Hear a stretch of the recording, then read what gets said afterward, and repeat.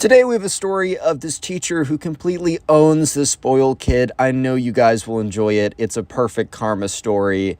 Let's just get into it. And we're crying, crying, crying, like a wounded animal. Following subscriber in today's story, John. So this all happened one day when John was in 7th grade. And John had a regular teacher in his history class. However, the teacher was sick and was pretty sick, had a pretty bad case of the cold, but happened to be out for an entire week. John didn't know this at the time, but, the substitute teacher just came in every single day that week. So his teacher happened to be out for the week. And this substitute teacher was pretty epic, was a pretty cool guy. As you will see, it's not apparent at first, but trust me, the payoff is totally worth it. There's also a bully in John's school, unfortunately. And the bully is in John's history class. History, okay. In John's history class, right? And this bully has been kind of known as like the bully for the longest time. John is in 7th grade and he's been going to the same school since he was in 1st grade. And this kid has always been known as a school bully since 1st grade, since the first year John has been there. And obviously, as the kid has gotten older, he's gotten more,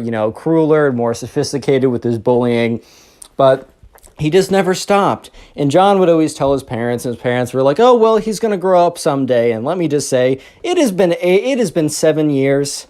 It has been 7 years of long bullying. And John's been waiting for long enough. So this all happened. Let's go to day one. So day one, John comes into class and he's waiting for his regular teacher, and the substitute teacher walks in instead. And John's like, oh, okay, I guess we have a substitute today. And the substitute is like, hey, class, my name is Mr. Davenport. I will be substituting for Mr. Kavanaugh because, he's sick today. And if he's sick for any other days this week, I'll be substituting as well. We'll be doing normal activities. Class will be continuing as usual. I've studied the lesson plan and things will be normal. So anyways, on the first day, class was fairly normal, and, John was sitting with his friend, Ben. Ben is not the bully this time. He normally is. Whenever I have a bad character, I always name him Ben, because we're just calling the bully. So John and Ben were sitting together, and they were doing some kind of some reading activity in the class or something. And that's when they look over and they see the bully. And the bully is with his other minions, so a lot of times in school, the bully will have his minions that do whatever he says. And the bully had his minions in this class, and they were sitting there and they were snickering because they were crunching up and chewing up wads of paper and then spitting them through tubes. So kind of spitballing people in class, and people would turn around and be like, hey, who did that? And they'd look away and snicker. Everyone knew it was the bully, but they also didn't want to mess with the bully because the bully was known for upping his bullying against anyone who kind of fought back. So it was kind of just known that the best thing you could have done in that situation was kind of just ignore it, because the more or the less you ignore it, the worse it gets and the harder it is to actually ignore. And John turned to Ben. He's like, this kid's been the worst for the longest time. Is anyone ever going to put a stop to this kid, or is this kid ever going to grow up? And, Ben is like, dude, I totally see this guy becoming some executive of a company and doing this exact same thing to his subordinates. I see that happening. And John's just like, dude, I know. I told my mom this years ago that he was a bully. My mom's like, oh, he's going to grow up, John. He's going to grow up. Well, he's growing up to be a bigger butt than he was before. And the thing is, right, the bully overhears this. And the bully turns around and is like, hello, John. And John's like, oh, hello there. And the bully's like, well, did I hear you guys talking about me? And Ben is like, no. The bully's like, well, I don't know. Last time I went to the doctor, last time I got my ears checked, the doctor said that they were pretty good, that I could hear quite well. So I really don't know what's going on. Because I thought I heard my name. And John's like, nope, you must have heard it wrong. The bully's like, well, I guess that's the case. And that better have been the case. Have a good day, fellas. Bully turns around, goes back to making spitballs. So John and Ben are kind of talking with each other. And that's when John feels a wad of wetness appear on his neck. And he looks at it, and sure enough, it's one of the bully's spitballs. And the bully and his little minions are laughing or whatever. And Ben's like, you shouldn't, don't react, John. And John, he does kind of he does the cool thing, but also probably not the greatest idea. He takes a spitball, and he throws it right back at the bully. And the bully, it catches him, on the eyebrow. And the bully peels the spitball off of his eyebrow and looks directly at John and legitimately just says, "You're going to regret that." And Ben whispers like, "Dude, why did you do that? Everyone knows if you just ignore him, he'll go away." And John turns to his friend Ben and says, "Bro, I've been ignoring him for the longest time. Everyone ignores him and he just gets away with this all the time." And Ben's like, "Was that worth it? Throwing that spitball back at him? Was that really worth it?" And John's like, "You know what? Yes, it was." So the bell rings and everyone's leaving class. And John is like quickly leaving the class to go to his next class when he immediately finds himself on the floor because the bully stood in front of him, stuck out his leg very stiffly. John tripped on it and fell right over. And John's backpack like wasn't zipped up all the way and it kind of like flung over his head and everything spilled out in front of it. And the bully says, "Nice trip, John. Hopefully I'll see you next fall." And John's like, "You didn't even say the joke right." So Ben comes over, helps John get his stuff back up. And Ben's like, "Man, what did I tell you? You don't want to be messing with that bully, man." And John's like, "You know what? I've had enough of not messing with them. You know what? This is war, man. This is war. And maybe I'm going to be the first one, and maybe I'll be the only one to stand up to this kid. But you know what? I'll be damned if no one else stands up to this kid. I'll be damned if I let this kid, like, bully me again." And Ben's like, "Okay, we'll have fun being tripped."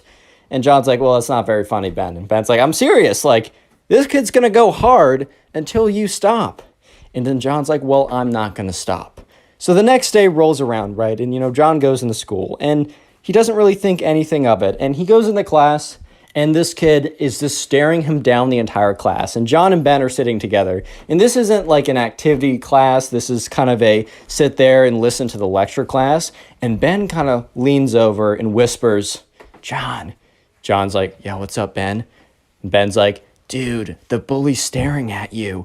And John's like, "Dude, I know. His eyes are piercing the back of my skull." Sure enough, right, the bully has just been like staring at John, kind of smiling. And his two little minions are like staring as well. And the substitute teacher at the front of the class doesn't seem to be paying any attention to this. Little did you guys know he actually is, but that's for later in the story. He comes in to be pretty epic later on. But anyways, John's like, "You know what? I don't care, Ben. He can stare at me all he wants. If he really wants me like that, I'm going to have to let him down softly because I don't want to hurt his feelings." And Ben's like, "Dude, you're getting yourself in really deep. I don't know if this is a good idea." And Ben's like, "This is a great idea. This is probably my best idea yet." It was maybe not John's best idea yet because John gets up to leave and he's very careful not to trip over anything. And that's when he's met at the end. Like, as soon as he leaves the classroom, he bumps right into the bully who's standing there. He's like, "Oh, hello there, John." And John's like, "Hi." The bully's like, "Well, I don't know if you're available this afternoon, but I just gotta have a word with you this afternoon." John's like, "I'm actually busy. I gotta go home." And the bully's like, "I think you'll find time. I think you'll find time." And then the bully and his minions walk away. And Ben walks up to him. He's like, John, what just happened?" And John's like, "Dude, what?" "He just came up to me and said, am I free this afternoon?" And Ben's like, "Oh my God." And John's like, "Dude, what?" "He just said if I'm free this afternoon." And Ben's like, Dude, no." And John's like, "Dude, what is going on?" And Ben's like, "Bro, that's what he tells people before he beats them up, bro." And Ben's like, "Dude, what?" And John's like, "Yeah." Or John's like, "What?" And Ben's like, "Dude, you gotta hide." And sure enough, John is starting to take this a little bit more seriously because while the bully is not that harmful, like physically, when you don't push back, in the rare cases people have pushed back, he is trying to continuously like show his authority, basically, show his dominance. Or however he chooses to do that. So Ben and John are like, John's like, "All right, well, this probably isn't a good idea. We got to find a way to sneak out of school because there's like one main exit and kind of like the place where people get picked up because John rides the bus, right? There's like a place where the bus always arrives, but to get there, you have to go through this main hall.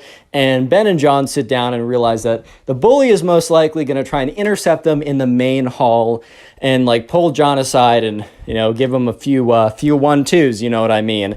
And so John is like, "All right, Ben, well, we gotta figure this out." So they look around, they find another exit, and so they basically decide to skip their next class. Normally a bad idea, but this is quite the circumstances.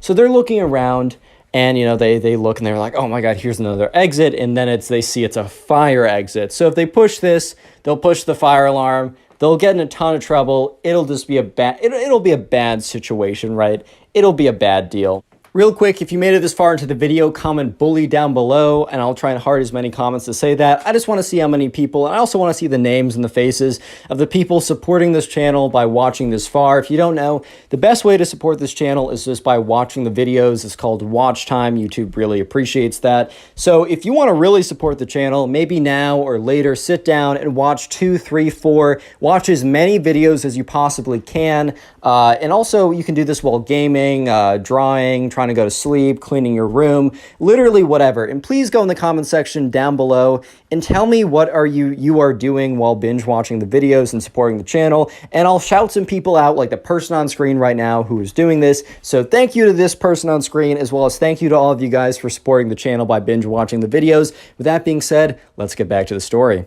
So at this point, right, John and Ben are looking around frantically, skipping a class, right? So they're taking it pretty seriously, trying to find an exit, which is not going to be the exit that the bully expects, because there's normally one main way that everyone leaves the building and then goes to the bus or goes to get picked up. And they're assuming that the bully is going to know this, which, I mean, he is going to know this, and he's going to be waiting there, and he's going to pick John up and give him the whole 1-2, right? So John and Ben are looking around, and they do find an exit. However, unfortunately, it is a fire escape. And Ben is looking at his watch. He's like, dude, we got 10 minutes till the bell rings. And John's like, well, can't we just wait it out? And he's like, dude, like, you're going to miss the bus, and then you're going to be stranded here. And John's like, I could always call my mom and say I missed the bus. And Ben's like, bro, they're going to know that you didn't leave, and they're going to come find you in this building, one of his minions at least, right? And then you're going to be stuck here probably for an hour without your mom coming to pick you up. You don't want to do this. And John's like, what am I supposed to do? Am I supposed to walk there and just like let it happen?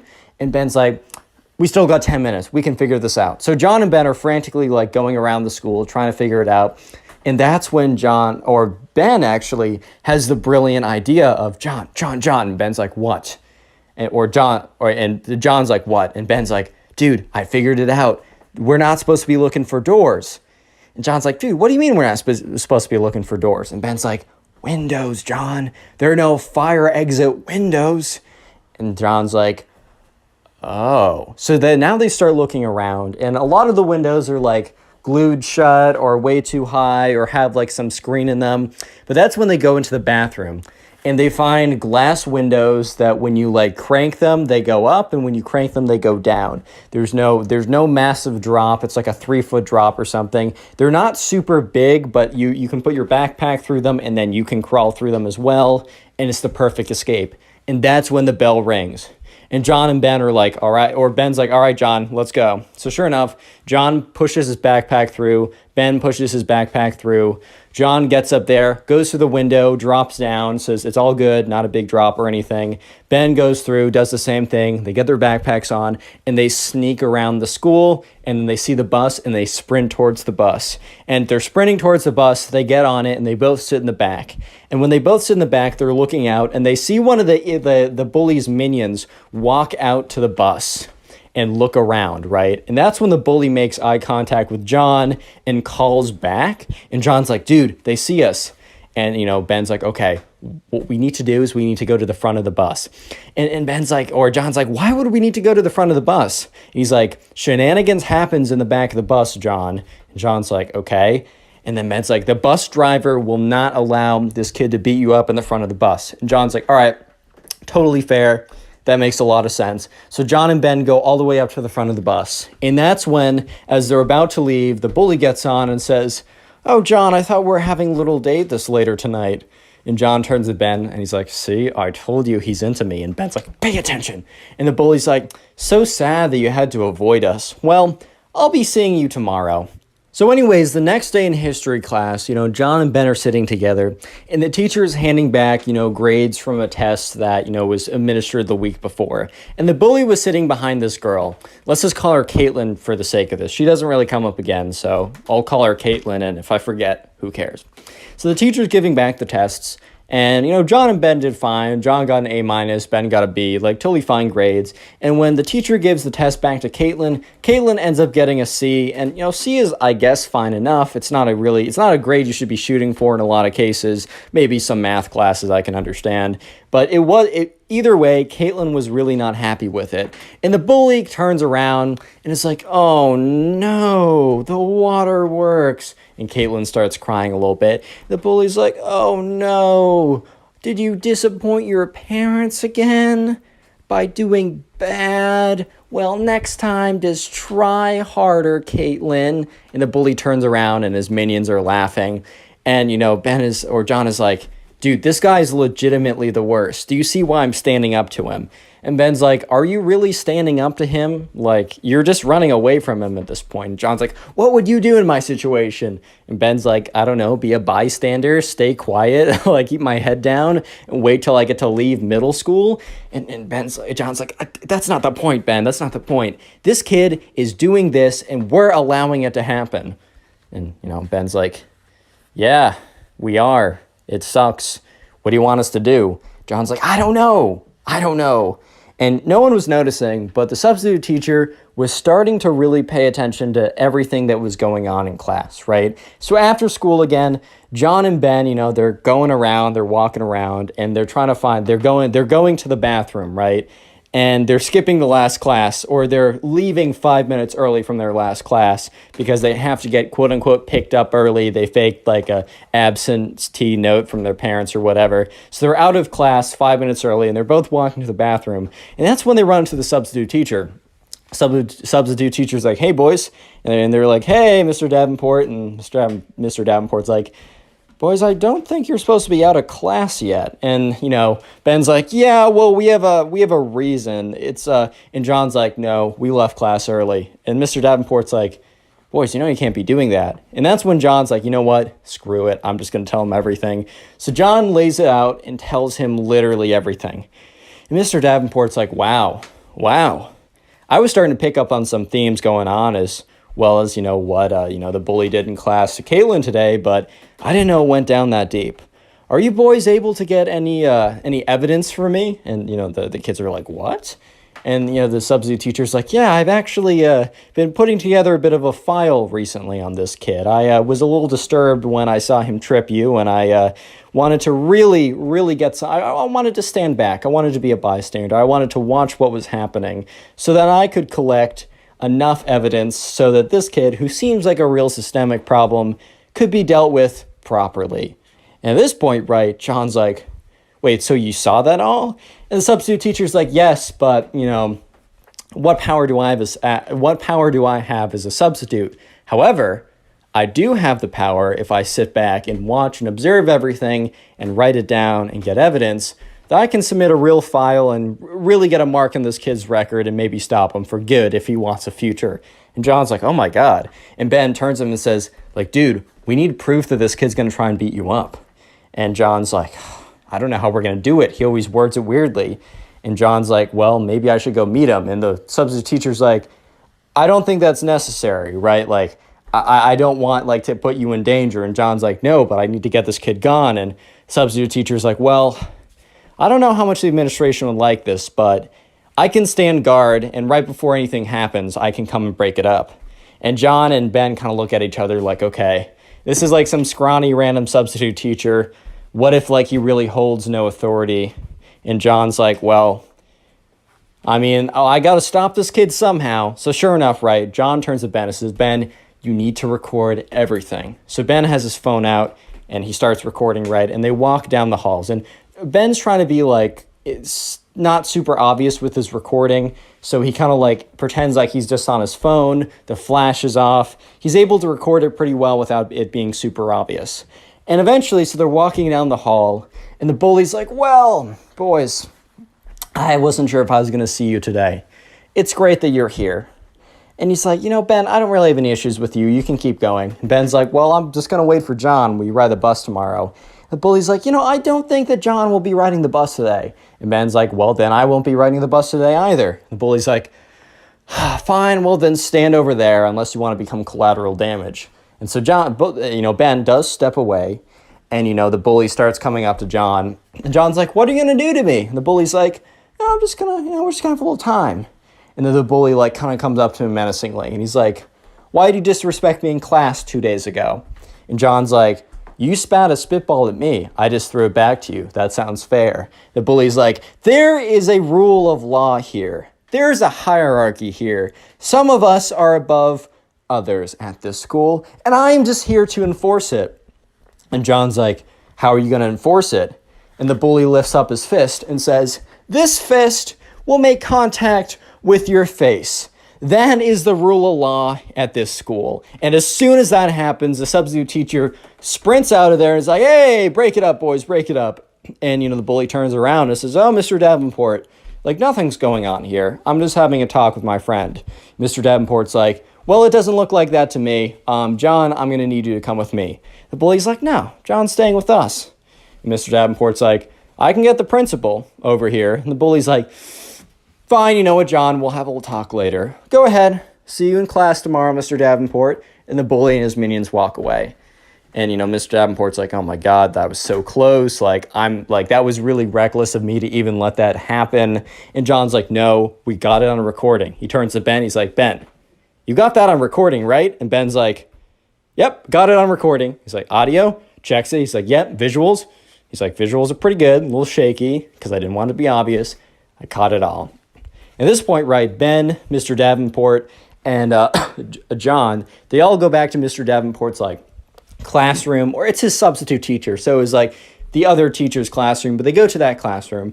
And, John's like, hey, can you call up my mother and say I'm not going to be, that I had to stay late for an extra help project and that, that I'm not going to be able to make the bus. So Mr. Davenport calls up his mom, and John's mom's like, oh my God, are John and Ben in trouble? Mr. Davenport's like, actually, the contrary. They wanted to help me with an assignment, and they will be getting extra credit. And John's like, oh, that's so nice. Whatever, right? So afterwards, John, Ben, and Mr. Davenport sit down, and they basically construct a case against this kid. They construct bits of evidence. John starts hitting up other kids in his class, basically asking for testimonials. They are making a full takedown of this kid, right? Of years and years and years of just everything, right?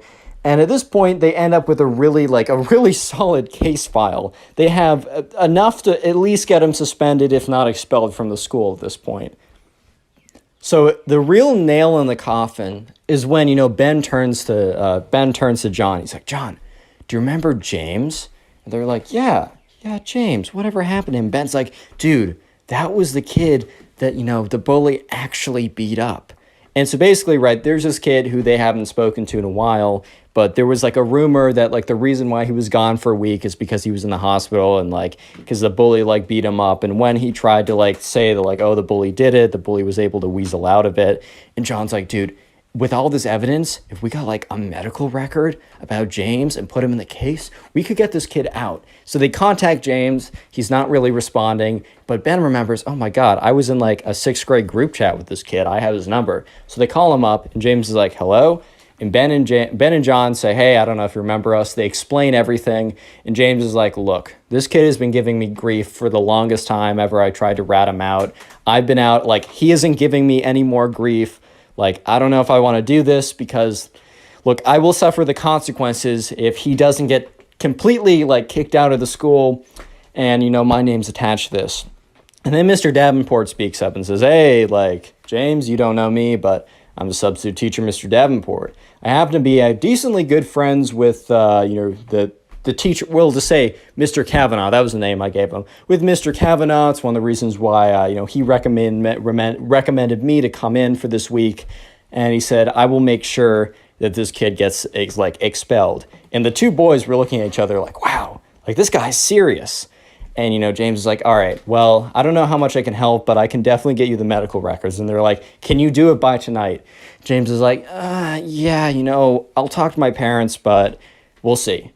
And John and Ben were like, all right, we'll see. Thank you so much. Tonight would be the greatest. We're trying to get this in by tomorrow, and things might leak if we don't. So anyways, later that night, Mr. Davenport's like, all right, just send me the stuff on your school email. It doesn't matter. It's on school email. I don't care. So sure enough, right, the next day or that night, James sends them like a medical record. He said, this is the date, this is the injuries, like this, like it wasn't enough to put this guy away, or not put this guy away, but get him suspended before. But hopefully, James is like, hopefully with all the other evidence you have, this will be enough to get the bully out of the school. So they send it to James. James sends it to Mr. Davenport. And Mr. Davenport is like, all right, men, like I will need you tomorrow bright and early. I'm going to excuse you from all your classes. You're coming with me. We're all going to go into the principal's office and we're dropping this bombshell. So the next day rolls around, as it always does. But this was a special day. They all walk in. John, Ben, and Mr. Davenport walk to the principal's office. They sit down. John and Ben explains everything that's happened, not just this week, but ever. And Mr. Davenport explains all the things he's observed. And the principal's like, wow, this is quite a lot. And Mr. Davenport's like, well, this isn't it. And Mr. Davenport then sends like the terabyte large, okay, it's probably smaller than a terabyte, but the very large file that they've created with all the evidence, with all the like the references, with all the people's testimonies. And the principal's like, wow, this is intense. And Mr. Davenport's like, it's really thorough too. And so basically, right, the principal's office, like, we need a couple days to go through this. And the principal's office, like, Ben and John, like, you guys can be excused for the next couple days. You're not suspended, you're not anything. But if you want to take the next couple days off just for your own protection as we vet through this, that's totally fine. So John and Ben were like, oh, shoot, like, of course. The school contacts their parents. They explain that they're not in trouble. It's for their own safety. And John's mom's like, oh, John, you should have told me about this, whatever. So a couple days go by. And that's when Mr. Davenport emails John. And the headline of the email is, the verdict is in. So John immediately, he sees the notification on his phone, and he immediately opens up the Gmail app, and he's just swiping and refreshing, and he eventually opens up the app, gets in there, opens the email, and it's one line saying, click on the video on screen right won. now. I know you'll enjoy it. Just click it, do it. How's it going, everyone? Today we got a story time of a Minecraft kid who ends up destroying his entire house because he was playing with his quote-unquote flint and steel, basically playing with the lighter, trying to do Minecraft in real life because the kid actually believed that Minecraft was real, and he was like, oh yeah, the physics will be exactly the same. So he ends up burning down his entire house. Pretty crazy story. I think you guys will enjoy, so sit back, relax, subscribe if you're new, leave a like on the video to claim your free nothing, and with that being said, let's just jump right into it. So we're going to call the subscriber who submitted this story Eric. So anyways, right, Eric's mom informed him that they would be going over to their cousin's house for the weekend. So this was during summer, and, Eric was off from school. He was kind of just chilling, having a pretty good time.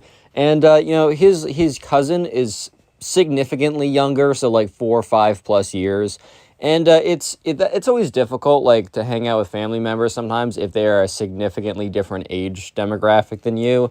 Unless it's like 30 and 40, because you can get along, like, you're both adults, you can get along with, you can at least, understand adult stuff together. But I don't know about you guys, but, like, just hanging out with people that are, especially if you're 15, hanging out with, like, a 10-year-old is just like, bro, how do you even do that, bro? Like, unless you can, like, both play the same video game and relate over that. However, though, so Eric's mom's like, hey, you're gonna have to do it, you're gonna have to suck it up, like, sucks to suck. Basically telling Eric that it's, she knows that he probably would prefer to be doing something else with his time, and he probably wouldn't want to, but that it was a non-negotiable. Yeah, so another thing that she informed Eric was that apparently, their aunt had been telling her that, Eric's cousin had a bit of an addiction to this game called Minecraft. Well, Eric knew what Minecraft was. Like, it's pretty hard to be, to be a teenager, be on the internet to any extent, be aware of video games to any extent, and at least not know what Minecraft is. I think a lot of people haven't played it, but at least most people have. They at least know what it is. Or maybe they played, like, Pocket Edition when they were a young kid or something like that. But anyways, Eric's mom was informing him that, yeah, so basically, just a heads up, this kid is obsessed with Minecraft and will probably refuse to have a conversation or engage in any activity that isn't at least Minecraft adjacent. So Eric's thinking to himself, oh, great. Well, this is going to be a really fun time for me because I don't play the game, like I know what the game is. I don't play the game. I don't really watch the game. And now I'm going to be forced to spend time with this kid who, one, I don't have anything in common with in the first place because we're like, he's like 4 to 5 years younger than me. And on top of that, he's not even going to try to relate on anything. And like, because the only topic that he'll allow us to have conversations about is frickin' Minecraft, bro. I'll even admit, like, even someone like me who's a pretty big fan of Minecraft, it's just like the one game I could always play as a kid because I was a Mac user. I will admit that, like, even I would be kind of bummed out if I was going somewhere and I knew the only thing I could talk to someone for days about is Minecraft. So anyways, Eric gets in the car. Eric's mom's kind of like, you're just going to have to deal with this. I'm sorry. We need to see family members, which, like, I can respect. It's good to, like, you know, keep in touch with your family members.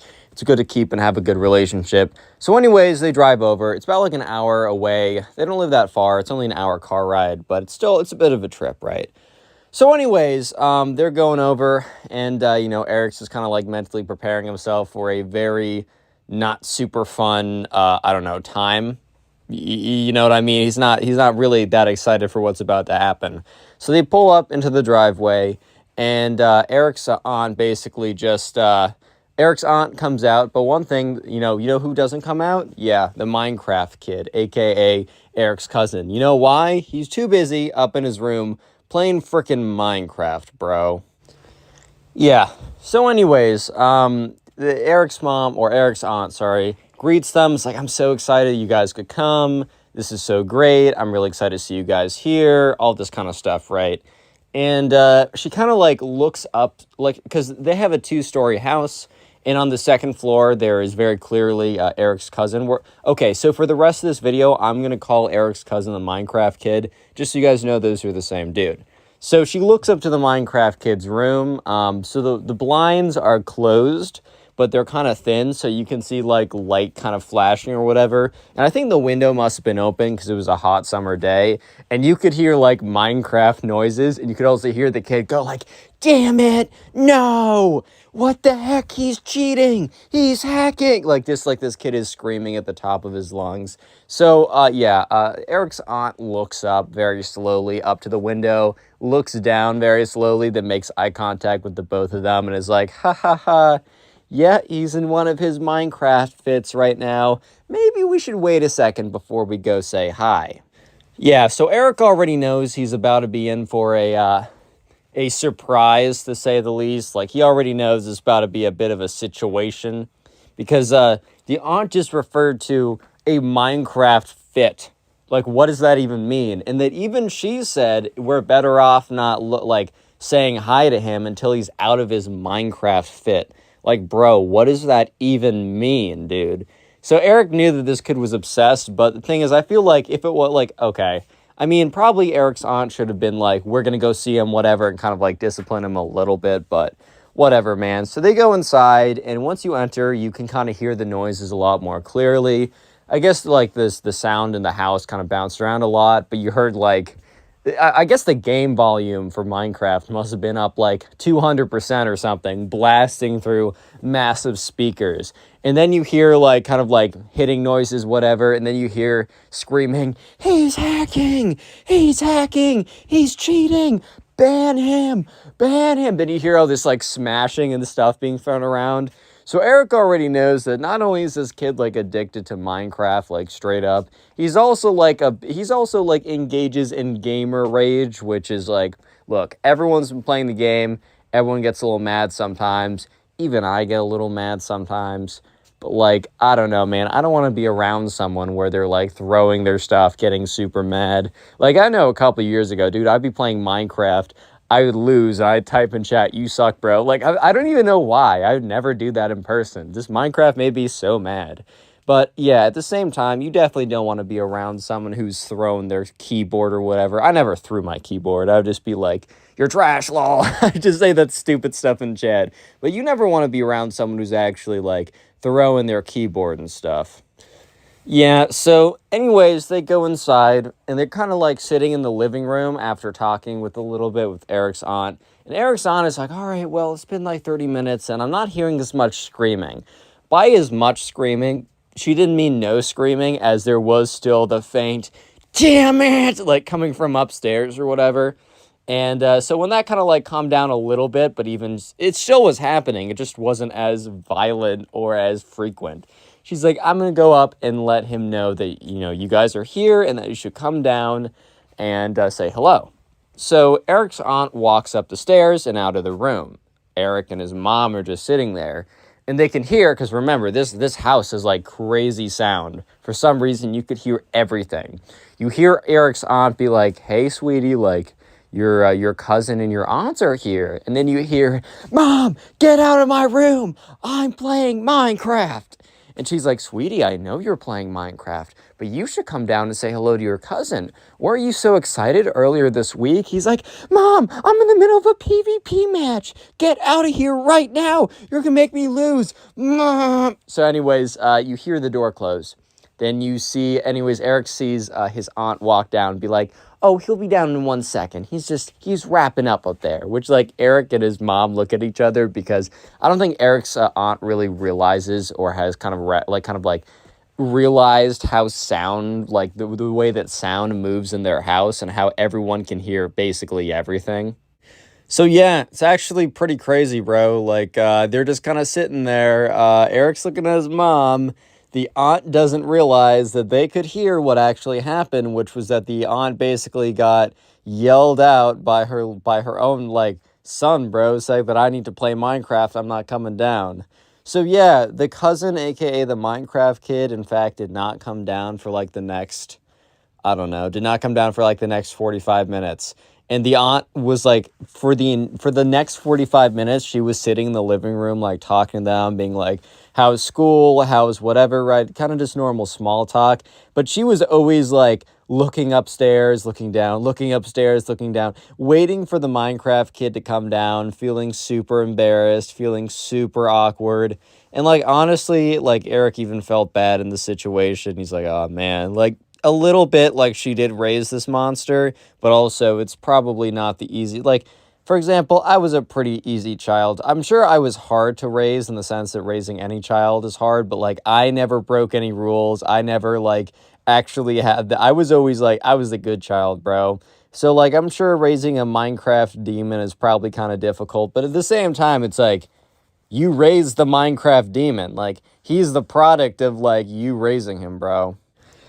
Yeah, so anyways, sure enough, eventually the Minecraft kid comes down, and he sits down, and he doesn't come down alone, though. He comes down with his iPad, because just so you know, he plays Minecraft mostly on the computer, but when he doesn't have access to his computer, he plays Minecraft on his iPad. And when he doesn't have access to his iPad, he plays Minecraft on his phone. And when he doesn't have access to his phone, he goes to sleep so that he can dream about playing Minecraft. Yes, he will never be in a situation where he's not playing Minecraft.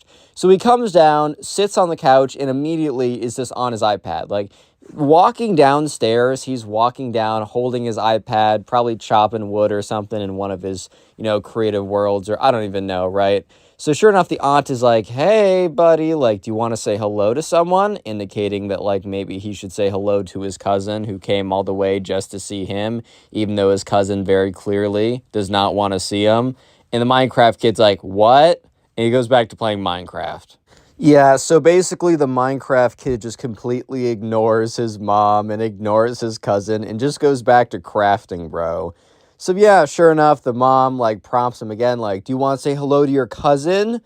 And he's like, oh, hello, and then goes back to playing Minecraft. So, look, here's the thing, Eric, the subscriber, he's not taking any of this personally. He's like, okay, whatever, like, it's fine. It's not like we were going to have some great, deep, philosophical conversation anyways. Like, it's whatever, it really is. And so, sure enough, they have a little bit of a conversation. And then, Eric's aunt is like, all right, well, we do have a plan for later tonight. So Eric is literally just sitting there playing Minecraft on his little iPad or whatever. And it's kind of awkward because they can't continue on with the conversation because the aunt is like insistent on trying to bring Eric into the conversation. So she's like, "So Erica, what did you do today?" And he's like, because he's too busy playing Minecraft to have any like verbal response to her that was any bit intelligible. So he could only respond in grunts so he could focus 99% of his attention on his Minecraft gaming skills and abilities. Yeah, so at this point, Eric already knew that this was about to be a great time. This was about to be a great time at his cousin's place.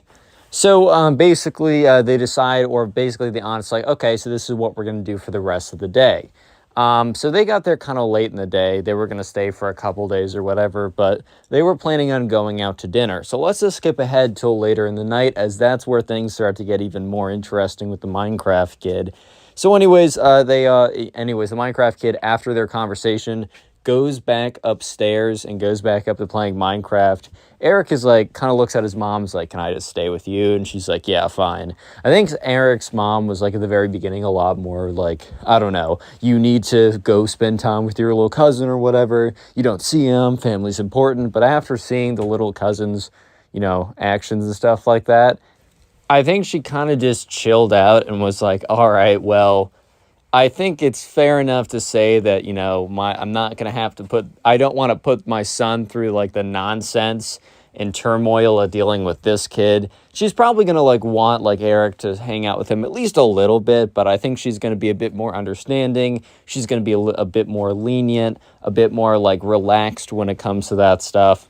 So anyways, right, let's just skip ahead to the time for dinner. So they get kind of dressed up a little bit. They were told to bring at least one nicer pair of clothes, like, because they're going out to like a fancy steakhouse or whatever. And so, everyone's kind of dressed up and they're waiting in the living room. And Eric's aunt yells up like, "All right, it's time to come, go. It's kind of time to come down. We're going to go eat soon." And you hear like this very faint muffled, "Mom, I'm playing Minecraft." So anyways, right, the aunt's kind of like a little bit embarrassed because I'm sure if you're a parent and your son or daughter or whatever directly talks back to you, I'm sure that's kind of embarrassing because while that's like, yeah, okay, this kid's probably difficult to handle, this kid's probably difficult to deal with, at the same time and at like the other side of the coin, why are they difficult to handle? Why are they being so difficult? Well, I mean, it's kind of a reflection on you as a parent to an extent because you did raise these kids. Maybe if they're like 35 and like now they're like acting back at you, at that point they're adults and they've kind of formed themselves.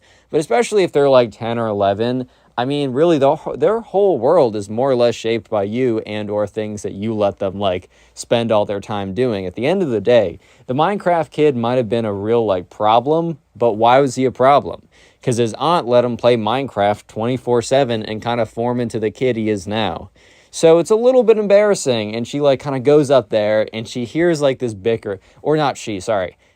Eric, the subscriber, and his mom are sitting there very awkwardly in the living room as they hear bickering back and forth between the Minecraft kid and, the aunt. And the aunt's like, "I need you to get down there right now. You're embarrassing me in front of your cousin and your aunt." The Minecraft kid's like, "But ma'am, I'm in the middle of a Bed Wars game. Please, I just need one more game." And then she's like, "No, you will not have one more game. You've been playing all day when your cousin's been here." He's like, "But ma'am, I'm about to win.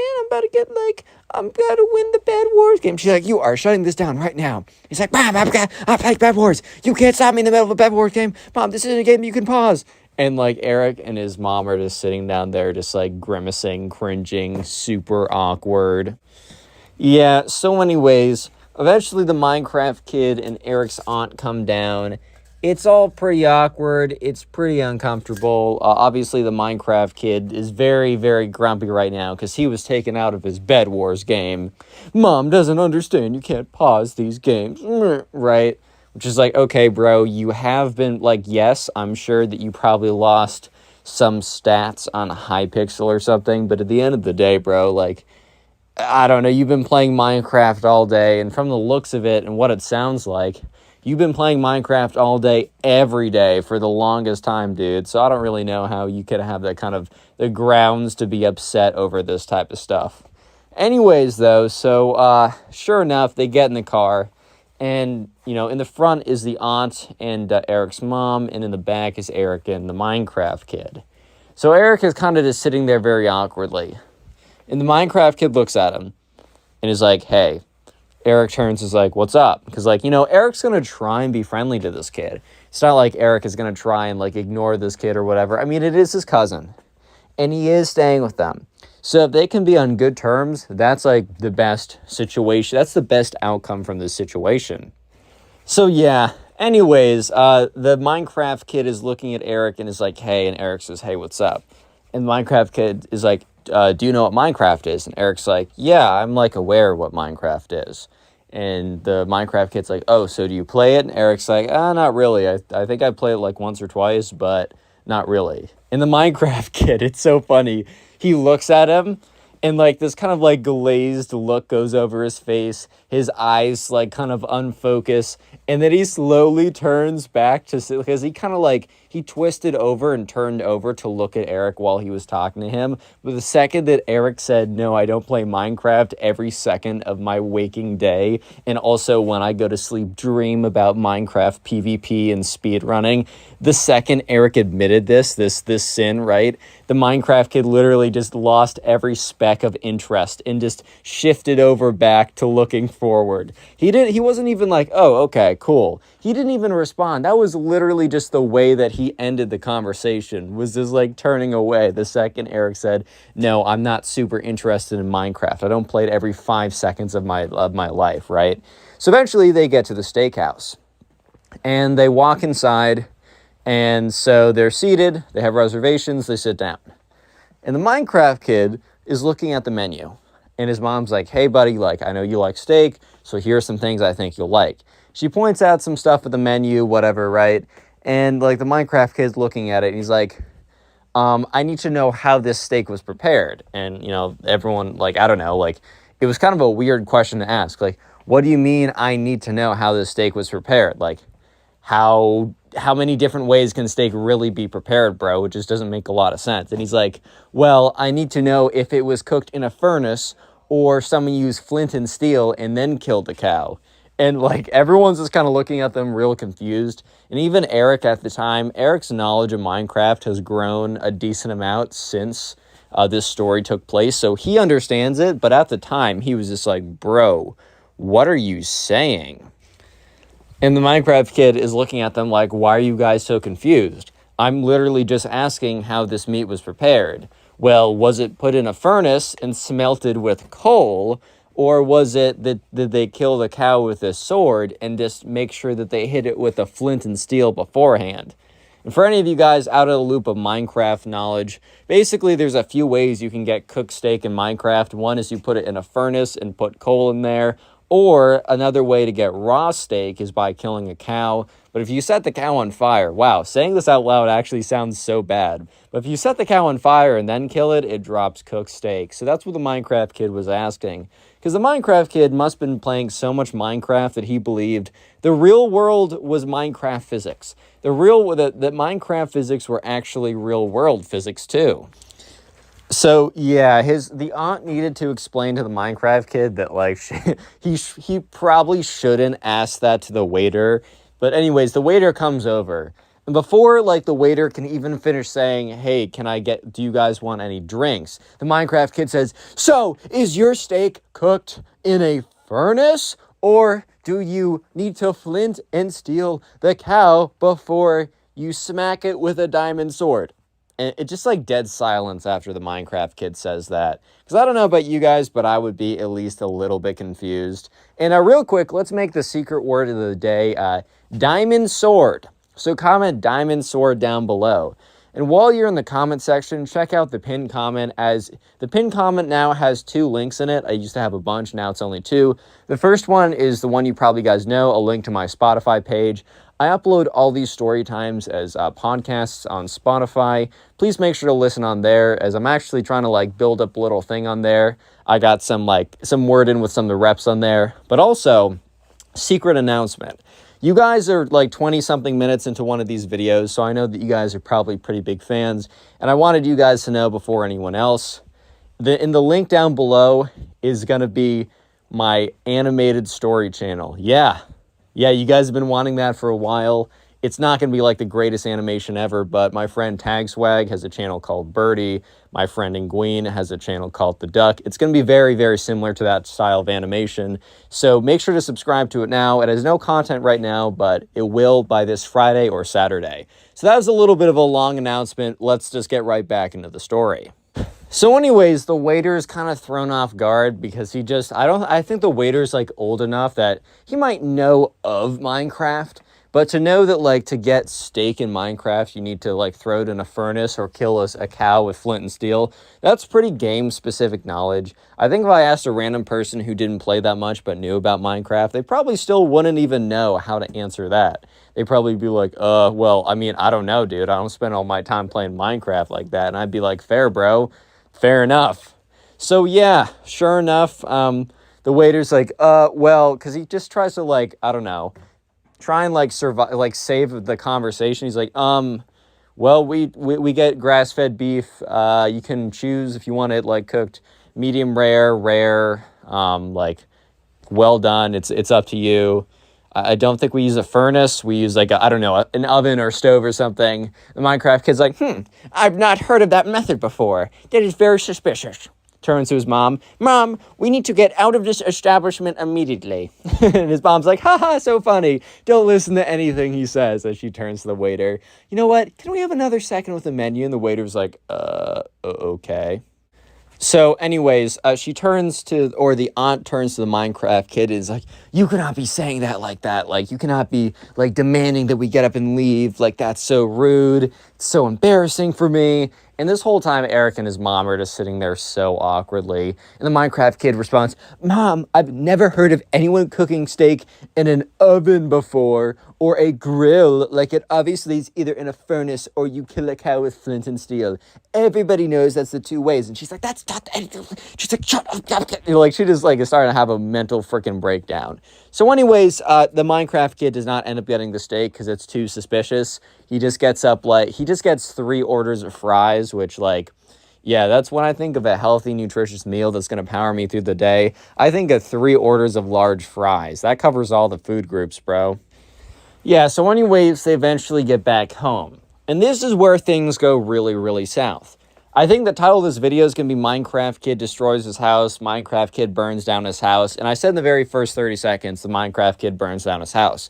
That was not clickbait, that was not a lie. I just need to give you all the information before we got there. So eventually, they're driving back. The aunt is a little bit on edge because of how much the Minecraft kid has acted out. And I think she's now realizing, in the presence of other people, how strange the Minecraft kid really is. Because I think, like, I don't know. I feel like if certain things happen to you every single day, you kind of ignore it. But I feel like you're hypersensitive to things being out of place or things being abnormal when you have guests over. So I think the fact that she had guests over and kind of like in contrast, it was like Eric in contrast to the Minecraft kid was so extreme that you couldn't notice the difference between the two of them.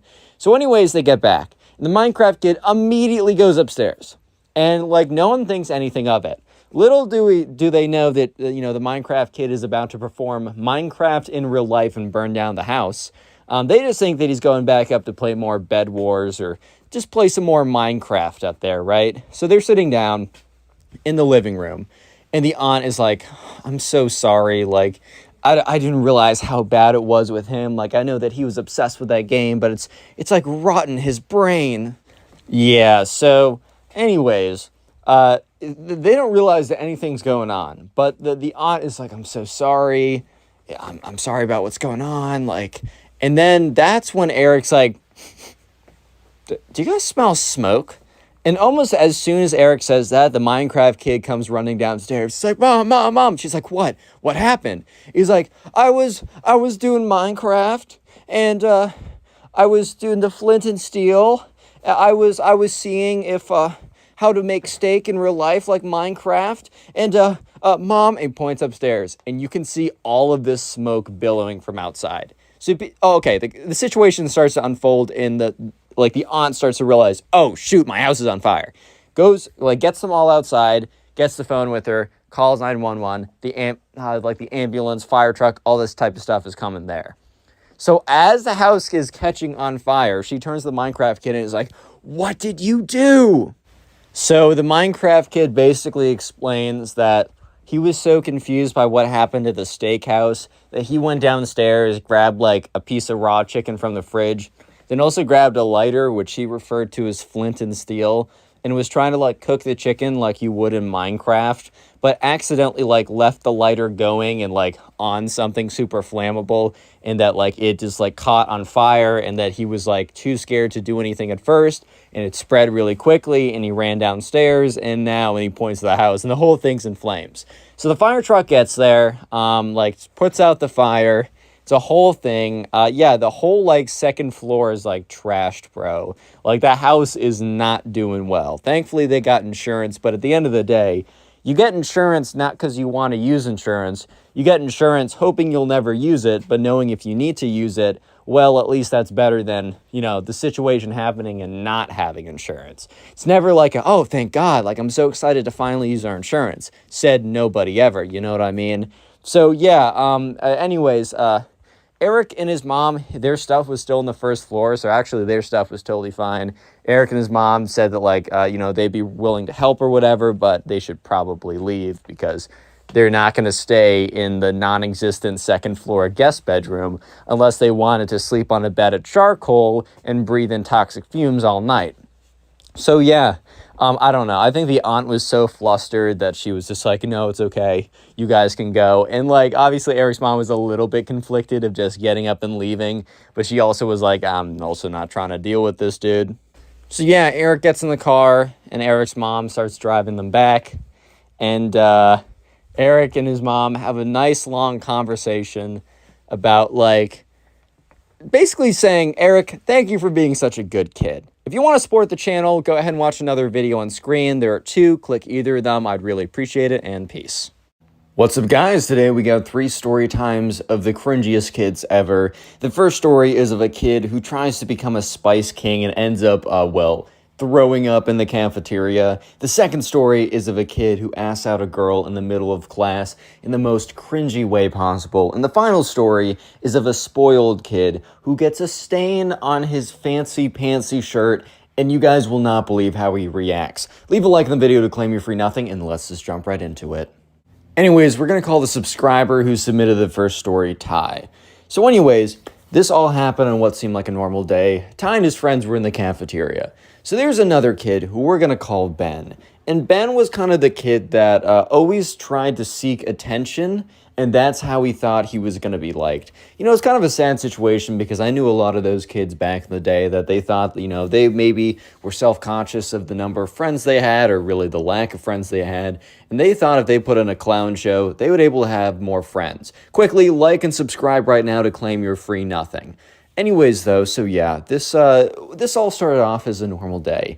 And Ty and his friends, they were sitting at the cafeteria, and they had cafeteria food. You could bring in your own food, but most of the time they just have the cafeteria food.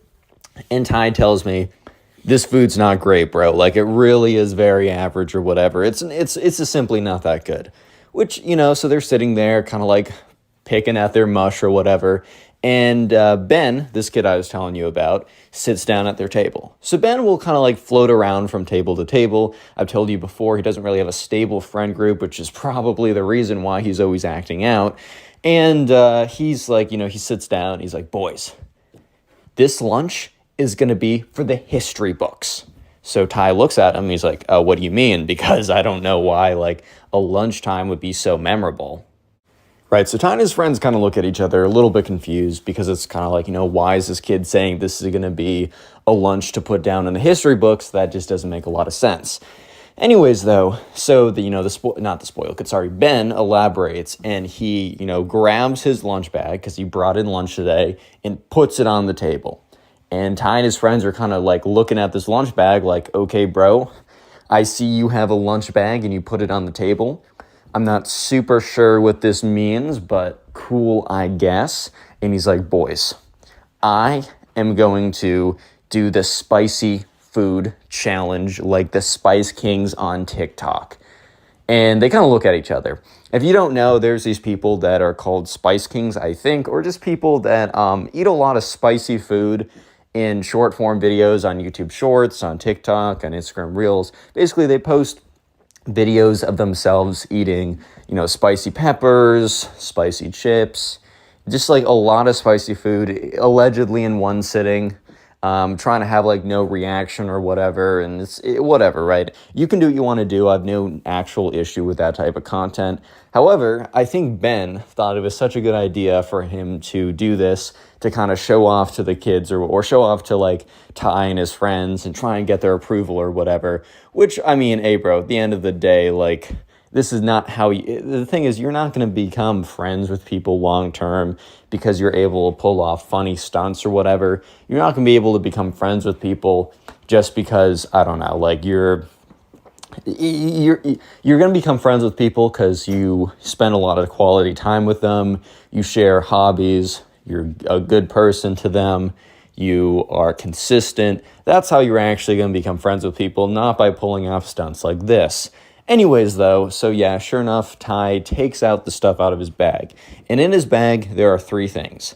There's a thing of jalapeno peppers, there's a thing of hot, spicy Takis, and then there's the one chip. If you don't know about the one chip challenge, well, let me explain it to you very briefly.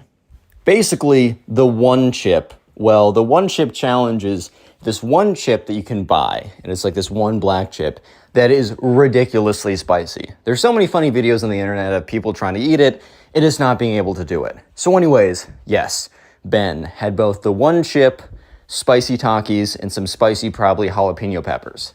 So at this point, Ty and his friends are like, okay, we don't need this kid like causing a scene, because look, at the end of the day, they're just trying to chill and eat their lunch. The last thing that they need is a big old situation or whatever that, because of proximity, because they are physically nearby, then they are responsible, right? They're not trying to be responsible for this kid. Totally fair, totally understandable. So yeah.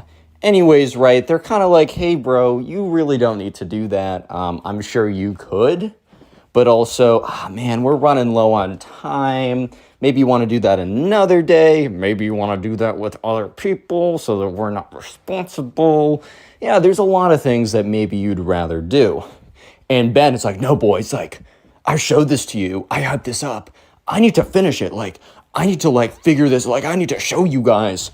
And before they could stop him, he immediately, here's the thing, bro. Normally at these Spice Kings, they'll eat, like, one thing at a time. Yeah, so instead of doing that and putting eating one spicy thing at the time, because if if Ben was to eat one of the spicy items at a time, maybe besides the one chip whatever thing, because that thing's pretty crazy. If he's able to eat a few jalapenos, he would pretty quickly realize, okay, maybe this isn't for me. Because by the way, a little background knowledge, which at the time Ty and his friends had no idea about, was that Ben had 0 spice tolerance, bro. He had no ability to handle any heat at all. He just saw people munch this stuff on TikTok and YouTube Shorts, and he was like, all right, man, I'm in, bro. Like, I'm good, or something like that. So yeah, sure enough, right, he decides to do something pretty stupid. He takes a fistful of jalapenos, a fistful of spicy Takis, and the one chip, crushes them like all together into a ball, and just eats the whole thing, chews it super quickly, swallows it, and looks at them and says, no reaction. Okay, after saying no reaction, Ty and his friends look at each other like, oh boy, because they know that the one chip doesn't necessarily hit you immediately, but give it some time, you're screwed. So they're all looking at each other and they're like, haha, good job, bro. You don't need to be eating any more of that. And as they're saying that, Ben is already grabbing more fistfuls of jalapenos and spicy Takis. About 10 seconds later, though, he stops eating more stuff because I think he starts to feel the upcoming wave of spice start to hit his throat. And he's like, no reaction, guys. Does anyone have any water or milk? And they don't. So he quickly gets up. He's like, no reaction, guys, no reaction. I just need something to drink to like make it easier for me to, oh my God, for me to eat more of these guys. Don't worry, no reaction though. And he starts like frantically looking around, and Ty and his friends are like, oh boy. So they're like, look, bro, we'll try and get you some milk or something. Like, and he's like, guys, I'm dying. Yeah, so basically within the span of 10 seconds, he went from saying, no reaction to saying, oh my God. Oh my God. By the way, if you made it this far into the video, comment spice down below in the comment section. I'm going to try and heart as many comments on YouTube that say spice. Thank you so much for making it this far. Anyways, so yeah, sure enough, he's just kind of, he's dying, bro. Not actually. He's not actually dying. He's fine. He might have some toilet problems, but he's doing all right. But he's basically panting on the floor, and Ty and his friends are looking at each other like, bro, this is the exact reason why we didn't want him to do this. We don't want him to actually, like, harm himself, too, but also, now we're looped in by association. Like, we would be bad people if we just stood up and left. Yeah, so that's when Ben, who's, like, crawling around on the floor, like, milk, I need some milk. And Ty gets up and kind of yells out, someone get this man some milk. Eventually, though, yeah, Ben just completely, like, pukes everywhere. Not to be too graphic, I'll keep it at that. But at that point, the entire lunchroom are like, oh my God, because everyone's paying attention. Once again, the one thing that Ty and his friends didn't want as well is all the attention, all the negative attention associated with this, and all the negative attention being associated with this guy. But yeah, what are they going to do about it, though? So, yeah, eventually the lunch lady, the staff, whatever, they come over, they get him some, like, milk or some kind of something to make him feel better and get the spice down. Unfortunately, the cleaning crew had to come over and clean up the situation at hand in the lunchroom. And we're going to call the subscriber who submitted the next story Zach. So anyways, there's this kid in Zach's class who we're going to call Ben again, because I just use the name Ben for all my secondary characters. Yeah, so there's this kid in Ben's class, or sorry, not Ben, in Zach's class who we're going to call Ben. And Ben had this massive crush on this girl. And we're going to call this girl Ava, right? So Zach, Ben, Ava were all in this class together. And this was 6th grade. So it was like a 6th grade English class. So they had a lot of roundtable discussions. It definitely wasn't like a math class type class. It was like an English, it was an English class, right? It was kind of chill, right? It was pretty chill. Anyways, Valentine's Day was coming along, and let me just say that me and Valentine's Day, we have beef. I don't have beef with anyone besides the inventors of Valentine's Day, aka the Hallmark Corporation, bro. You guys are always screwing me over. It's definitely not me and my stupid actions. It's you guys. But anyways, sure enough, Valentine's Day was coming up. And at the school, there was a little bit, okay, not just at the school. I understand that everywhere, Valentine's Day is like the day of like, ooh, like love or whatever, or chemicals and all that kind of stuff, right? However, especially at their school, Valentine's Day was like the day people waited. They waited for months sometimes. I don't recommend this, but they waited for months sometimes to ask out the person that they had been interested in on Valentine's Day. It was like a special thing at the school to go above and beyond on the day. So every single year on Valentine's Day, the number of couples in the grade would go from like 1 or 2 to like 8. Like it would shoot up, and then over the next couple months, it would decay pretty quickly to like 4 because, hey bro, a lot of them were just springing out of nowhere. And, you know, a girl gets asked out on Valentine's Day at the school. It was almost like, oh my God, you got asked out on Valentine's Day? Samantha, you're so lucky, right? So they would always say yes, and then they'd say no like 2 weeks later and break up. But anyways, I need to let you know the culture of the school. That's kind of how they did things. Anyways, right, so yeah, in Zach's class, there's this kid named Ben. He had a massive crush on this girl named Ava. Ava and Ben never spoke together, and I told you guys it was an English class, kind of like a round table English class. I didn't tell you that for no reason. I told you that because in math classes, for example, in math class, you're probably not going to be able to talk to your crush that much. I mean, hey man, we always find a way, like, you know, you find a way, I find a way. But what I'm trying to say for the most part, in a math class, you're probably not really talking to that many people. Sure, there's some classes that emphasize group work or whatever, but a lot of times you're sitting there, you're listening to a lecture, and then you leave. At least in my Calc 1 class, there's this girl who sat in front of me, and let's just say that, like, I was like, wow. But there was, like, no opportunities. Well, there could have been, but I was also much lamer at the time, so I just didn't make any opportunities for myself unless they were easily given to me.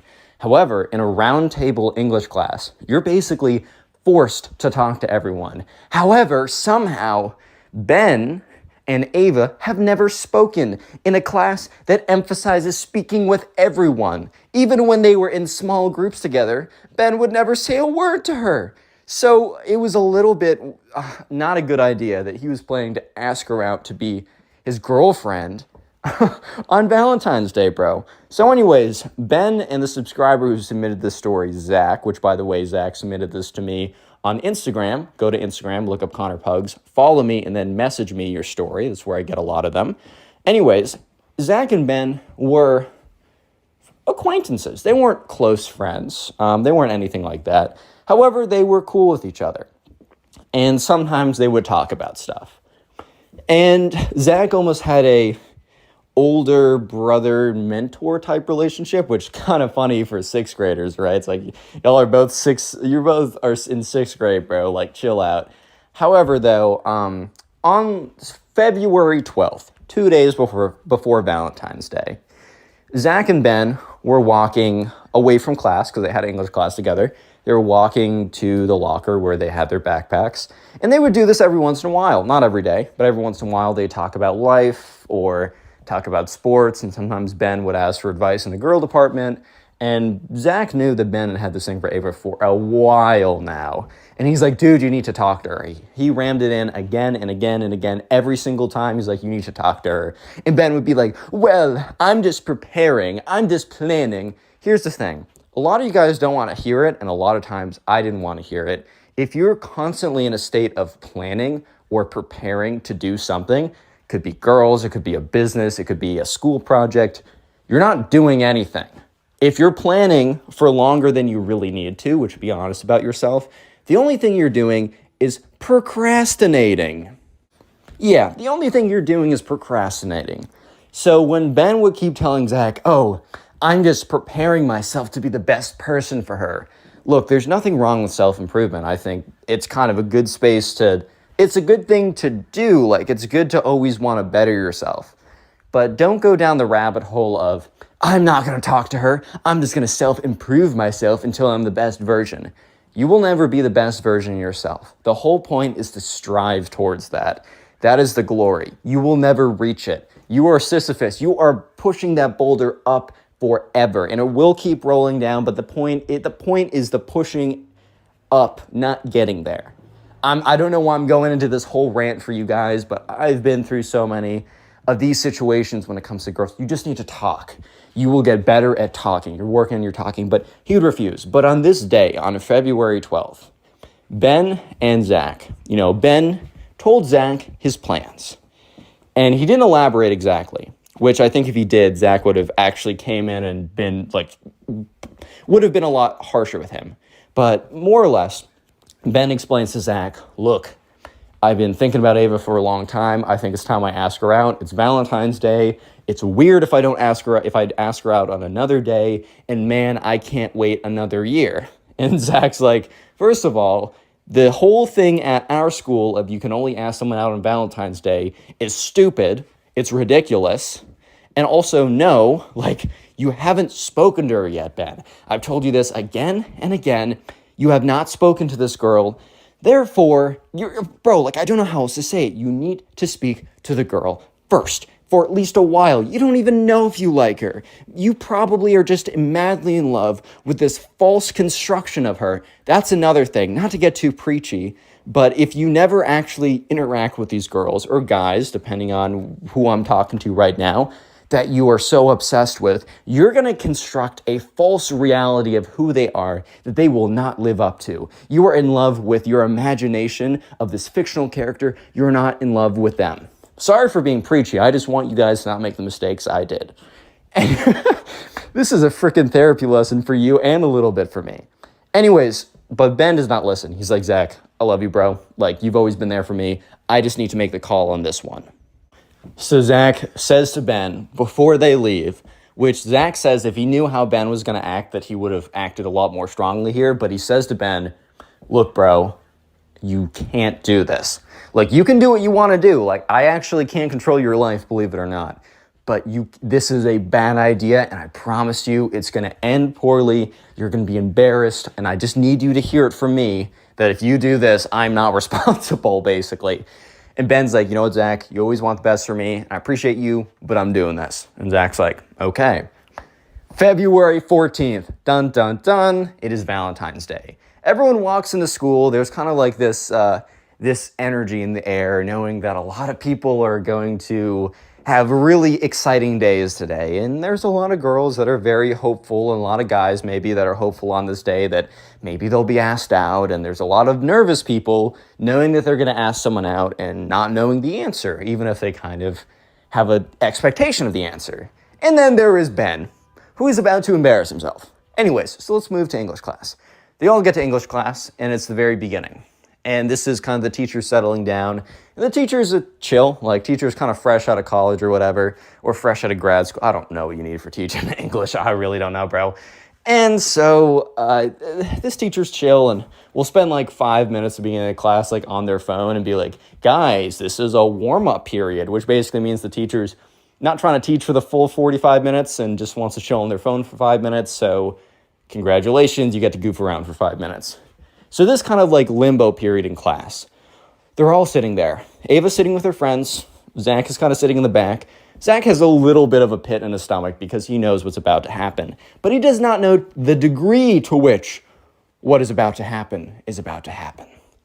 So yeah, sure enough, Zach watches as Ben gets up, walks over to Ava's desk. He is hoping, he's praying, he thinks that it's going to be short, brutal, and quickly done. A nice execution in quotations, right? Quick, done, not horse-drawn and carriaged or whatever that's called. Very quick and easy. No, he sits down, he's sad, and then he realizes he's an idiot for what he was doing. But no. Ben gets down on one knee and screams, "Attention, class! Attention!" And Zach's like, no, my son, no. So everyone stops what they're talking about, including the teacher, to look at what's going on. Ben, not Zach. Zach would never do this. Ben is on one knee, and he's like, Ava, you mean the world to me, and I wanted you to know that. But I not only wanted you to know that through my words, I wanted you to know that through my song. Ben can't sing, by the way, so this reenactment is probably accurate. Ooh, yeah, Ava. Basically at that level. So he he takes a pencil as a fake microphone, gets up and starts walking around like it's a music video. And he's like, whoa, yeah, Ava, aw. Bro actually has the freestyling ability of some of these bro has no freestyling ability.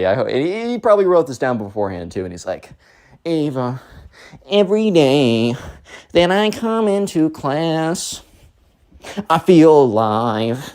Yeah, Ava. And she's just sitting there like, oh my God, because she did not expect this today. She probably was talking to some other guy who maybe even already asked her out, right? But at the end of the day, she was not expecting this. Yeah, so this goes on for a couple seconds. And that's when, thankfully, this wasn't like a 5-minute long song. This wasn't Mirrors by Justin Timberlake full edition. Good song, by the way, but oh my God, it's 9 minutes or something. Anyways, he eventually is like, so Ava, what will you say? Will you be my girlfriend? And the whole class goes silent. And Ava's like, Ben, I'm sorry, I just don't know you. And Ben's like, well, I'm giving you an opportunity to know me very well. Dude, if she says no the first time, don't look for a yes. You're not going to get a yes. If you trick her or convince her in some other way, you shame her into saying yes, bro, if she doesn't want to say yes the first time, tricking her, shaming her, coercing her, somehow getting her to say yes, that's not a natural yes, bro. Trust me, that's not what you want, guys. Come on now. Anyways, though, so she's just like, I'm sorry, bro. I'm sorry, Ben. She didn't say bro. Sorry, bro. I can't do it. No, she's like, I'm sorry, dude. Oh, I'm sorry, Ben. I don't know you like that. I can't. So Ben is like, oh, okay. And he walks back. But Ben doesn't sit next in his old seat. He sits down in the empty seat next to Zach. And they sit there in silence for a little bit as the teacher starts the class a little bit earlier than usual because of, what's going on right now. And She starts the class sooner than usual because she doesn't like the awkward period of silence. And by the end of it, Zach and Ben walk out. And they walk together, but they walk in silence for a second. And that's when Ben says, "You're right." And Zach says, "Don't worry about it, bro. Like, learned a lot today. Don't let this lesson slip you by." And after that, they start talking about frickin' Spider-Man or sports, or they immediately jump over the topic because Zach knew that he didn't need to explain anything that Ben didn't learn. As terrible as that was, traumatic events in that regard are sometimes the best teachers. We're going to call the subscriber who submitted the third story Gavin. So anyways, in Gavin's class, there was a spoiled kid. And this spoiled kid was kind of notorious for being a spoiled kid. And he basically gets the same description that I give to 90% of the spoiled kids in my spoiled kid story times. Basically, this kid grew up super rich. And you can grow up super rich and like be a totally fine person, but sometimes it really goes to your head. You think you're better than everyone. You've never been told no. You've never had to work for anything. Take all those characteristics, put this on the spoiled kid in this story. Anyways, so the spoiled kid had this habit. I don't know if it's a habit. I don't know if that's the right word to say, but basically he was a big fan of like hype beast culture. There's nothing wrong with having liking the idea of like some shirt or whatever that costs a lot more money than it should. I go through phases of being a grandpa and being like, you know what? You should really only pay for the utility of a thing. And then I go through periods of like, oh bro, that hoodie is sweet. Oh, it has that logo. That's cool. I go through periods of both, man. It's really not that deep. However, it was a type of a situation where the spoiled kid had access to his parents' credit card with basically an unlimited funds on it, which is basically like playing GTA 5, but a hacked version. The game loses fun. I actually never played GTA, but I hear from people who have like unlimited money glitches, bro, it's just not fun after a while. The whole point of the game was to get the money. And now that now that you have it all, it loses its value. Anyways, though, so yeah, sure enough, every single day, the spoiled kid would come in with some crazy outfit, right? He was a big fan of flexing. There's nothing wrong. Flexing is very questionable. Having a few nice things, there's nothing that inherently wrong. I mean, I fall for some stuff like that. I'm not going to say I'm perfect, right? But also, like, the spoiled kid literally every single day had some freaking Supreme, Gucci, Louis Vuitton, some kind of crazy combination of stuff every single day. And every single day was basically new because the spoiled kid at the end of the week would buy a whole new wardrobe just to flex on everyone. And he didn't do so in silence, by the way. The spoiled kid was extremely vocal about what he was wearing that day. Let me give you an example. Okay, so random day. Spoiled kid would walk into class. Everyone would look at him because he'd have some new Louis Vuitton shirt, frickin' Bape shoes, crazy whatever pants. He would have some kind of combination. And if that's your style, okay, whatever.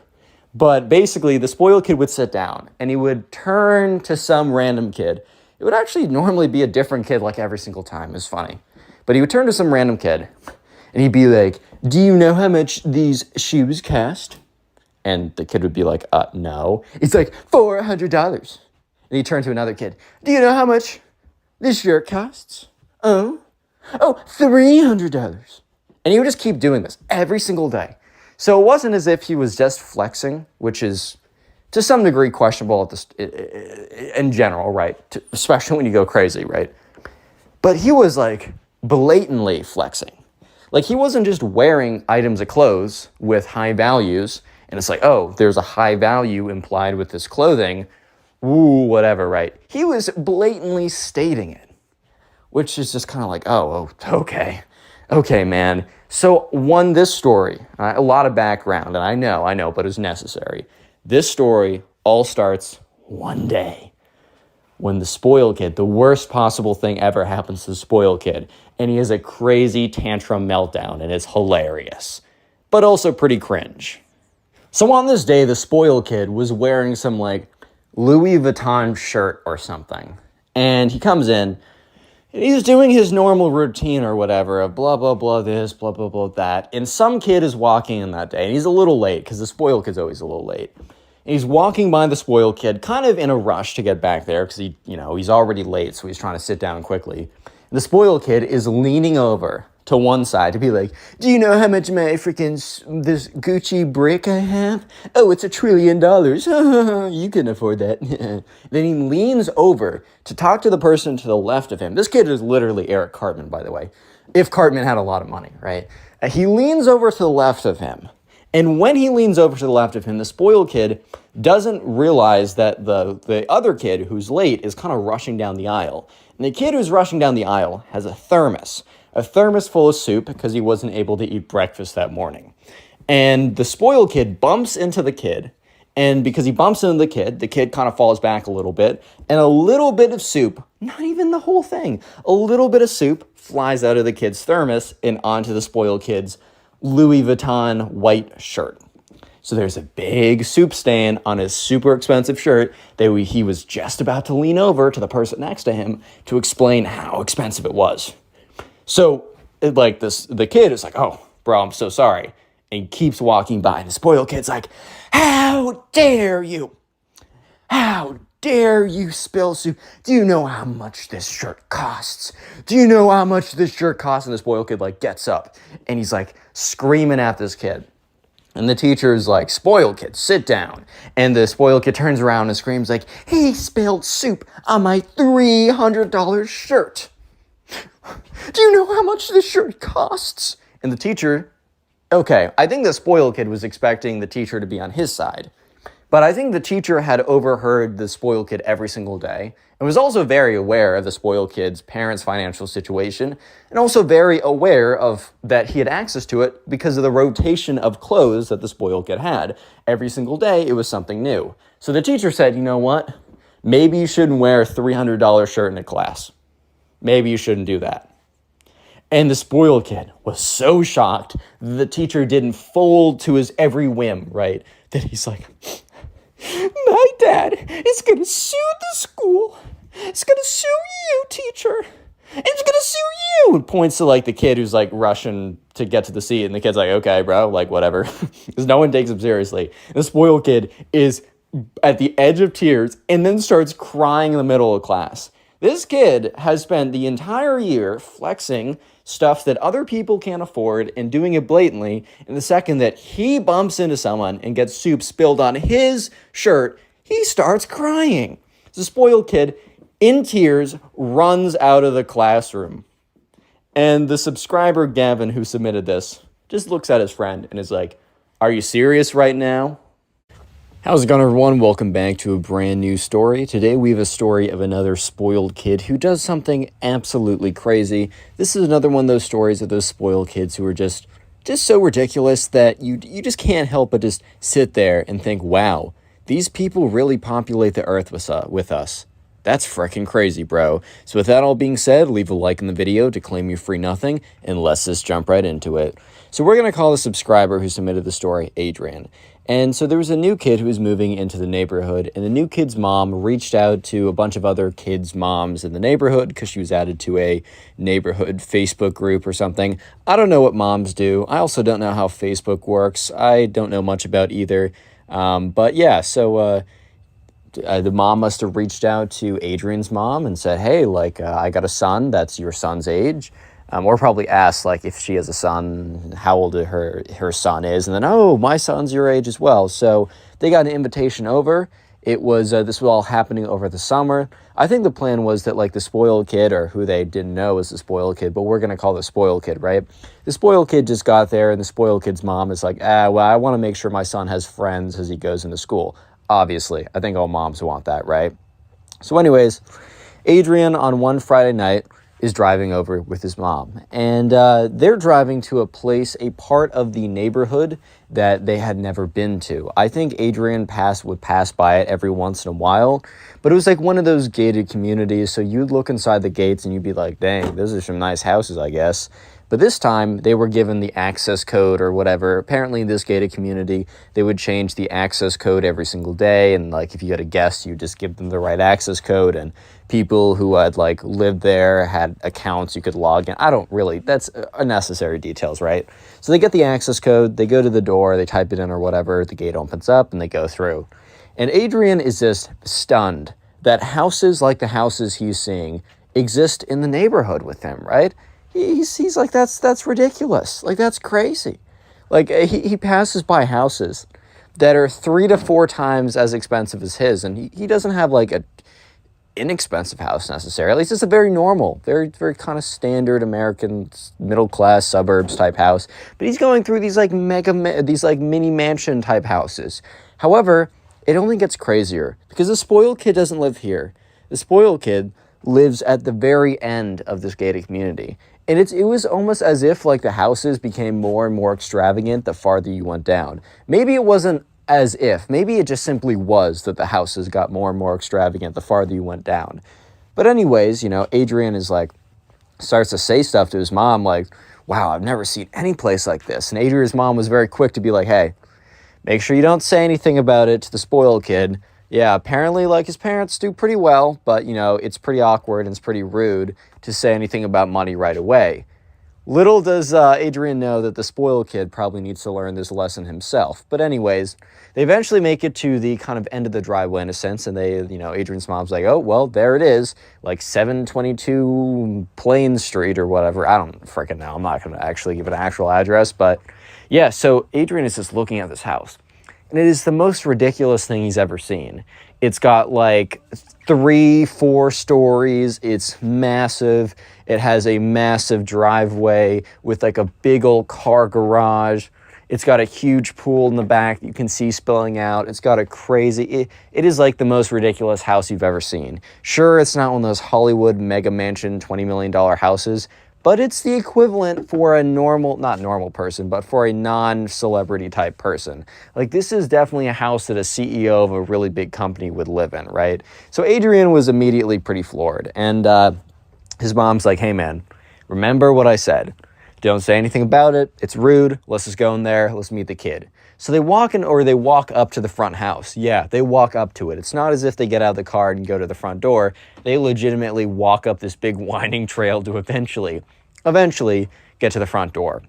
They knock on it. They wait a second. You hear the barking of 2 dogs or whatever. The door opens up, and it seems to be the spoiled kid's mom. It's like, oh, says the name of Adrian's mom. Like, oh, so good to meet you. They give, like, the very fake mom hug. I think you guys know what I mean. And then she looks down at Adrian and is like, oh, you must be your mom's son. She says it, okay, she's using names, and the way I'm saying it is weird, but you know what I mean. You must be Kathy's son. Let's say her name's Kathy, right? And he's like, yes, like, my name's Adrian. Nice to meet you. Thanks for having me today. She's like, oh, thanks for coming. I know, spoiled kid. He's just really nervous about not making friends. So I'm sure he's so excited right now to meet you. She yells up, spoiled kid, your friend is here. And then you hear, Mom, I'm playing Fortnite. Go away. And you can see the spoiled kid's mom. Her face just goes like very freaked out for a second. And then she like almost like internally calms herself down. And it's like, oh, he's funny sometimes. He's such a little prankster. And like Adrian looks up his mom, and Adrian's mom looks down at him, because they're kind of exchanging a look of like, that definitely wasn't no prank, bro. Like, let's be real. This kid is already a menace. Like, I can already tell. So they walk into the house, and when Adrian walks into the house, it is like, once again, I mean, this is not a surprise at this point, as he's seen how extravagant the front of the house is, and probably presumably the back is. But once he enters the house, it meets expectations of being the craziest thing he's ever seen.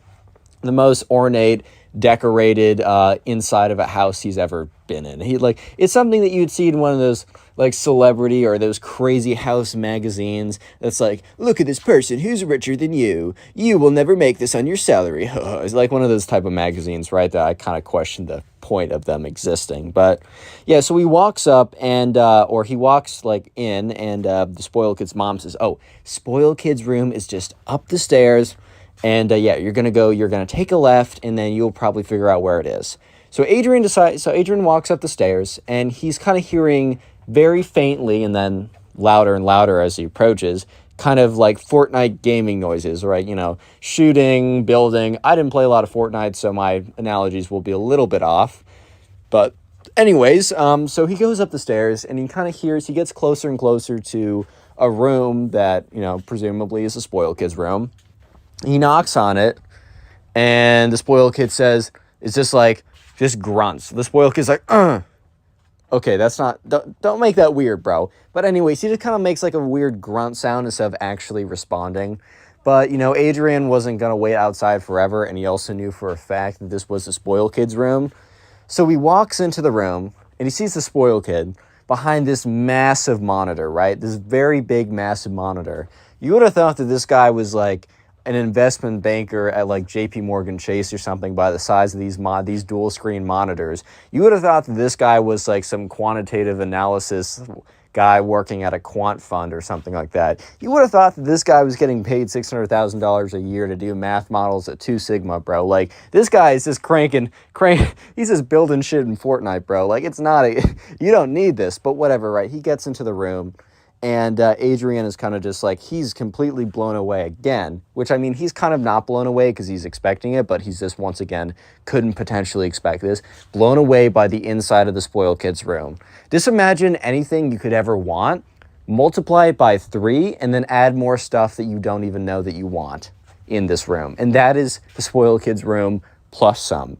This thing is the most like extravagant, like kids' dream type thing. Has the biggest gaming computer ever, huge monitors, you got the Lego Death Star, you got a huge rack of shoes or whatever, you got a big closet that's like very clearly very big. You got everything. You got the coolest light setup. You got, I don't know, charging port for his phone, iPad, literally everything possible. Like, I don't know how to explain it besides just imagine something unimaginable. That should be easy. Imagine something unimaginable, add 2 to it, multiply it by 7, and you got the spoiled kid's room. So anyways, you know, Adrian says, hey man, what's good? My name's Adrian. And the spoiled kid doesn't respond to him. He's just playing Fortnite. And he's just like, he's cranking 60s or whatever. I don't know the phrase, sorry. He's just playing a bunch of Fortnite, not paying any attention to the fact that another human being is in his room. And Adrian's kind of thinking to himself, did this kid just not hear me? Or is he ignoring me? And Adrian just kind of like thinks about it for a second and says, okay, this kid definitely heard me. Because it's not like he had headphones in because the noise was super loud, like everyone could hear it. And like Adrian said it loud enough that the kid definitely heard.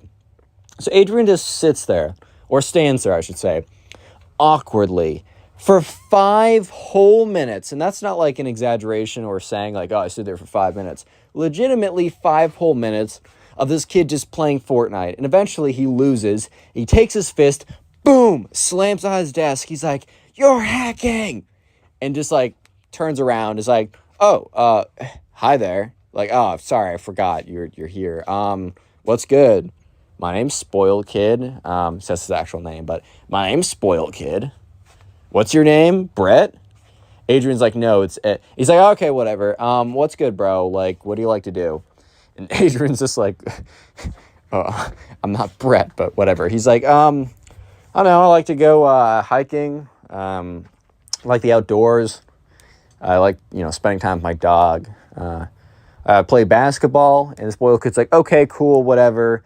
I play golf, Fortnite, and I like driving fast cars. Next.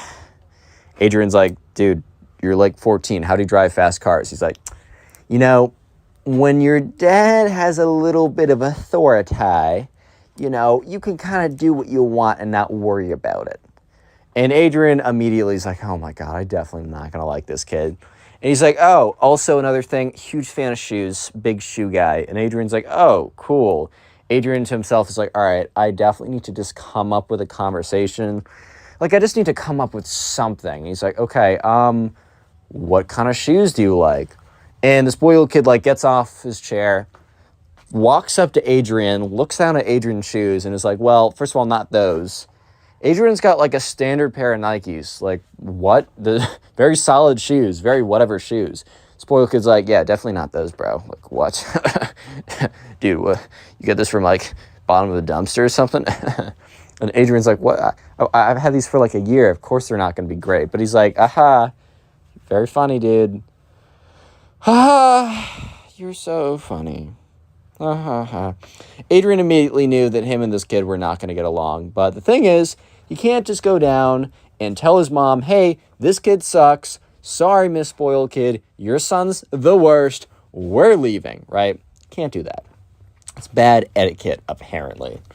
Not that, the Spoiled Kid is having great etiquette either, but, Adrian's like, all right, I just got to power through this. Hopefully dinner's sick, and then we'll just dip out of here, and then I will never talk to him again. Cool, whatever. So they have a conversation, or I should say Adrian is being talked to. Conversation normally entails that it's both ways, but in this situation, it's literally just Adrian being talked to for like 20 minutes about the Spoiled Kid. And the Spoiled Kid's not even talking, he's simply just bragging.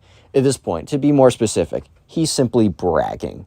He's just like, oh yeah, I'm pretty cool. I got like this really nice shoe collection. And by really nice, I mean super sweet. Yeah, I don't really see my dad that much. And, Adrian's like, you're telling me? And he's like, yeah, so he just kind of gives me a credit card and I can do whatever I want with it. And if he ever complains, I'm like, well, you're never here, bro. So it's either credit card or you're here. Adrian's like, damn, that's kind of sad. But anyways, the Spoiled Kid's like, yeah, so I've been buying all these shoes. I've been like spending a lot of money on this stuff, man. I mean, like, take a look at these Air Force, Nike, X, Gucci, whatever's. Come up with something expensive, right? He's like, yeah, these literally cost half a band, bro. Adrian's like, what? He's like, $500, dummy.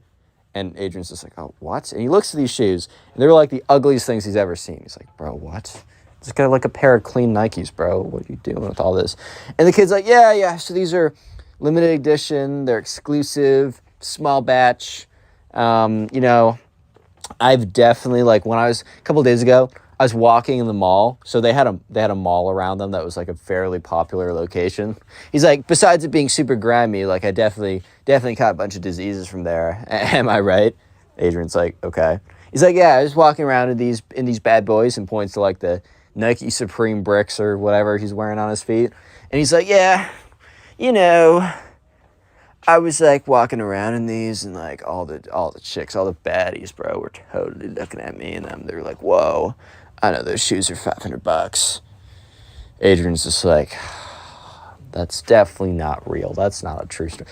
That's not a true story, man. That's fake news. But he doesn't say that. He's like, oh, for real? You talking to any of them? He's like, no, they totally wanted it, but like, nah, I'm a pass, bro. And Adrian's just looking at this kid. In his head, he's like, this might be the worst kid ever. Like, I thought he's going to suck, but this is just whole new levels, right? I guess this is, just whole new levels of just sucking. Wow. Okay, cool. Noted. Good to know. I will make sure to tell all my friends how I really feel about you. Anyways, yeah, so the Spoiled Kid goes on to talk about, shows off some other stuff in his room. He's like, oh, I got something to show you. And Adrian's like, yes. He's like, come with me. So they walk down the stairs, and they pass by the Spoiled Kid's mom and Adrian's mom sitting there. And Adrian's mom looks like she's having a decent time talking to the Spoiled Kid's mom.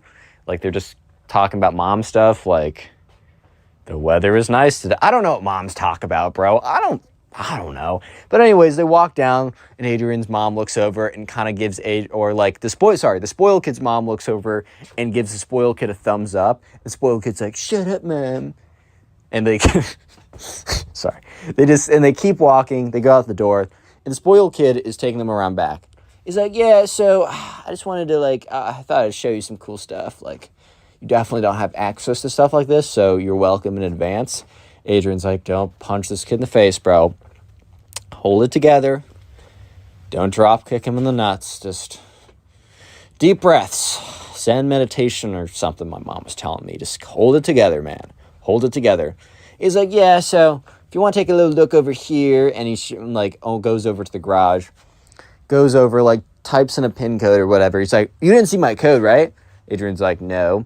And the spoiled kid's like, you're totally lying. Like, I know you're definitely going to try and lift one of these cars, but don't even try it, bro. Like, they have trackers on all of them, and we will come and get it. Adrian's like, I wasn't going to lift your car. What? Like, what are you talking about? He's like, whatever, man. Anyways, so I know this is a big opportunity for you because you probably will never, ever have access to, like, look at these, let alone, like, even get near one ever again. Adrian's like, okay. Word, bro. Cool. And this, well, it's like, yeah. So you take a look over here. This is my dad's Aston Martin. Got a Mercedes C-Class. Got a, this one's not bad. This is a little sports car over here. It's not too bad. He says the name like Ferrari, Bugatti. The cheaper one of the two, they're both like super expensive, but you know what I mean? Like not the I think one of them's like crazy and one of them's like crazy. So he's like, yeah.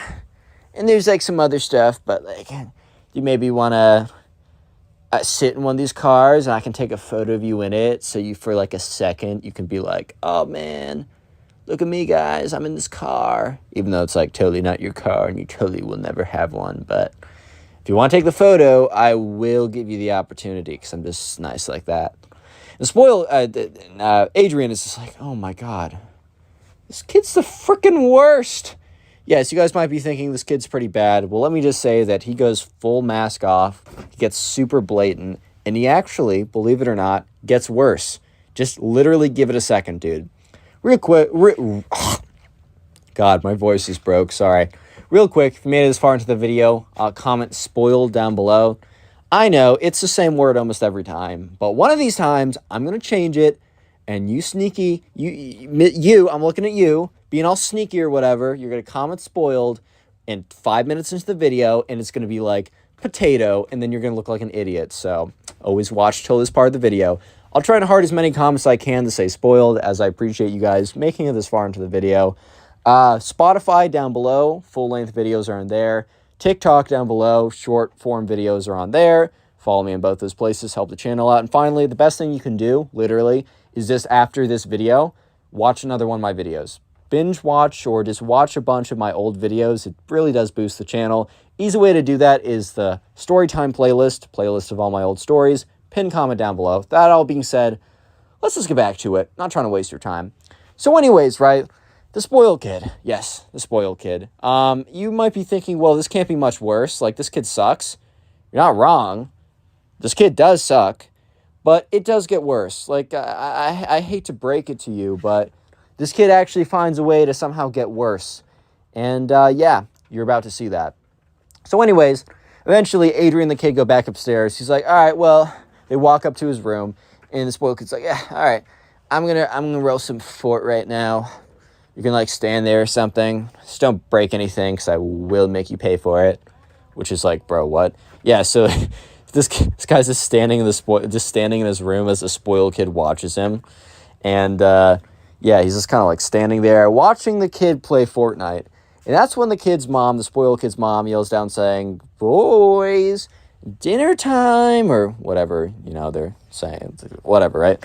And the spoiled kid's like, "Mom, I'm playing Fortnite," like just completely taking it out on her for no good reason.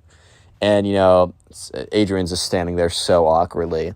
Because it's like, yeah, my mom and I have gotten into disagreements before, but I'd never take it out. Like, I'd never do something like that. And I 100% agree with Adrian. Like, that's ridiculous. Can't be yelling at your mom like that. I really don't care what it's about, bro. Even if she's doing something a little messed up, you gotta sit down, say it politely, say it nicely. You gotta, come on. There's no other way, man.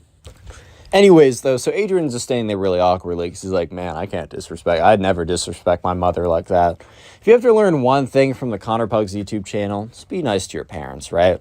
Respect them for what they've done, unless in very few situations, then there's always exceptions to rules, but generally, accept that as a rule. Generally, remember, I'm saying generally.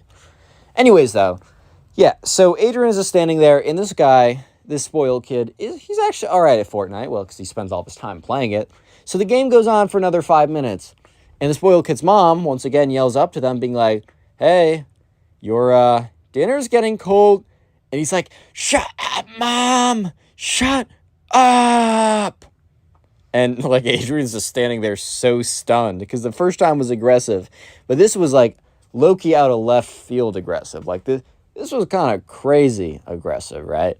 So, yeah, and I'm sure the spoiled kid's mom was, like, super embarrassed in front of Adrian's mom, being like, oh, how did you raise your son? Does he do this to you? He doesn't? Oh, that's interesting. You know what I mean? So, yeah, Adrian is standing there, and then eventually the spoiled kid loses, and he literally takes his mouse and throws it against the wall, and it, like, explodes into a million pieces. And this is definitely, like, $100 mouse or something. And, he's like, that guy was so cheating, bro. And Adrian's like, oh, my God, like, do you have another mouse or something? Spoiled kid's, yeah, like, I got 15. I break them all the time. And he literally walks over to a drawer, opens it up, and there's, like, $1,500 mouses. You know that you're a spoiled kid, right? When you buy $1,500 worth of $1,500 worth of mice because you break your mouse so often that you just need to, like, you need to have 15 on hand at all time. Like, that's the mark of the spoiled kid right there. But it gets worse. Yep, it gets worse. So eventually, spoiled kid and Adrian walk down. And at the dinner table, there's, like, I don't know, some kind of meal in the center, and it looks really good. It's like a very fire meal. So, like, they're going around passing it down, and the spoiled kid's mom's like, so, Adrian, tell me about yourself. Like, whatever, right? Adrian's like, yeah, my name's Adrian. I like, going outside, playing time with my dog, basketball. She's like, oh, spoiled kid used to do basketball in second grade with his little buddies. And the spoiled kid's like, yeah, I don't do it anymore because it's, like, so stupid or whatever. I'd rather play Fortnite in cars. And he's, like, literally on his phone the whole time, by the way. So for the next duration of this kind of, like, conversation, spoiled kid's on his phone. Like, he's not paying any attention, or he's paying at least half attention, right? So, yeah, sure enough, eventually the spoiled kid's mom's like, so, tell me a little bit about your school. The spoiled kid mutters under his breath, poor person school. Oh, this should be so great. Whatever. And, like, everyone heard it. Like, he didn't mutter it under his breath in a way that people didn't hear it. He muttered it under his breath in a way that everyone heard it. So, like, spoiled kid's mom, her face just goes, like, drops again. Just like, oh, my God. And, Adrian's mom was kind of a little shocked because besides the first thing she ever heard the spoiled kid say that was pretty crazy was yelling at his mom, And this, she's like, okay. Adrian is, like, kind of trying to take this comment in stride, right? It's like, yeah, it's cool. A lot of good people there. Teachers are fine. School is nice enough. And the spoiled kid's like, bet the school sucks and is ugly. Because the poors are there. And Adrian looks over at him like, bro, we can hear you. Like, I know that we can hear you, but you're almost as acting as if, like, you're talking to some, like, audience that doesn't not hear. Like, why? And Adrian just kind of looks at him, and the spoiled kid's mom has this, like, big smile on her face, like, don't listen to my son. He does not represent me or my family, right? And she's like, oh, that's so great. Yeah, tell me about your school. Like, what do you guys have there? And he's like, oh, so we got, like, basketball court. What else do we have, Mom? And, Adrian's mom's like, oh, well, you guys got a park or something. Spoiled kid's like, but you guys got a crap-ass park. Lol. They're all just looking at him like, bro, shut up. And he's like, basketball court? Figures, bro. Do you guys not even have, like, golf course or something? And Adrian looks at him. It's like, bro, we do not have a golf course at our school. What? This is like high school or middle school, bro. Wait, what middle school did you go to, dude? And he's like, whatever. I'll get used to it. Everyone has to make sacrifices, I guess. And conversation goes on. More details I don't really need to give you. But at some point, right, the spoiled kid, like, turns to his mom. He's like, Mom, do I really, can you not just, like, put me in some, like, private school or something? Like, please? Or can you just, like, homeschool me so I can play Fortnite all the time? She's like, no. Your dad and I both went to our local public schools, and it was a great foundational period. We learned a lot about character. We made some of our best friends. Like, we think it's important for you. And they start having this whole conversation, right? While Adrian and his mom are awkwardly sitting at the table. And he's like, Mom, I've told you this before, but it makes me really uncomfortable when I have to sit next to people who are of a lower socioeconomic status as us. And like, Adrian and his mom are just looking at each other like, bro, he just said that. Dude just went full mask off. Yo. Yeah, so, and like, Adrian's mom is like, Spoiled Kid's mom is like, you will not speak like that when we have guests at the table. Implying that, yeah, speak like that when we don't have guests at the table. It's totally chill. We love saying stuff like that around here. That's us. That's what we claim, right? Like, what? But anyways, Spoiled Kid's like, Mom, you know what? You're always telling me to, like, I should express myself and I should say what I'm thinking. And she's like, I don't say, and he's like, you know what I'm thinking? I'm thinking Adrian over here. And Adrian's like, oh God, it's looking real poor right now. And Adrian's mom just like, her face is like, bro, what? And Adrian's low-key just laughing at this point. He's just laughing because he knows this kid's the worst. He knows this kid sucks, and he knows this kid has a long way to go to fix his character. So he's just dancing, bro. He's just laughing. He's Josh, and he's goofing around right now. Like, he honestly doesn't care because it's like the funniest thing he's ever said or ever heard. Because like, look, Adrian doesn't care. Adrian's comfortable in his life. He's happy with who he is. And he gets to watch this spoiled kid have a meltdown because he doesn't have as much money as him. Like, that's the goofiest thing ever. Plus, it makes for a great story. And Adrian's mom, or Spoiled Kid's mom's like, you will not speak like that to our guests. They came all the way over here, and we are grateful for them to come. Aren't we? And he's like, they should be grateful for us. I mean, look, I showed Adrian over here some really sick shoes and some really sick cars. I know for a fact that with like his his money situation that he would not be ever setting foot anywhere near this car. So like, they should be thanking us. And Spoiled Kid's mom's like, I do not want you at this dinner table anymore. Spoiled Kid's like, good, I'll go play some Fortnite. He literally gets up, knocks over his glass on purpose, and walks upstairs. The Spoiled Kid's mom is just sitting there. And she's just like, I'm so sorry, right? Adrian's mom's like, it's okay. And she's like, no, it's not. Like, I don't know what's gotten into him. Maybe I should bring him on Dr. Phil because that will fix all problems and definitely not just air interpersonal, inter-family issues that don't actually get fixed just for views or whatever. But I don't know what to do. And Adrian's mom's like, well, I think you're doing the right thing by sending him to like public school. Like, obviously, he's going to have to learn a thing or two about life. Look, you still got a chance. Just stick with it. Look, I'm here to help if you need anything. I do think we're going to go, though. And she's like, I totally get it. So Adrian and Adrian's mom get into the car. And Adrian's like, why are you so nice to his mom at the end? And Adrian's mom is like, you know, the Spoiled Kid might have been super awful, dude. But I don't know if she said dude. She's probably like, Spoiled Kid, I know he was the worst. But, you know, his mom seems really nice. She just seems overwhelmed by the whole situation. And when people are struggling like that, you know, it's always good to reach out and help them. And, you know, at this point, what's the worst? What's the worst that can happen? Either the worst has happened and nothing changes. The best that happens is I can actually give some guidance and Spoiled Kid's mom can fix his character because it's definitely not so great right now. And Adrian kind of agreed. And the moral of the story is, I think the morals of this are so obvious. Like, don't be that kid, bro. Like, if you don't get that from the story, Click on the video on screen right now. I know you'll enjoy it. Just click it, do it. Look, in my opinion, it's never okay to shame someone for something that they can't control. However, it seems like nowadays, if a guy is under 6'11", they can be shamed and called ugly for something that they genuinely cannot control. In today's story time, this Gen Z girl calls every kid in her class who is under 6 feet ugly and worthless. It's absolutely crazy, so sit back, relax, and let's jump right into the story.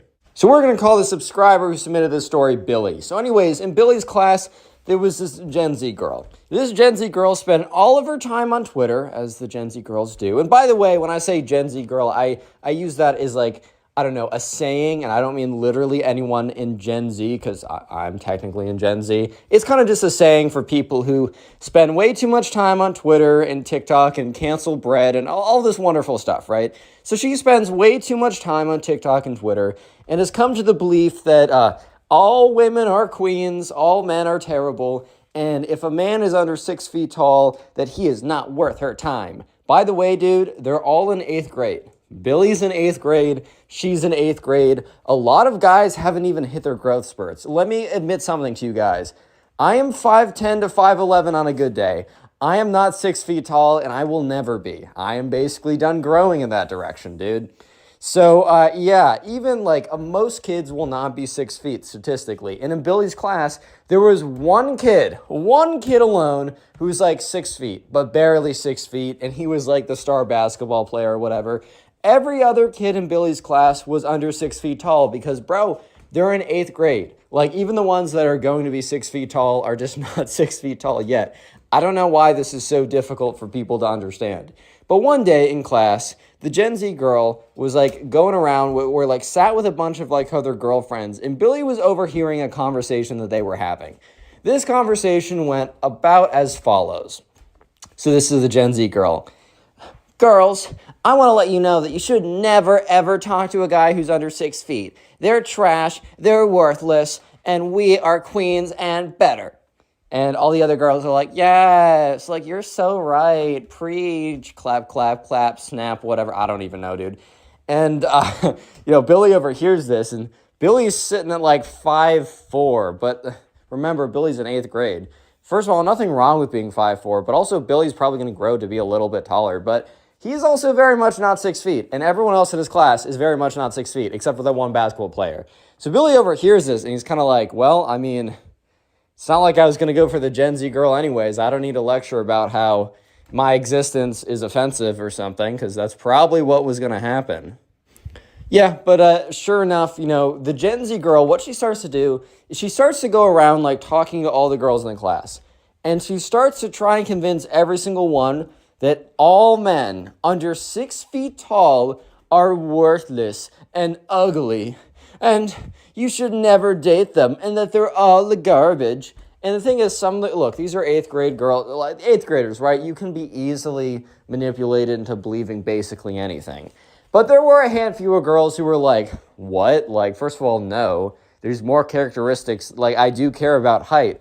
I don't necessarily, like, the girls would be like, a lot of them would be like, some of them would be like, I don't care. Some of them would be like, I don't know, I'd prefer a guy to be taller than me, but 6 feet, like, I'm 5'0" myself. Like, why would I care, dude? If a kid is not literally an entire foot taller than me, if anything, that might make it more difficult. But unfortunately, a lot of girls were falling for the Gen Z girls, I don't know, her brainwashing or whatever. Because the Gen Z girl would be like, don't believe me? Watch this informative video. And it's like a TikTok video of someone being like, all men should be executed. And also, if they're under 6 feet, they're ugly. Yeah, so a lot of stuff like that, and all the other girls would be like, oh, wow, this is so facts, dude. OMG. So yeah, slowly but surely, the Gen Z girl was turning all the girls away, and from all the guys, basically. And the first real instance of this becoming an issue was when Billy had a friend, and his friend was Ben. We're going to call him Ben, right? So Ben had this thing for this girl, and maybe this girl deciding that because Ben is not 6 feet, deciding to like be like L ratio, maybe that says a little bit more about the girl than anything. But Ben was talking with this girl for a while, and here's the deal. She was actually into Ben. Like, things were going to become legit. I mean, as legit as, like, I don't know, 8th grade relationships can get. Actually, I had a fire 8th grade relationship. Happiest spring I've had in a while. So, yeah, they can be legit. Maybe 10th base is holding hands and even that's risque, but I don't know. It's still a fun time to be alive. Yeah, but anyways, so things were going really well for Ben until one day this girl just stopped showing interest. So Ben and Billy were friends, and Ben and Billy would talk at lunch every single day about Billy be like, yo, dude, what's going on with the girl? Like, is that going well, bro? And he'd be like, yeah, like, I've heard really good things. We're really talking to each other. I've heard from her friends that she wants to escalate this to like a full-on relationship, which was a pretty big deal, especially for 8th grade. I think it's always a big deal. That stuff's always fun. That stuff never gets boring. But yeah, one day, Billy sits down and Ben sits down and Ben's like, dude, she's like completely cut me off and I don't know what I did. And I mean, this isn't like an uncommon thing, like guys are just completely oblivious to what happens around them. I'm speaking from experience. I am CEO of being oblivious, bro. But yeah, so at first Ben's like, oh, or Billy's like, oh, dude, like, Ben, did you say something? Did you like not say something? Like it was her birthday and you just missed it? And he's like, dude, I really don't think so. And that's when another guy sits down and says, dude, like, Ben, I'm so sorry, bro. And Ben's like, wait, what are you sorry about? He's like, I heard it's not going well with what's-her-face. And, Ben's like, bro, like, how did you hear? Like, I haven't told anyone besides Billy, and Billy's sitting right here. And he's like, oh, yeah, you didn't tell me, and Billy didn't tell me, dude. I just heard. And Ben's really confused because how does this random guy know that it's not going well with this, like, girl that he's talking to? So that's when this random guy explains that basically word has gotten around that the Gen Z girl has like converted 80% of the girls in the class to reject all men that are under 6 feet tall. And that the girl that Ben was talking to was converted as well, and that she has been instructed by the Gen Z girl to not speak to Ben until he becomes 6 feet tall. And Ben's like, dude, what? Because, yeah, Ben's like 5'5", which is a totally fine height. But also in 8th grade, he's probably going to grow taller. There's like a chance, like probably a 1 in 2, 1 in 3 chance, he will approach, if not surpass 6 feet when he actually has a real growth spurt, dude. Like, I don't understand. Like, it's stupid. I mean, look, people are allowed to have their preferences, but I don't know. It just seems so stupid, especially for 8th grade. And this is like, Ben's getting mad because he's like, dude, I was doing so well with this girl before, like, this nonsense, like, oh, I have to be 6 feet came in, bro.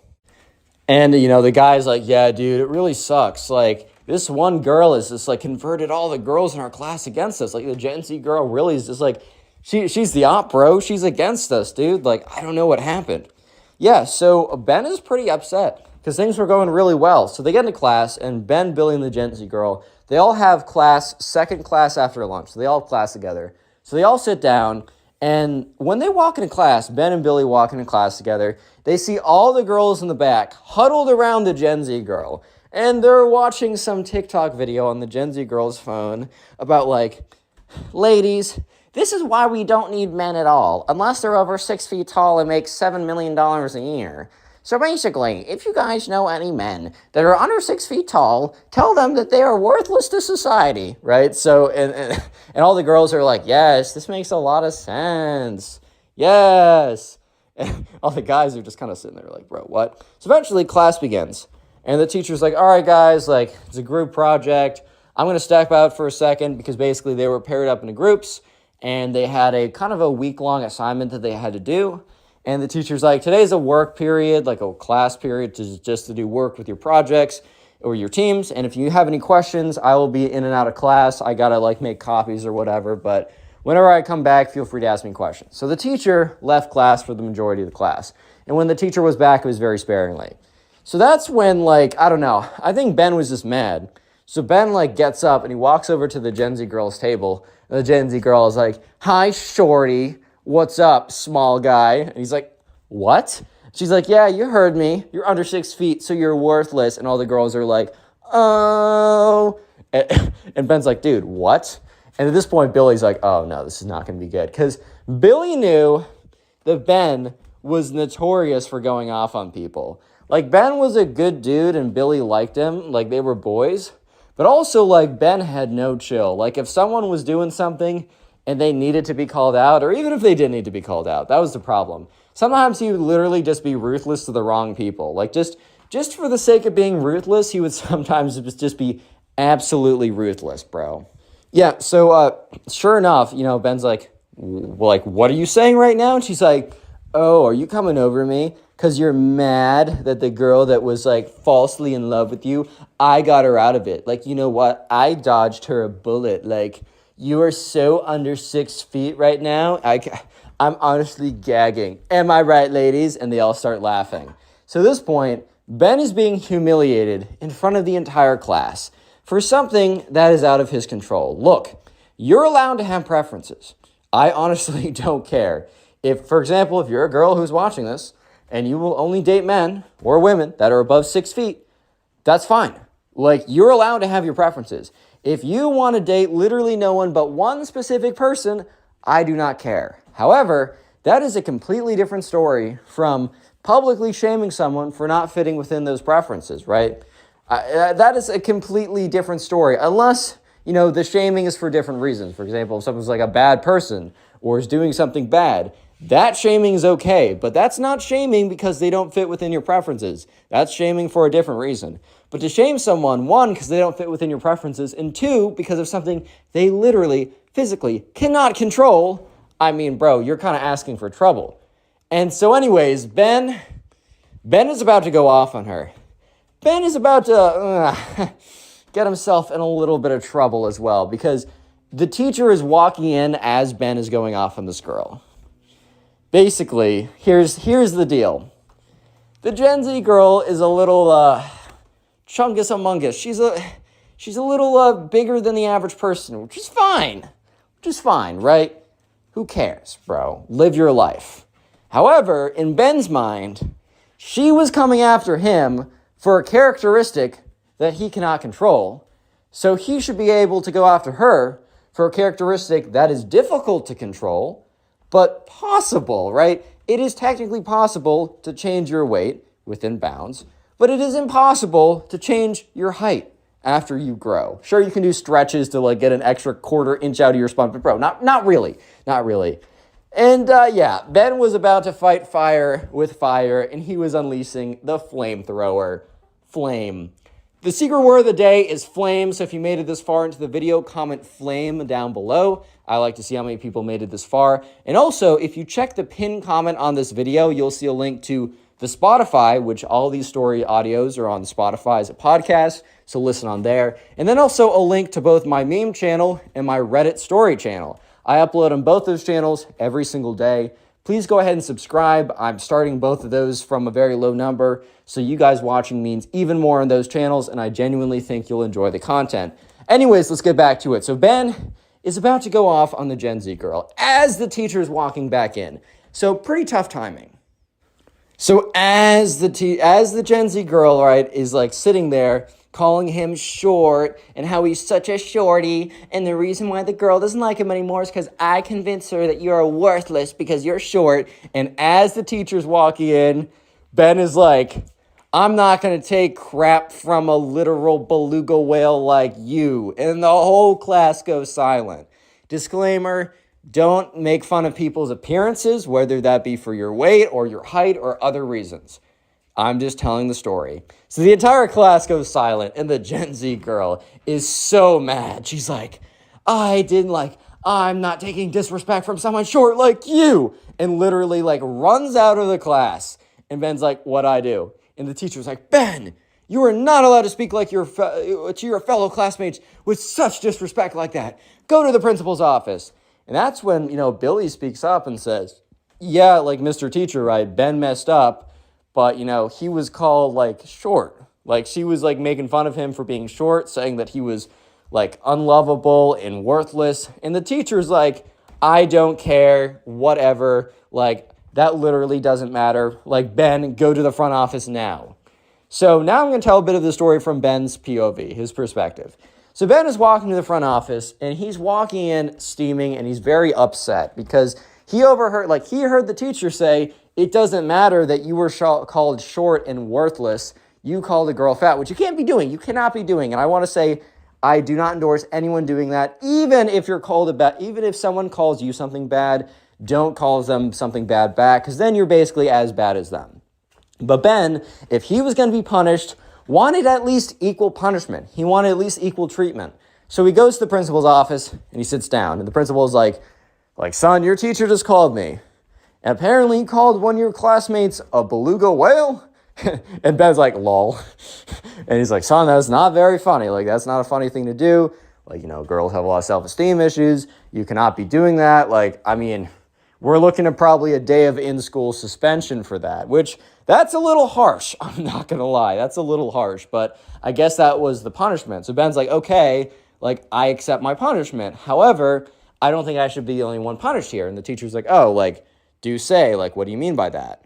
And Ben's like, well, the girl I said that to, which I guess in retrospect was wrong of me to say to, the only reason I did was because I was getting mad because in front of the entire class, she was saying that because I am under 6 feet, that I will never be loved and that I am worthless, a terrible individual, and that I'm ugly beyond compare, right? And the principal is just looking at Ben. And the principal stares at Ben and looks at him and laughs. And the principal's like, oh, Ben, you think I'm going to get her in trouble for that? You really think that's comparable? And Ben is looking at the principal like, what? Like, are these not the same crimes just committed by different people? Huh? Yeah, so the next day, Ben's not in school. And the day after that, eventually Billy finds Ben and is like, dude, like, what happened? Like, are you good? And basically Ben goes on to say, dude, I got 1 day of in-school suspension. He's like, okay, well, I saw the girl yesterday. Is she just getting suspension later? And that's when Ben goes on to say, Billy, dude, no. The principal literally laughed at me when I said that, like, what she did, and I asked her to get punished. And yeah, unfortunately, that was the ruling that the school gave for this. Guys, sometimes life is unfair, and this is an example. What's up, guys? Welcome back to a brand new story. Today we have a story time of a Minecraft kid who thinks that Minecraft is real, that the real world is Minecraft, and that there is no difference at all. I know you'll enjoy it, so sit back, relax, subscribe if you're new, and let's jump right into it. So we're going to call the subscriber who submitted this story Alex. So anyways, Alex had to go babysit his cousin, and Alex really didn't want to spend his weekend babysitting his cousin, but at the end of the day, what choice did Alex have? I mean, Alex's mom's like, bro, you're going to do it. And when your mom tells you to do something, I don't know about you, but you just got to do it, man. You just got to do it. Anyway, so Alex heads over to his cousin's house. It's about like a 20-minute walk from his house because they live in pretty much the same area. So it's not that big of a deal, but he gets over there and Alex's cousin, okay, so we're going to call throughout the rest of this video, Minecraft kid equals Alex's cousin. So when I say the Minecraft kid, I'm speaking about Alex's cousin. So anyways, the Minecraft kid's mom gets to the door, Alex's aunt, and she's like, Alex, thank you so much for coming. Like, I know this is on super short notice. I'm so sorry about that. There's just really nothing, like I needed someone to come and I was posting on Facebook and your mom offered you, look, I will be paying you. And Alex was kind of thinking to himself, oh, word, like I'm getting paid. Like this actually isn't the worst deal ever. And yeah, so she's like, I'm so sorry about that. Like, look, I know you haven't seen your cousin in a second because Alex's little cousin, the Minecraft kid, was like 7 and Alex was like 15, so they didn't really have a lot in common. Believe it or not, the 7-year-olds and the 15-year-olds don't really have a lot in common. I mean, Alex might be like, yo, dude, this girl's super hot. And he's like, what's a girl, bro? Like, isn't that just a guy with long hair? But yeah, anyways, one thing they might have in common is they both kind of like Minecraft. However, the Minecraft kid likes it to a little bit of a different extreme. So anyways, Alex's aunt is, at the door talking to him. And that's when the Minecraft kid, aka Alex's cousin, walks down the stairs. And Alex's aunt turns around and says, oh, perfect, Minecraft kid, says his name. But Minecraft kid, like, you remember your cousin, right? And, Alex kind of looks at him, gives kind of like a smile, very forced, but whatever, but gives a smile and waves. And bro, his little cousin doesn't even wait a second, doesn't introduce himself. Doesn't ask how he's doing. Doesn't say, wow, what fine weather we have outside. He goes right on to saying, do you believe Minecraft is real? Like, this is the opener, bro. Like, I've heard of a lot of pretty crazy pickup lines, but I kind of feel like this is a whole new level. Like, imagine just like your introduction to seeing someone who you haven't seen in years, even though you live pretty close. You haven't seen them in years.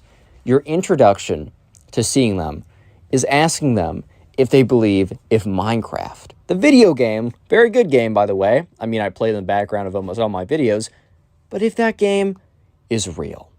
Yeah, that's how we started the whole thing off.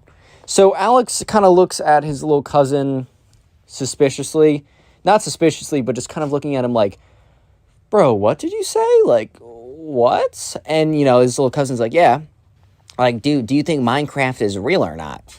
Alex is, once again, giving him a look of like, bro, I don't know what you're saying right now. Like, I really don't believe I'm hearing what you're saying correctly because you're saying some goofy nonsense right now.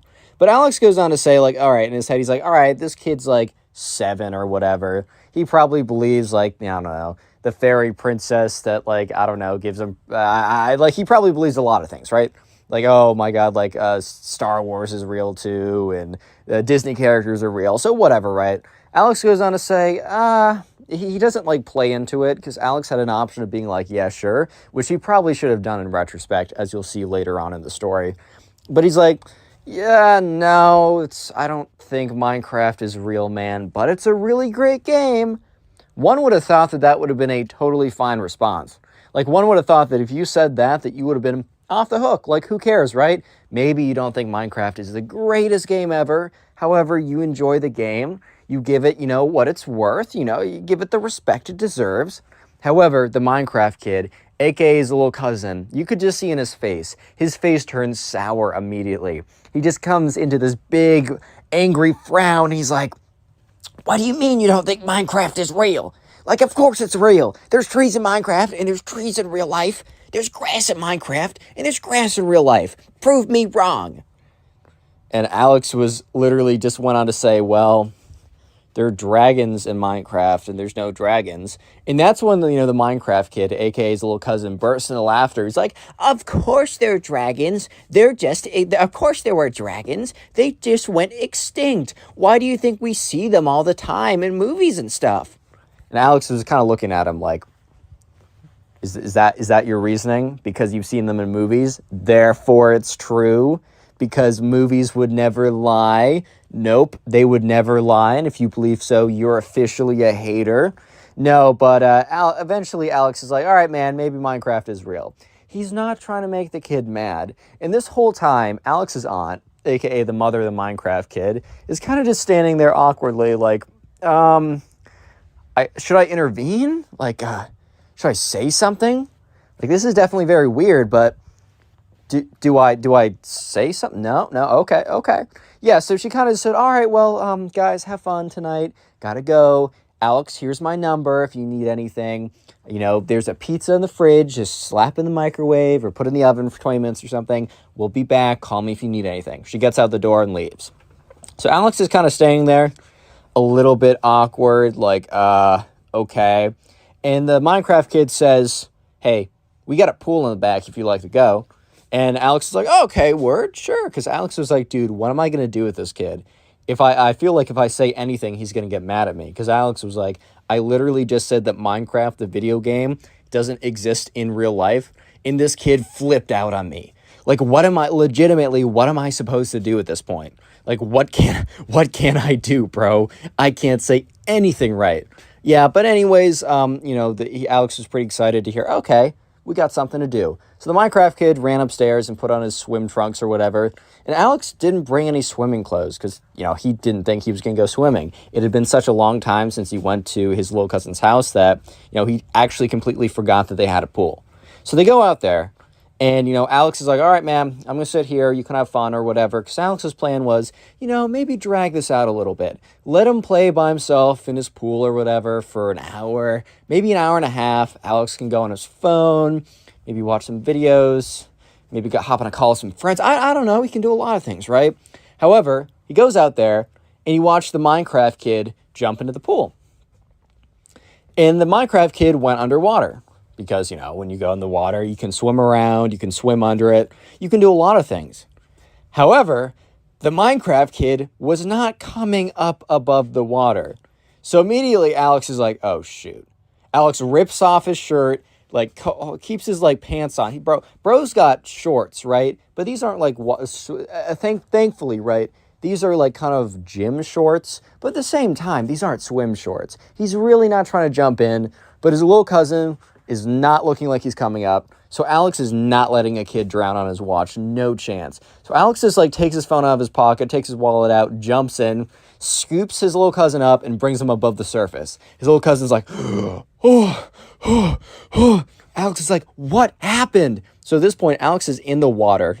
I've scooped him up. And the Minecraft kid's like, I was trying to press space, but I wasn't going up. And Alex is like, bro, what? And that's when he remembered that in Minecraft, in Minecraft. If you're underwater, if you hold space, I'm pretty sure if you hold space, you'll start to float to the surface, and if you don't, you'll sink. So the Minecraft kid's like, I was holding space in real life. Why didn't it work? And Alex is kind of just looking at him with this look of, bro, you cannot be serious right now. Real quick, if you made it this far into the video, comment Minecraft down below. Leave a like on the video for your free nothing as well. I will try and heart all the comments to say Minecraft. If I got the time, I'll do it. And if you want to support the channel, the best thing you can do is after this video, watch another one of my videos. I'm going to link a Storytime playlist in the pinned comment, or just watch another one of my videos.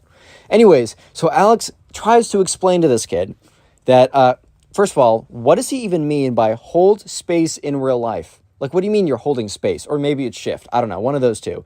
And he's like, the Minecraft kid's like, I don't know, but I was definitely doing it. And Alex is like, all right, well, this is the real life. This is not Minecraft. To swim up, you need to push your arms and push the water upwards. And Alex is like, but Minecraft is real life. At this point, Alex is like, all right, this kid's a lost cause. He's like, okay, I think we should go inside. So yeah, sure enough, they're going inside.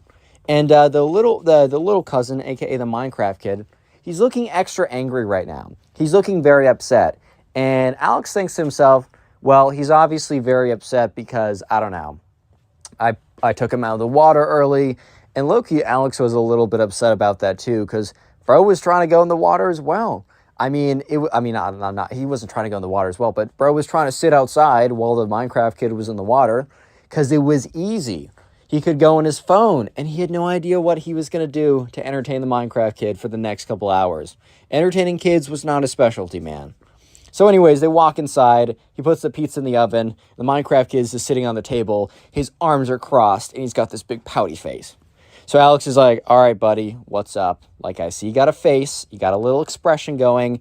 Tell me, what did I do? What happened? At this point, you know, Alex is just like, all right, let's at least figure out what's going on. And that's when the Minecraft kid says, I can't believe what you said earlier. And Alex is trying to recall right now. He's like, okay, did I say something like offensive or something? And Alex was like thinking about it. He's like, what? No, I didn't say anything. What? And the Minecraft kid's like, you know what you said. He starts sniffling a little bit, and Alex is starting to get really like uncomfortable. He's like, dude, like, what did I say to this kid to make him cry? Like, what? And the dude's like, you know, some of us just believe. And Alex is like, dude, what did I say? What did I say? Like, he's just searching his brain, his memory for like, what could he have possibly said to bring this kid to tears hours later? He's like, you know what? You're wrong. Minecraft is real. And at this point, Alex is like, bro, there is no way that this kid is this upset over the fact that I said that Minecraft wasn't real. What? Bro, it's a video game. Chill out. Are you what? Yeah, so Alex was just kind of like, bro, what is bro doing over here? Like, this is crazy, bro. Like, are you serious right now? And he's like, dude, I didn't. And so Alex is like, all right, let me play along with it. He's like, bro, I didn't mean it like that. Minecraft, a lot of parts of Minecraft are real. Like the Minecraft trees, those are real. Like trees really do exist. Grass in Minecraft, it does exist in the real life. All I'm saying is, you know, there's just not creepers walking around that are going to blow up in your face. I'm just saying that's not true. And there aren't zombies. Those don't exist, right? But a lot of Minecraft is real. So you know what? You're right. Minecraft is mostly real. Because Alex wasn't going to tell this kid that zombies, dragons, real-life skeletons that shot you with bows and arrows, he's not about to tell this kid that those things actually exist. Because he's not trying to be, you know, he doesn't want, like, to get an angry call from his aunt saying, you traumatized my boy and told him that zombies were going to eat his face off. He just didn't want that call, man. You know what? I can respect that. I can understand that. However, the Minecraft kid, you know, Alex was expecting the Minecraft kid's face to change. He expected the Minecraft kid's face to light up and be like, oh, he agrees with me now. Perfect, like everything in the universe is right again. But no, the Minecraft kid's face still has this grumpy look on it. Alex is so confused. He's like, well, I said Minecraft was real. And the Minecraft kid's like, no, you said some of Minecraft is real. All of it is real. The whole thing is real. And he crosses his arms. He's like, meh. And Alex is like, all right, you know what? We're going to have to agree to disagree. Because Alex just wasn't about to tell this kid that zombies and dragons were actually real. He just wasn't about to do that. Like, he was very close to doing that, but he was just not about to do that, bro. Like, that would just be stretching his limits like crazy. So eventually, he hears the ding of the pizza. So Alex is like, all right, well, pizza's ready. Goes over to the oven, takes it out, puts it on, like, the stove or whatever, and is, preparing to, like, cut it up. And that's when he turns around to see that the Minecraft kid has completely disappeared. He's like, oh my God, what now? And he kind of like walks around. He's like, hey, Minecraft kid, where pizza's ready, you should come down. Doesn't it smell really good? You should come down, buddy. Come on. Come on now. Drop, go. Be pizza food. I don't know. Please, someone, something. And that's when he hears a noise at the top of the stairs. And he looks up at the top of the stairs. And the Minecraft kid has a creeper helmet on and a blue Minecraft diamond sword. It's a foam sword, by the way. It's not like an actual sword. I hope you guys know that. But he has the creeper helmet on. He has the Minecraft sword. And he says, you will now pay for disrespecting the honor of Minecraft. And he like has his sword and he starts to walk towards him. He's like, you have 1 second to reconsider your words. And, at this point, Alex is like, what? Bro, what? Because he's like, what? Like, bro, what is this kid saying, bro? What is this kid saying? And at this point, the Minecraft kid's like, show, you have chosen death. And he just runs at him with the Minecraft sword and starts whapping him with it like, pop, pop, pop, pop.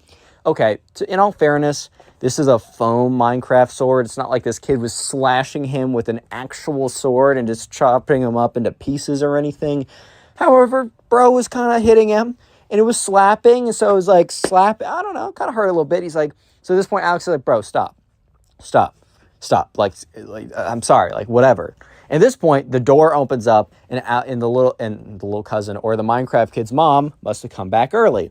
She's like, hey guys, I'm home. And she looks around. She just sees the Minecraft kid going like, you said Minecraft was fake. You will suffer. He goes, pop, pop, pop, pop, just like hitting with the Minecraft sword. And Alex, who also doesn't see that the mom is home, is like, dude, stop. And the mom walks over there and is like, Minecraft kid, first name, middle name, last name. Says his like full name or whatever. You are disrespecting your babysitter who came here very last minute just because he said your video games are real. The mom picks the Minecraft kid up by the scruff of his neck, right, and drags him upstairs and is like, you are gonna be grounded for the rest of the night. Give me that. Takes the Minecraft sword off of him. Bro, the whole time he still has that creeper helmet on. Anyways, the mom gets there early and is like, or like after putting him up there, walks down, is like, hey, I got back early. It didn't take as long as I thought it would. Thank you so much for spending spending the time that you had with him. I'm sorry he was so upset about that nonsense. My son's very impressionable. Reaches into her wallet, hands him a 20. Thank you for your time. And Alex is like, hey, a 20. Hey, all right. If you need me to come back, like, I don't know. If you're gonna be paying me 20s, then like, I might be able to show up again. Click on the video on screen right now. I know you'll enjoy it. Just click it. Do it. How's it going, everyone? I hope you're having a good day. Today we got some crazy emo kid stories that I know for a fact you will enjoy. So sit back, relax, subscribe to the channel if you're new, and let's call the first subscriber who submitted this story Hank. By the way, all these episodes are on Spotify, and they normally come out a couple hours early on Spotify, so make sure to check that out. First link in the description. Anyways, back to the story. So we're going to call the first subscriber who submitted the story Hank. And anyways, this all happened when Hank was shopping at the mall. So Hank used to always go to the mall to shop with his friends. It was just a fun place to hang out. They didn't really have a lot of other places that they could go in the town that they lived in, so the mall was probably their best bet. And sure enough, one of these days, one of Hank's friends wanted to shop at this place called Hot Topic. If you don't know, Hot Topic's a place where they have a lot of t-shirts and other kind of apparel that is very, I don't know, like fast fashion-y, brand-centric. Like, it's very much like, you'll have a lot of different brands, or kind of like, you'll find a lot of band t-shirts, a lot of kind of like, okay, so a lot of different stuffs at Hot Topic, but one kind of theme of clothing that you'll see at Hot Topic is emo style clothing, if that makes sense. So like really black clothing, edgy clothing, stuff like that. And just so you know, like I have nothing against it if you dress like that. I think it's a cool enough style. I think you're fine if you, even if you identify as like, oh, I'm emo in the way I dress or act or whatever. I don't really care. Live your life. However, as long as you don't act like the kids in these videos, especially this one, you're chill with me. But anyways, Hank just was like, okay, man, like you want to go to Hot Topic, that's fine. Hank hadn't really been in that much, so he didn't really know what to expect. So Hank was walking into, the Hot Topic, and he was looking around, and there's a whole host of people, and Hank's friend was like, all right, man, like I'm going to go to the back of the room. I know what I want. I'm going to go in their skateboard section. You can kind of just wander around here. I'll be out when I'm done. So Hank was totally fine with this, and Hank kind of like was wandering around, and he walked over to one of the t-shirt aisles, or one of the t-shirt rack aisles, and that's when he accidentally bumped into this kid. And this kid turns around. And just to paint the picture, this kid has super long black hair. He's got like black mascara on, black lipstick. He's got black painted nails. He's got a spiky collar. He's got like a black band t-shirt. He's got like long black jeans, and then those like big black stomper boots. I don't know if you know what I know, like if you know what I mean, but like those big, kind of like those big rubber black boots that are pretty popular right now. And he turns around and he's like, dude, what the heck, bro? And Hank's just like, all right, my fault. Like, I didn't mean to bump into you like that. I was just looking around and wasn't paying attention. And the emo kid's like, dude, you're like, shut up, bro. Hank's kind of just looking at him like, I don't really know what you mean. Like, I didn't do anything. Like, are you good? And the emo kid's like, bro, like, I don't need to hear that sass from you, bro. Like, I really just don't need to hear that. And Hank says once again, like, dude, I don't know what you're saying. Like, I'm sorry. I'll just go the other way. And Hank kind of turns around to de-escalate because he doesn't feel like, escalating anything. It's just not a good idea to get into fights like that. And that's when the emo kid's like, yeah, you would run. You're dressed like one of those jocks anyways. Which, like, Hank kind of turned around because he didn't know what that even means. First of all, I mean, isn't jock a positive thing? Like, I get that there's a bit of a negative connotation of like, oh, you're a dumb jock or something. But I would have thought that like jock would have meant like, oh, you're an athlete, which isn't that a good thing? Like, I'm kind of confused right now. Is that not a good thing? And Hank, kind of turns back and he's like, dude, like, why? Like, why are you like making a problem with me? I don't have a problem with you. You're kind of the one that's making this into something, because Hank really did believe like I'm not the one doing anything. It's like 100% this guy who's making it something, And the kid's just like, well, like you're just looking like a dumb jock. Oh, isn't that right, guys? And he turns around and there's two other emo kids, and they look very similar to the main emo kid, but they kind of just they're dressed slightly different, but really. I mean, it's funny how, like, I saw this on South Park, but it's funny how, like, non-conformists all dress the same. I'm just like, well, I mean, you are conforming to something, but anyways, right? So the other two kids, the other emo kids are kind of there along too, laughing. And, Hank is starting to, like, get upset by this because he doesn't really care about, like, these random kids, what they think, except, he's got three kids standing there pointing at him, laughing in his face when Hank didn't deserve it. Like, Hank was thinking, like, look, if I deserve this, if I was being, like, an absolute, like, if I was being a jerk to them, or for some reason I actually did something, sure, maybe I deserve this. But Hank's just thinking to himself, like, dude, I don't deserve this. I was literally just chilling here. I actually bumped into this kid. Like, I'm sorry about that. Like, my fault. Once again, my fault. But that's when Hank turned the tables on the emo kid. And the thing is, right, the emo kid was wearing a band t-shirt. And the thing about band t-shirts is, you don't necessarily need to know everything about some place that you rep. Like, if you wear a t-shirt that's from Starbucks and someone's like, okay, well, then name all the flavors of, like, cappuccino you can get. It doesn't have to be like that. But the thing is, a lot of people wear band t-shirts because the band t-shirts look sick, and they don't know any of the songs from the band, which, I guess is fine. But, like, at the end of the day, a lot of people will kind of pretend to know it and not actually know it. So, Hank was like, well, screw it, bro. He's like, all right, buddy. And he looks at the main emo kid, and the main emo kid looks at him back. And he's like, all right, buddy, name me 3 songs from that band. And he points to the emo kid's t-shirt. And I don't know, maybe it was like Nirvana or something. Like one of those kind of like t-shirts or whatever, which And the emo kid looks at him, and he has this kind of look of shock, this look of, oh my God, like, you caught me. Kind of the look of, like, man got caught in a trap right here type of look. And the emo kid's kind of just like, how about you name me 3 songs from this band, bro? And the emo kid turns to look back at his emo kid friends as kind of like, oh, what's their reaction to that sick burn? And they kind of just look at him blankly.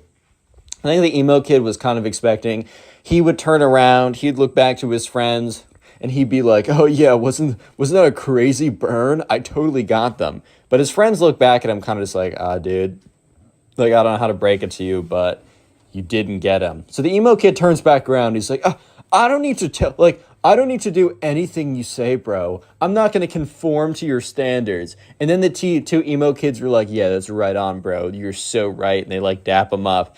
And Hank at this point he's just so done. He's just like, bro, because he realizes, like, Hank's like, you know what? I'm not going to fight with these kids. These kids are obviously a lost cause. This is not worth my time. So Hank gets up, he turns around, and he kind of says, like, whatever, man, like, go live your life. Hank turns around, starts to walk away, and that's when he feels a tug on his pants. And he turns around, and he sees the emo kid failing to pull down his pants. So basically, the emo kid couldn't, like, wanted to, like, he couldn't let Hank just leave by himself. Like, he couldn't let him just do that. So when Hank turned around and started to walk away, the emo kid, like, went to jump and try and pull down his pants to, like, pants him, to embarrass him, to, like, impress his emo kid friends and be like, oh my God, I totally owned him, dude. So at this point, like, Hank is like, dude, stop pulling down my pants, bro. And the emo kid's like, oh, sorry, I just slipped. And he's like, And his emo kid friends laugh along as well. At this point, Hank's getting really annoying. He's like, sorry, bro, like, I'm not into you like that. He's like, what? He's like, yeah, you're trying to pull down my pants. So you're telling me you're not trying to get a peek? And the emo kid's like, dude, it's not like that. I was trying to pants you. And Hank's like, yeah, you wanted to pants me so you could see my bare bottom. Did you really want to see my bare bottom that bad? And at this point, the other 2 emo kids start laughing a little bit. And the main emo kid turns around and he's like, stop laughing, it's not funny. He turns back around, he's like, dude, you don't know what you just did. And the emo kid walks up to Hank with his chest puffed out. He's like, bro, you literally don't know what you just did. You don't know who you're messing with. Okay, I don't know if he started to tear up or anything. But at the exact same time, the mall cop that happened to be, like, going around the mall to make sure that nothing's, like, happening, looks into the Hot Topic and sees basically this kid walk up to this other kid with his chest puffed out. So the mall cop outside kind of slows down walking and looks inside. And sure enough, right, Hank is like, hey, look, I'm not looking for any trouble. And the emo kid's like, yeah, that's what I thought. You're freaking scared, bro. Don't tell me otherwise. You're freaking scared. And at this point, Hank's like, dude, I'm not scared. It's not like that. I just don't want any trouble. Like, you're not worth my time. And he's like, I am worth your time. I'm worth all of your time plus some because I'm worth more than you, dude. You don't know who you're messing with. At this point, right, the emo kid was really kind of just showing his true colors and being like, I mean, kid's insecure. That's fair enough. He's trying to act all tough in front of his friends. So once again, Hank's like, he turns around and he's like, all right, man. He's like, dude, I'm just not doing this. Once again, have a good life. Hank turns around, and as Hank's turning around, the emo kid is like, in his head, he's like, I can't let this slide. So the emo kid literally raises up his hand and swings on Hank. Real quick, if you made it this far into the video, go ahead and comment emo down below. I just want to see how many people made it to the end of this video, as I do appreciate you guys. Best way to support the channel, as always, is just watch a bunch of the videos. The more watch time you give to the channel, the more we get promoted in the algorithm, and I really, really do appreciate it. Let me know in the comment section what you do while watching my videos. I genuinely want to know. Just so you know, all these episodes are on Spotify. It's in the description, the first link. Please rate us 5 stars when you have a chance. If you want to submit these stories, and please do, because, that's how I make these videos, go to my Instagram or Twitter. They're both in the description, but they're also at Connor Pugs. I got a Discord server, link in description, code ConnorPugs for 10% off gamer subs. Let's get back to the story. So Hank, remember, he turns around and Hank's like, dude, I'm not going to deal with you like that. It's not worth my time. So Hank turns around and the emo kid, who's like, I can't let Hank, like, one-up me. Like, I can't let this random kid, like, kind of like alpha me in front of my emo kid friends or whatever. So as Hank turns around, the emo kid swings on him, takes his fist. The thing is, though, the emo kid's not like a trained, I don't know, fighter or boxer or something. So obviously the emo kid doesn't make contact with Hank. Instead of making contact with Hank, the emo kid nearly misses Hank, and his like right hook goes right through a rack of clothes. The emo kid was really putting his full force into this too. Because once the emo kid misses and whiffs on Hank, the emo kid flies forward into the rack of clothes. So he basically like pushes himself into a rack of clothes, fails to swing on him. The mall cop, however, did see the emo kid try and swing on Hank, so he walks in there. Hank turns around, and he sees the emo kid on the floor in a pile of clothes, and he's just so confused on what happened. And then Hank turns around the other way to see a mall cop standing in front of him. So Hank's really confused at this moment. He's like, okay, 1 second ago, I turned away from the emo kid. And a second later, the emo kid is sitting like face first in a pile of clothes, and a mall cop is standing above me. Like, this literally makes no sense. And sure enough, the mall cop's like, hey, hold up, everyone, I gotta talk to you guys. And the two emo kids, like, from the back, like, they get scared and they literally run off. They disappear into the rest of the story. It's like, hey, you get back here. But also the mall cop didn't really care that much, because the two people that he really wanted to talk to were both Hank and the emo kid who swung on him. So the emo kid gets up. He's, like, kind of panting a little bit. He's like, and the mall cop's like, hey, I saw you swing on this kid. I know you didn't make contact, but you did try and swing on this kid. It's 100%. Like, what's going on here? The emo kid's like, dude, I was just defending myself. And at this point, Hank's like, that's not the case. This kid and I were kind of talking back and forth. He tried to pull down my pants. I made fun of him for doing that. I turned around and he tried to swing on me. At this point, right, the mall cop kind of witnessed the last 60% of this altercation. So he knows for a fact that he saw the emo kid try and pull down the pants and then have an argument. So the emo kid says, well, after I pulled down his pants, this kid tried to swing on me and I just defended myself. And the thing is, right, that was a mistake for the emo kid, because the mall cop had been watching the whole thing. So the mall cop knew for a fact that wasn't the case of what happened. So the mall cop goes on to say, like, dude, I know for a fact that's not what happened. I saw you guys kind of like bickering in the store, and I wanted to make sure that we had no like nonsense going on. Obviously, some nonsense did go on, and I watched the whole thing. I saw you try and pull down this kid's pants. He did not swing on you. I don't know what he said to you that offended you or anything, but it's very clearly that, you're the aggressor here, and I can't have that. So he's like, hey, I'm going to need you to come with me. And the emo kid's like, all right, buddy, go ahead with him. And the emo kid is like looking at Hank and kind of giving him this look of like, come on, bud, like, go ahead. He's asking for you. When in truth, the mall cop is not asking for Hank. The mall cop is asking for the emo kid. So the mall cop's like, sorry, man, you must be mistaken. I'm not asking for this guy over here, pointing to Hank. He's like, I'm asking for you. And he points at the emo kid. And the emo kid is so absolutely stunned by this revelation. He's like, at this point, the emo kid is practically speechless. The emo kid is standing there, is just like, you must have some kind of mistake or something. Like, you can't be talking about me. That's insane. Like, there's no way. Like, what do you mean? Hanks is looking at the emo kid with this bit of a smirk, and the mall cop is kind of like, come on, bud. Like, we don't want to have any trouble here. Make this nice and easy for all of us. And just come along with me. And, at this point, the emo kid is looking at Hank and kind of just giving him this look of like, this isn't over, buddy. This isn't over. And Hank is kind of just like, wow, this like a lot just went down in the last 5 minutes, because this was like no longer than like 10 minutes of an altercation. And as soon as the mall cop basically drags the emo kid away, his friend comes rushing up to him, and he's like, dude, like, I just checked out the thing I was getting, and in his hand, he had this, like, skateboard thing or whatever. He's like, dude, I just saw, like, a mall cop over here. I saw some kid getting dragged out of the store. Did you happen to see what happened? And Hank just looks at his friend and is like, did I happen to see what happened? He's like, buddy, I lived what happened. Okay, so we're going to call the subscriber for the next story Bobby. I got a little King the Hill theme going on with these names because I got Bobby and Hank. If you know, you know, and you're cool. Anyway, so Bobby was like hanging out at home one day, and one of his friends hits him up. And, Bobby, doesn't see this friend this often because they happen to be going to two different schools, even though they live relatively in the same area. They're both in high school and they're both seniors in high school. So Bobby's friend, who we're going to call Ben, actually happens to have a car at this point.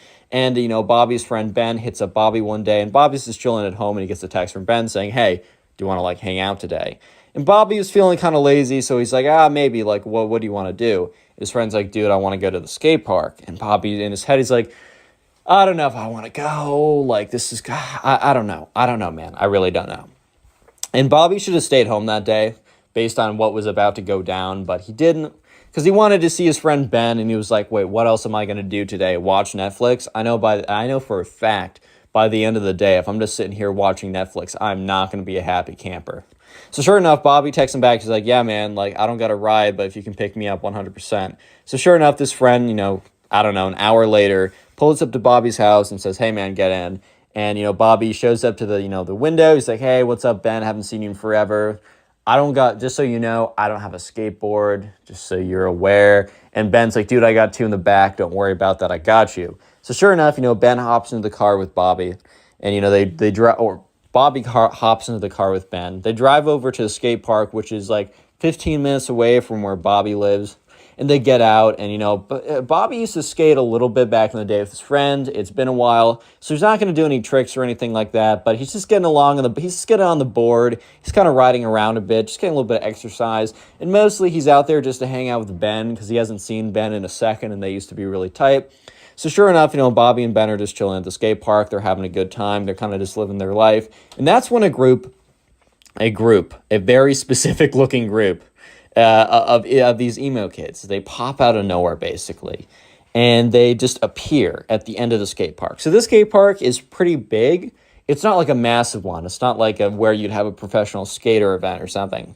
But it's a pretty big skate park. The city definitely put some a good amount of bread into making this. So sure enough, they're looking over and they see this group of kids. And this group of kids has a ringleader that's standing in front of the other two. And he's kind of dressed like the other, they're all dressed kind of like the other emo kids in the last story time. So I'm not going to go ahead and describe them. They're dressed a little bit differently, but it's all kind of the same, if you know what I mean. So sure enough, the kids are just standing at the end of the park. And it's really awkward because Bobby goes over to Ben. He's like, dude, see those kids? And Ben's like, yeah, I've just been staring at them. And Ben's like, dude, they just been looking at us for the last, and he checks his watch. He's like, dude, they just been looking at us for the last 2 minutes, bro. That's really freaking weird. And, Bobby's like, yeah, man, this is kind of weird. I don't totally know, what's the deal with all this? Do you know what's up with them? And Ben's like, dude, I don't go to this skate park. This is your skate park. And Bobby's like, yeah, I don't really skate anymore, so I don't know. Maybe this is a place they normally go to. Either way, this is kind of weird. Let's just stay on this side, and hopefully they'll stay on their side. And if they come over, hopefully they're cool. Spoiler, they're not cool. Yeah, they're the farthest thing from cool. But anyways, Bobby and Ben try and ignore these kids, as these kids literally, the thing is, these kids, they don't even have skates they don't even have a skateboard with them. And you don't need to have a skateboard to hang out at a skate park. A park is a park, and it's a cool place to just hang out with some friends. That's 100% true. However, I will say it is a little weird to show up in a group of kids or a group of a bunch of people, stand there and watch other people without saying anything to each other, without doing anything like that. I will say that itself is pretty weird. So sure enough, Bobby and Ben are just kind of standing there dude, this is really freaking weird. What's going on? And that's when they look over, and sure enough, they see the emo kids start to walk closer to them. The emo kids were just standing there for a good solid, I would say 10 minutes. And that's when the emo kids start to walk over to Bobby and Ben. And at this point, Ben turns over. He's like, dude, what is up with your neighborhood, bro? Why do you always get the weirdos? And Bobby's like, dude, it's not my fault. I don't go here this often. I don't know. And that's when the group of emo kids shows up. And there's very clearly this is going to sound weird, but an alpha one. Okay. I'm not trying to use weird alpha male terms or whatever. Oh, Connor, which one's the sigma male? Shut up if you say that in the comment section unironically, dude. Actually, shut up. But anyways, sure enough, the kind of the alpha of the pack, whatever that even means in emo pack words, is hey, you two, I need a word with you. And Bobby and Ben kind of just look at each other just oh my God, what's going on here? It's just kind of strange. Ben kind of like whispers over to Bobby like, dude, we are never going back to your park ever again. And Bobby kind of just gives him this look of like, dude, I can't control this. So sure enough, the emo kid, let's just call him the alpha emo kid. No, I can't say that for much longer. The main emo kid, King the Pack or whatever, walks up to them. He's like, bro, do you not know? And Bobby and Ben kind of look at each other, and Bobby speaks up and says, no, like knows what, like no what. And the emo kid laughs. He's like, oh, you don't know then. This is our turf, dude. And Bobby and Ben kind of look at each other, and Ben speaks up like, turf? Emo kid's like, yeah, man, you don't understand. This is our turf. And Bobby just means like, what does that even mean? And they're like, you don't want to mess with us. And one of them like legitimately pulls out like a wand. Not like a knife or something, not like actually trying to be intimidating. Like this isn't like, oh, they think they're like actually in a gang or something. This is their turf. They pull out a wand, like a freaking Harry Potter magic wand. And the main emo kid's like, bro, my boy over here knows magic. You don't want to mess with him, dude. And so Bobby and Ben kind of look at these kids, and, Ben speaks up. Ben's a little bit more brash. Ben's a little bit more, I don't know, confident is maybe the wrong word, but I'm going to use that word than confrontational, that's right. Ben's a bit more confrontational than Bobby is. So Bobby would have been fine literally just going somewhere else. It's not like there's not a lot of other places. I mean, there's not a lot of other places they could go, but it's not like Bobby's a big skater in the first place. He just wanted to hang out with Ben. And Ben literally goes up. He's like, dude, what are you going to do with that little magic wand? You're going to wave it around, put a spell on me? It's this freaking Harry Potter, dude. We don't care. You guys don't have turf. That's ridiculous. Like, look, we're not taking up the whole park. This park's massive. You guys chill over there. We'll do our thing over here. There won't be any trouble. The emo kid's like, dude, there's going to be trouble if you guys don't leave or at least pay respects. And, Ben at this point's like, the frick you mean pay respects? Like, what is that? Like, what do you even mean by that? And at this point, Bobby's starting to realize that Ben is kind of finding this amusing more than concerning. Bobby's more concerned by this just because they outnumber them like 4-2. And these emo kids definitely like aren't hitting the gym every day. But at the same time, like 4-2, it doesn't matter like how big you are. Like you're not taking them one-on-one. So like Bobby didn't want anything like that. Even if it's that emo kid smoke, he didn't want it in the first place. So sure enough, Bobby kind of looks at Ben and kind of gives him a look of like, hey, like, come on now. And Ben is like, no, I'm going with this. And Ben's like, all right, man, you know what? Put a spell on us, bro. Like, if you honestly, like, you know what? We're going to take the punishment. Put a spell on us. And the main emo kid looks at them and is like, dude, you don't want our smoke like that. You don't want us to, like, drop a spell on you like that, bro. You don't know our power. You don't totally get it. And Bobby is just looking at them. And Bobby's like kind of like completely freaked out at this point. Not that they're going to actually put a spell on him and, I don't know, curse him or something. Bobby's just so freaked out by everything going on. He just doesn't want anything to do with it. So Bobby is like, I don't know, man. How about we just like, we stay here and you go over there. And the emo kid's like, I'm not talking to you, little boy. Which like Bobby was like so taken aback by this. And Ben was like, you don't call my friend that. Come on, if you're such a big guy, little boy, and at this point, Ben says little boy back to them. If you're not such a big guy, little boy, put a spell on us. And he points to the guy in the back. And there's like a little emo kid in the back with like a little magic wand or something. The main emo kid says, you know what? Gentlemen, I don't want you guys to be seriously hurt. So I'm going to give you one more chance to leave the premises. Or my friend will put a spell on you, and you will be cursed so badly that you will not make it out of this park alive. We have magical powers that you simply don't understand. And Ben is looking at them, and Bobby is looking at them, and the emo kids are looking back. At this point, it's a classic. It's one of those classic Texas standoffs, like who's gonna shoot first, but instead of shooting, it's either staying there or shooting your magic spells through your wand or whatever. And, Ben was like, all right, no, we're staying here. Put a spell on us. Do it. And the emo kid is like, fine, you've sealed your fate. And all of them walk away. At this point, Bobby and Ben look at each other. Bobby's like, dude, those kids are weird. Like, I have no idea what's going on. Ben is like, really is your neighborhood spawning out the most NPCs in the world, dude? Like, this is crazy.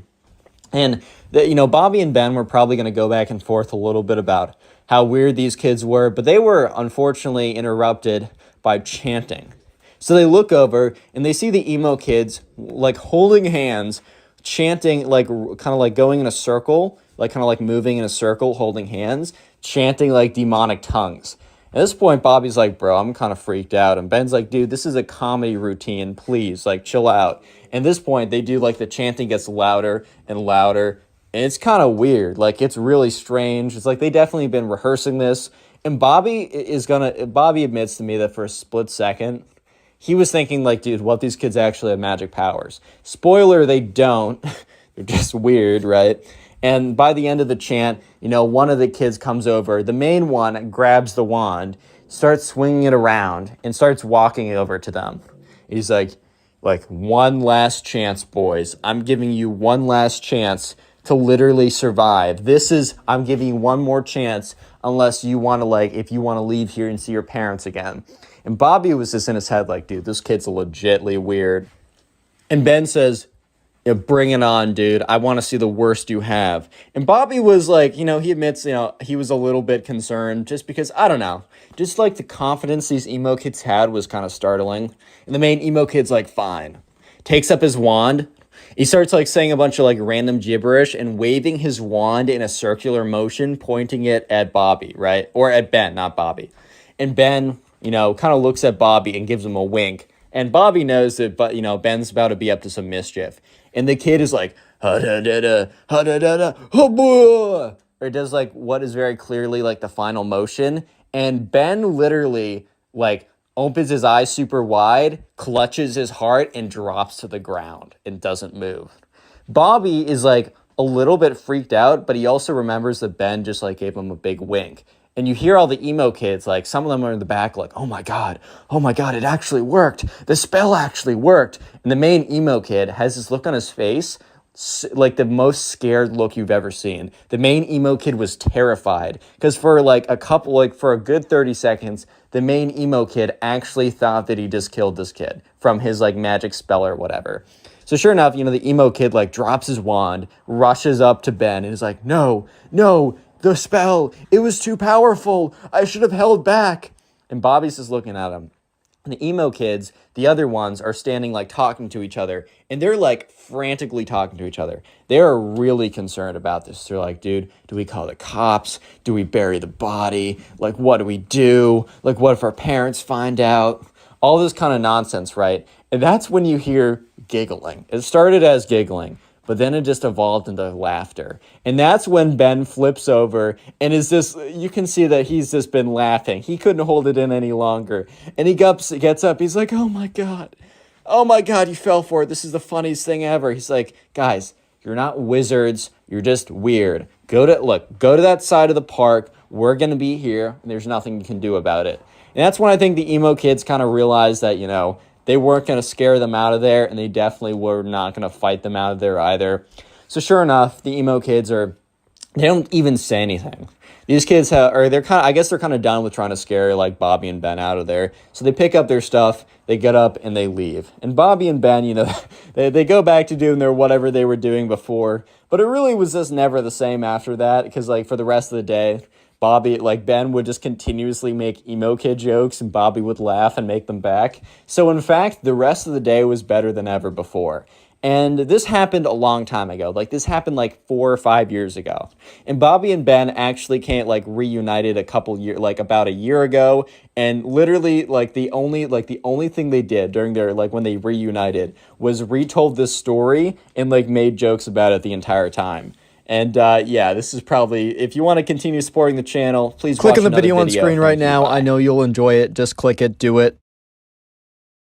How's it going, everyone? Today we have a story of one of the cringiest emo kids of all time. So sit back, relax, subscribe to the channel if you're new. We're calling today's subscriber who submitted the story Brent. So this all happened when Brent was at soccer camp. And so Brent went to the soccer camp every single year. And it just happened that this year he encountered the emo kid at soccer camp. So anyways, this was just another summer of Brent going to soccer camp. His mom dropped him off, and once again, he was pretty excited to go. Unfortunately, some of the friends he made from the year before, they didn't show up this time, so he was very proactive about finding people, meeting new people, and trying to make some new friends. So anyways, in the very beginning of soccer camp, they had kind of a get to know other people type deal.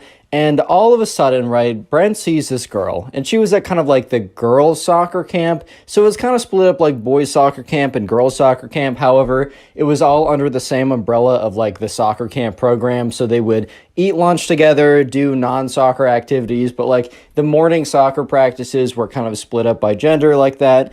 And so anyways, right away, Brent saw this girl, Emily, and he immediately kind of fell in love with her. Not actually, but was like, OMG, lol, she's cute. I'm going to try and hit. No, I'm just kidding. He's like, I don't know. He's like, he's going to soccer camp. He's not trying to hit, bro. That's crazy. But anyways, right, so she's going to be an important character later on. But for the meantime, we don't need to think about her because someone much more important comes into the picture.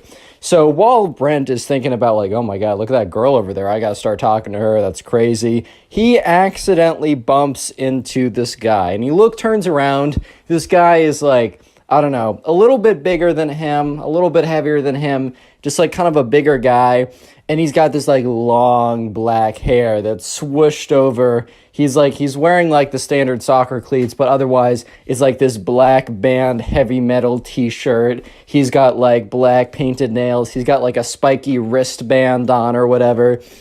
And he turns around. He's like, yo, what did you bump into me, bro? And Brent's like, oh, my fault. Like, didn't mean to do that. He's like, you don't think that I'm an alpha? Is that what you think?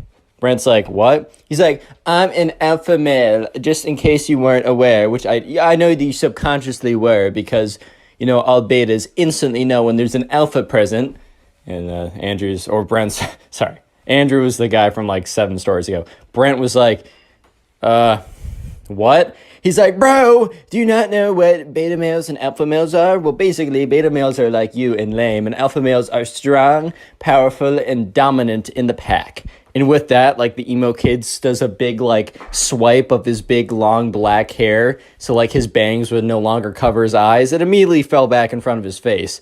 He's like, yeah, just so you know, kid, get out of my way. And the emo kid like shuffles away. And this was Brent's first interaction with the emo kid. So he's like, okay, that's cool, man. Like, okay, see you around, buddy. Bye-bye. So anyways, let's fast forward a little bit. After soccer practice in the morning, Brent was actually one of the better kids there. He was pretty good at soccer. They had lunch, and in the afternoon, they had activities such as like this, like, I don't know, like tag, capture the flag, all kind of like random camp activities. And today was capture the flag, and Brent happened to be on the same team as Emily. So immediately he goes over there. He's like, hey, how's it going? Like, my name is Brent. Emily's like, hey, like, my name's Emily. Nice to meet you. And Brent and Emily immediately hit it off.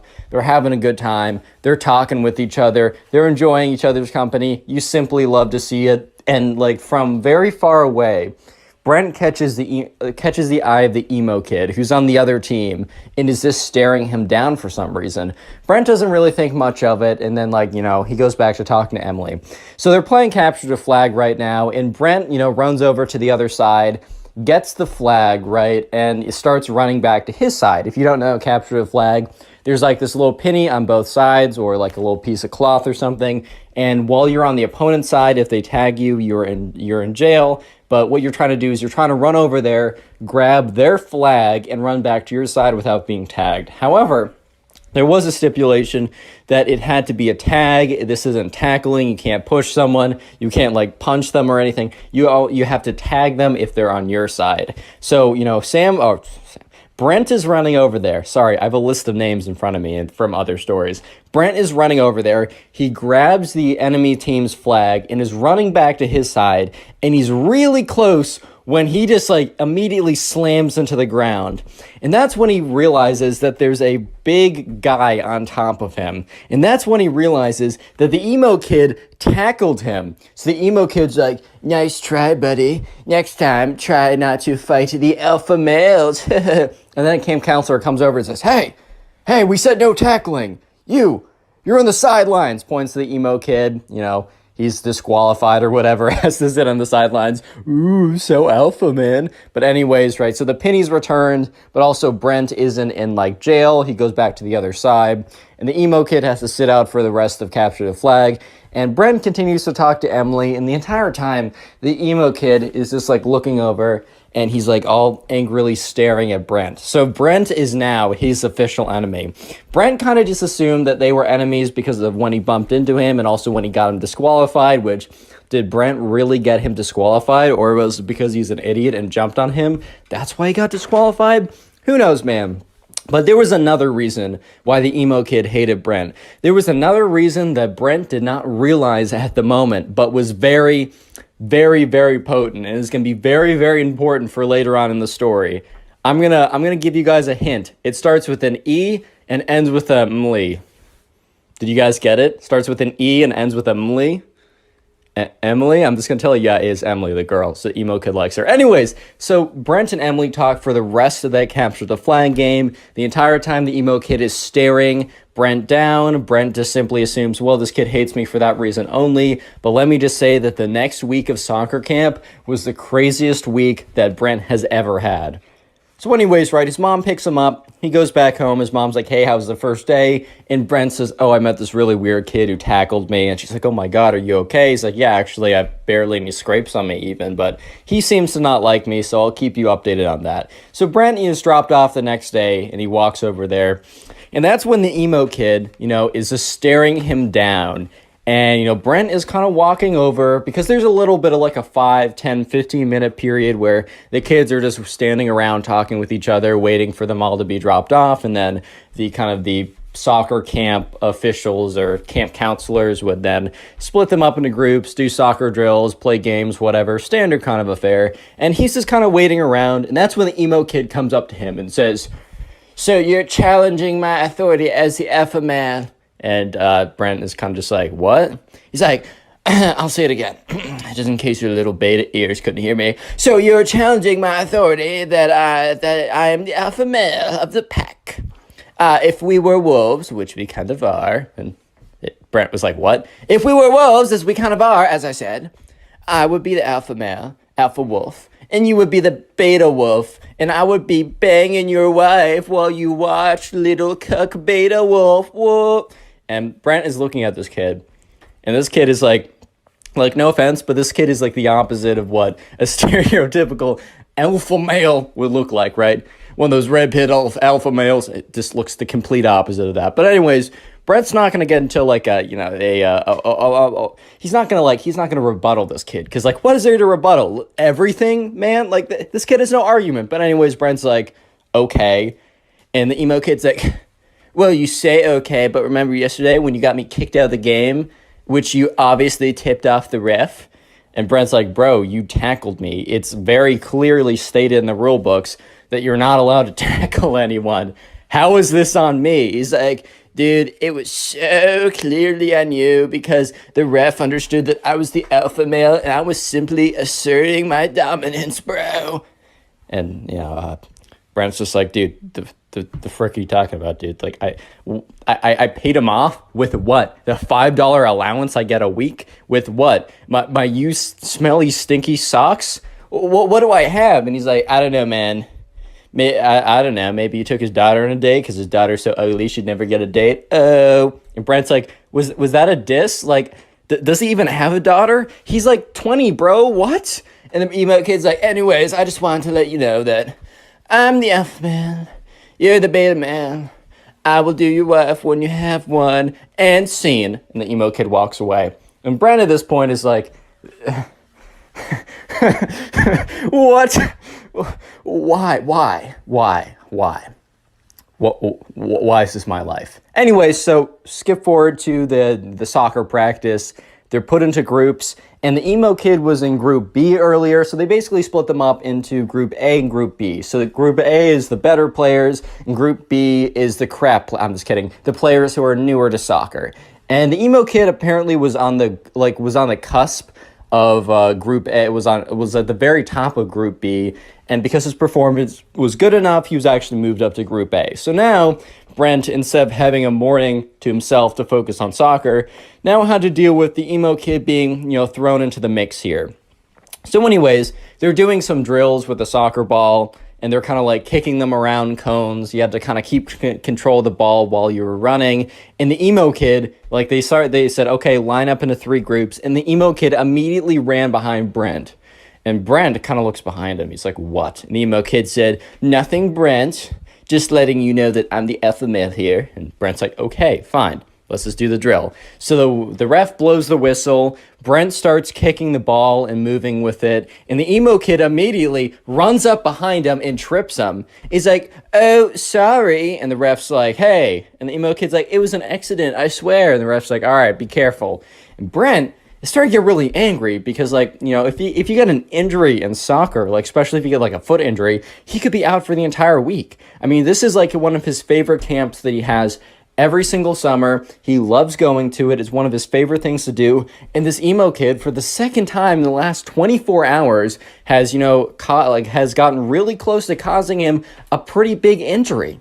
He could have jumped, he jumped on him yesterday. He ran behind him, knocking him over. What if he twisted an ankle? What if he, fractured something in his leg? It's not that hard, especially when you got a big old kid jumping on top of you every 5 minutes. It's difficult. It's not that difficult, man. So anyways, Brent, for the next activity, waits to get into line before the emo kid does, because he doesn't want to be in the same line as the emo kid. But it turns out that, everyone else lines up, and it's literally just Brent and the emo kid waiting for each other to move, because the Brent wants to go where the emo kid doesn't go, and the emo kid wants to go where Brent goes.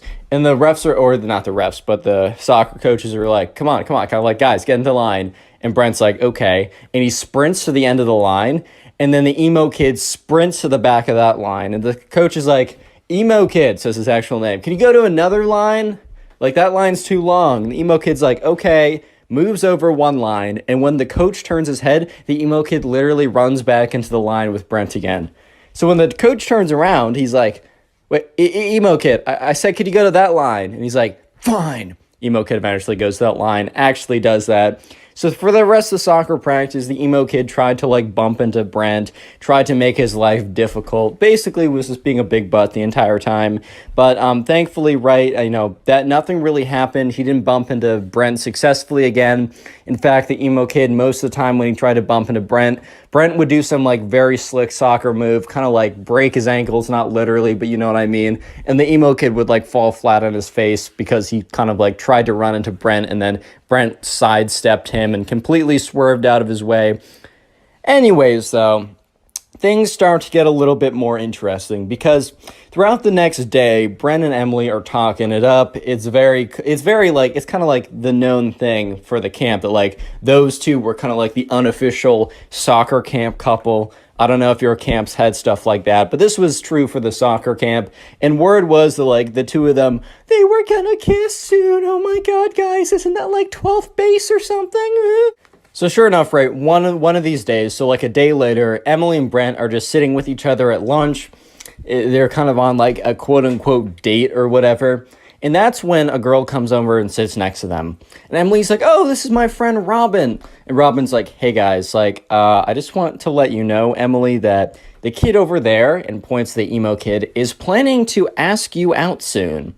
And Emily's like, dude, I don't know that kid. I've never spoken to him in my life. And Brent's like, oh my God, I know exactly who that kid is. Emily's like, what? And Brent basically tells her the story that I told you guys for the last 13 minutes.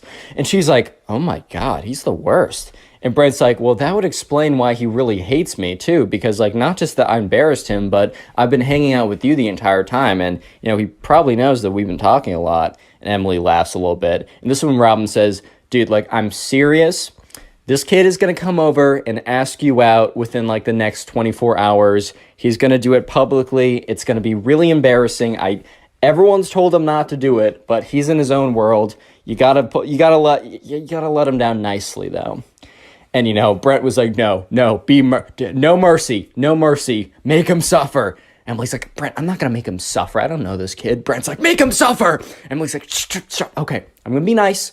When he comes over, I'm going to be firm, I'm going to be direct, but I'm going to be nice about it, I'm going to be cordial, and life is going to go back to what it was before. So sure enough, right, Brent now realizes that the emo kid has a massive crush on Emily. And Brent also starts to think about it. When Emily says no to him, and when she starts really, hanging out with me more, and when word gets around that we kiss, because we totally are, this is in Brent's head, right?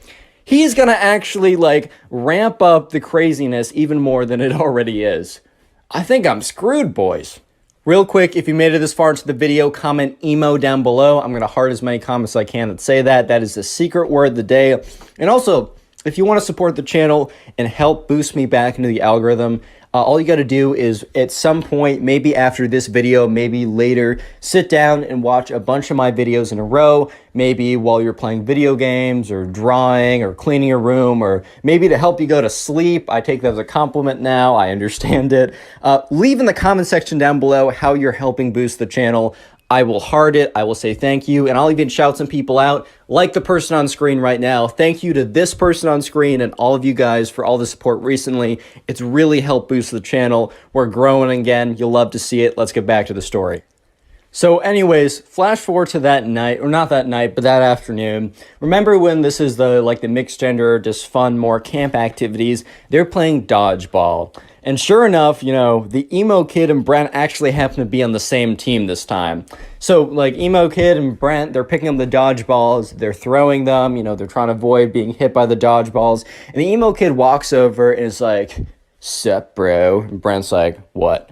Emo kid's like, "I just want to let you know that, I know that you and Emily, or you have been trying to flirt with Emily, and it's been failing horribly from my sources, at least that's what my sources said. And I just want to let you know that, I let you have your fun. I let you play like the little beta little lamb you are. But I'm actually going to come in and, as the alpha male, assert my dominance and claim what is mine. Emily shall be my girlfriend by the end of tomorrow. Mark my words, and I will watch as little tears roll down your face because you're so sad that I took your girl. Oh, little Brent, I'm so sorry." Brent's like, "Dude, she's not gonna, I've talked to her, she's gonna say no.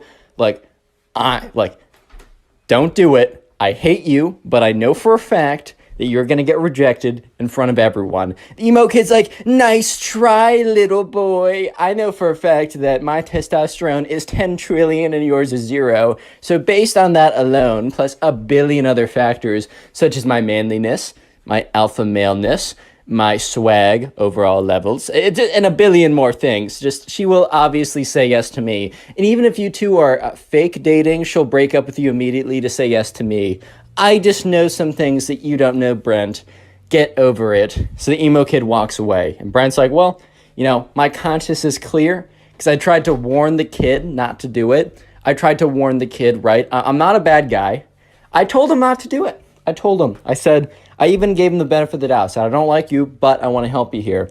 He didn't listen to me. It's not my fault, whatever happens tomorrow." Next day rolls around.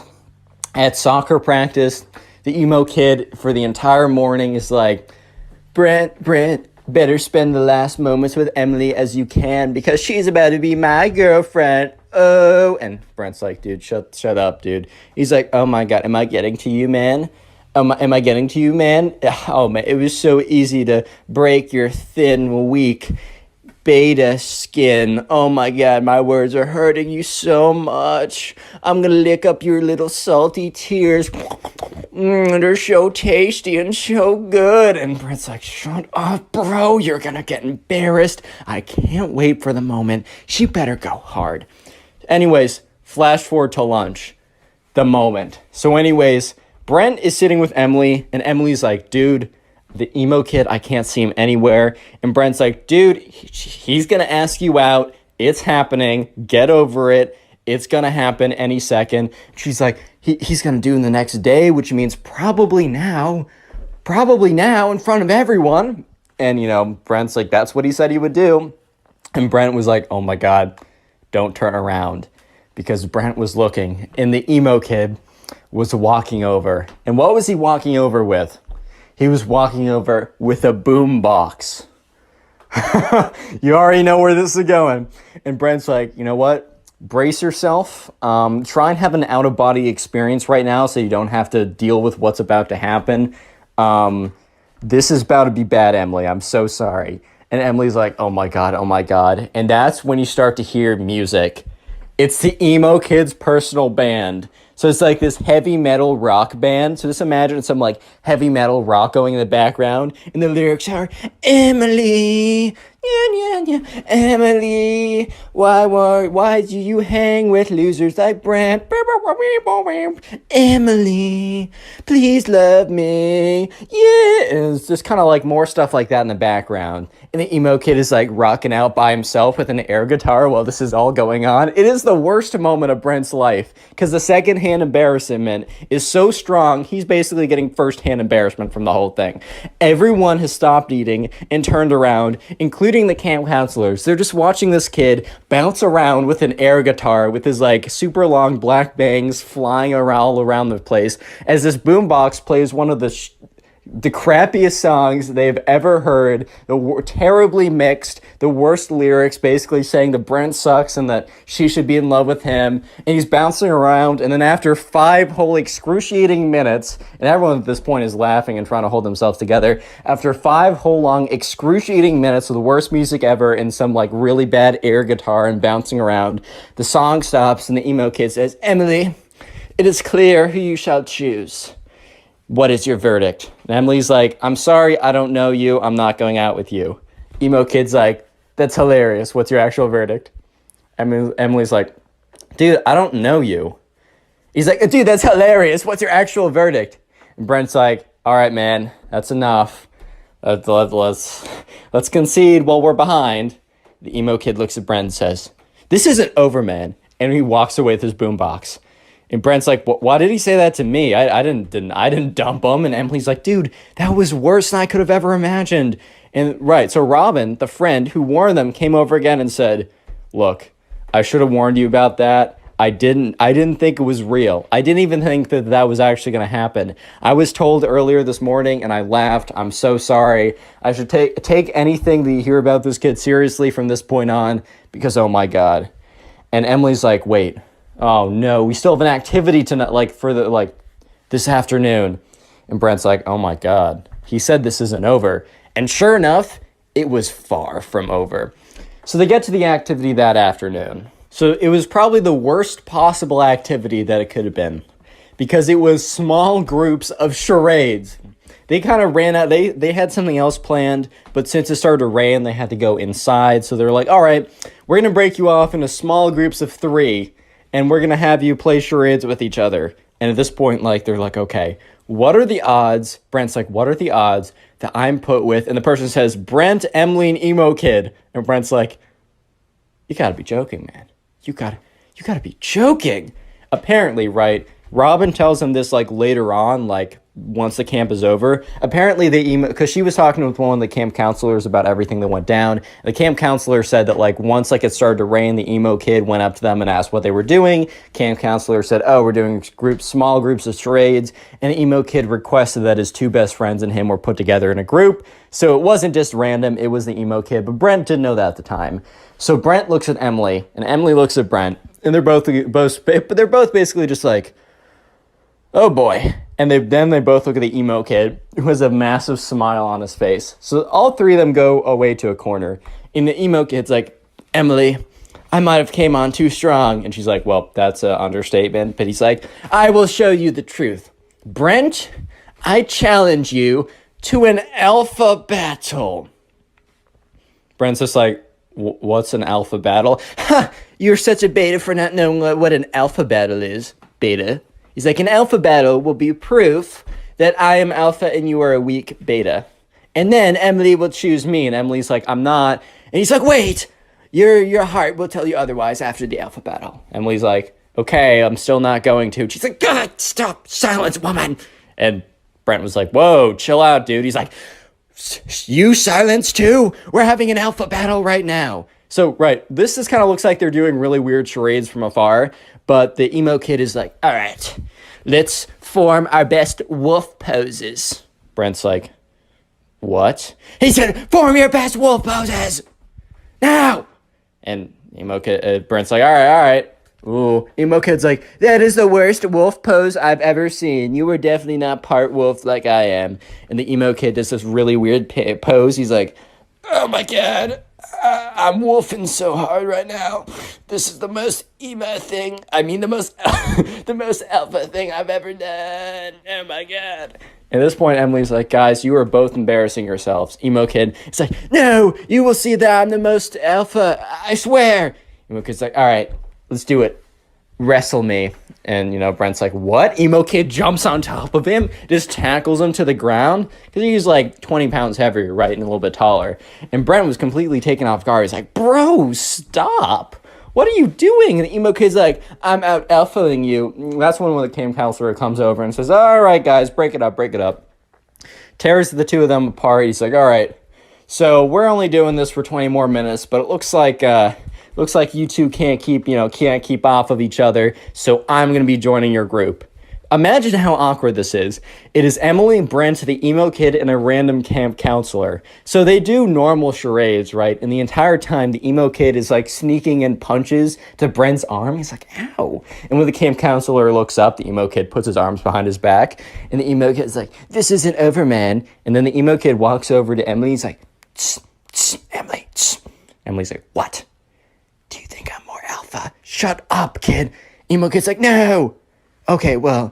Okay, I'll just be direct. Do you want to go out with me? No! And the camp counselor was like, guys, silence while I'm doing charades. And Emily's like, dude, I don't want to go out with you. How many times do I need to tell you this? Emo kid's like, but I'm definitely more alpha. She's like, that's not a real thing. So the next day rolls around. It's Thursday. And that afternoon, there's no real activity. It's just known as like the soccer dance or whatever. And during the soccer dance, there's one coveted slow song where anyone who has feelings for each other might ask for like a slow song or something. And sure enough, let's just jump to the dance because the emo kid is like being a jerk to Brent all day, but that's not anything new. And sure enough, it is the dance. And they're putting on normal songs. And Emily and Robin and Brent are all together like, dude. And Robin's like, dude, the emo kid is definitely going to try and get that slow song with you.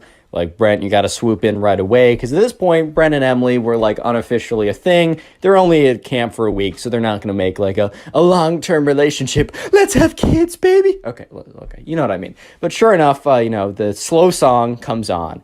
And Brent's like, oh my God. And Emily's like, quickly. And you can see the emo kid sprinting from the other side of the room. So Emily and Brent quickly like get together in the slow song, kind of like whatever. And Emily's standing there and she feels Brent being ripped off of him. And the emo kid grabs Brent, rips him off Emily and tackles him on the ground. And this is what the camp counselors are like, oh, okay, foul play. They go in, they grab the emo kid and they like run it, like they take him off. They're like, all right, buddy, this is like your third strike and you are out. So they call up the parents of the emo kid. They say, your son can't come tomorrow. He's like fighting this one kid again and again and he won't stop. And so sure enough, the emo kid was picked up, taken away, and Brent and Emily finished off with a slow song together. The next day rolls around. It is Friday. It is only a half day where basically the parents come and watch a little like soccer presentation that all the kids have done. And by the end of it, right, most people are packing up. Brent and Emily are gone. And you remember the friend Robin from the beginning? One of the camp counselors and Robin were like friends or whatever, or like friendly. And the camp counselor's like, do you happen to know about that like emo looking kid? Like, do you happen to know what was up with him? And Robin's like, do I have a story? Click on the video on screen right now. You? I know you'll enjoy it. Just click it. Do it. Leave a like on this video and I'll actually give you nothing at all. No, but what's up, guys? Welcome back to a brand new story. And just imagine you're chilling with your girlfriend. Life is awesome. You stare into her eyes lovingly, and then all of a sudden this emo kid walks in and says that you must fight him to the death to decide who gets your girlfriend. And at that moment, you seriously just sit there and question your life choices. That is the story I'll be telling today. So sit back, relax, subscribe if you're new, and let's just jump right into this story. So we're going to call a subscriber who submitted the story James. So anyways, there's a kid in James's class who we're going to call the emo kid. He kept to himself. He wore crazy makeup and the dark clothing and whatever. And honestly, it doesn't really matter what you wear. But he was also extremely melodramatic. Like, he would come in and he'd be like, Society doesn't understand me. No one gets me. I'll never fit in. He was kind of like one of those kids that kind of just like would say this stuff and then would be like, why do I not have friends? I'm just a melodramatic freak all the time, which, I mean, I was pretty weird in middle school, so like I can't really speak. But then again, hey man. Anyways, so there's also a girl in, I don't know, I'll just call her like, we'll just call her Kate, right? It's name of my friend back home. So anyways, James and the emo kid, unfortunately, had to cross paths because they both had a thing for this girl. And this Friday, right? So this story all starts like this weekend, or not this weekend, we'll say starts on Monday. And this Friday, remember, not actually this Friday, I mean this Friday in the story, was going to be the school dance. And the whole thing was like whoever got the slow dance with this girl was basically going to like, so the thing at James's school is if you slow danced with a girl, you were basically dating her at this point. You guys were practically in love at that point. So it was a pretty big deal who was going to get the slow dance. And it was the emo kid versus James. And this became very public knowledge. Like the emo kid was telling everyone that he was going to 100% get the slow dance.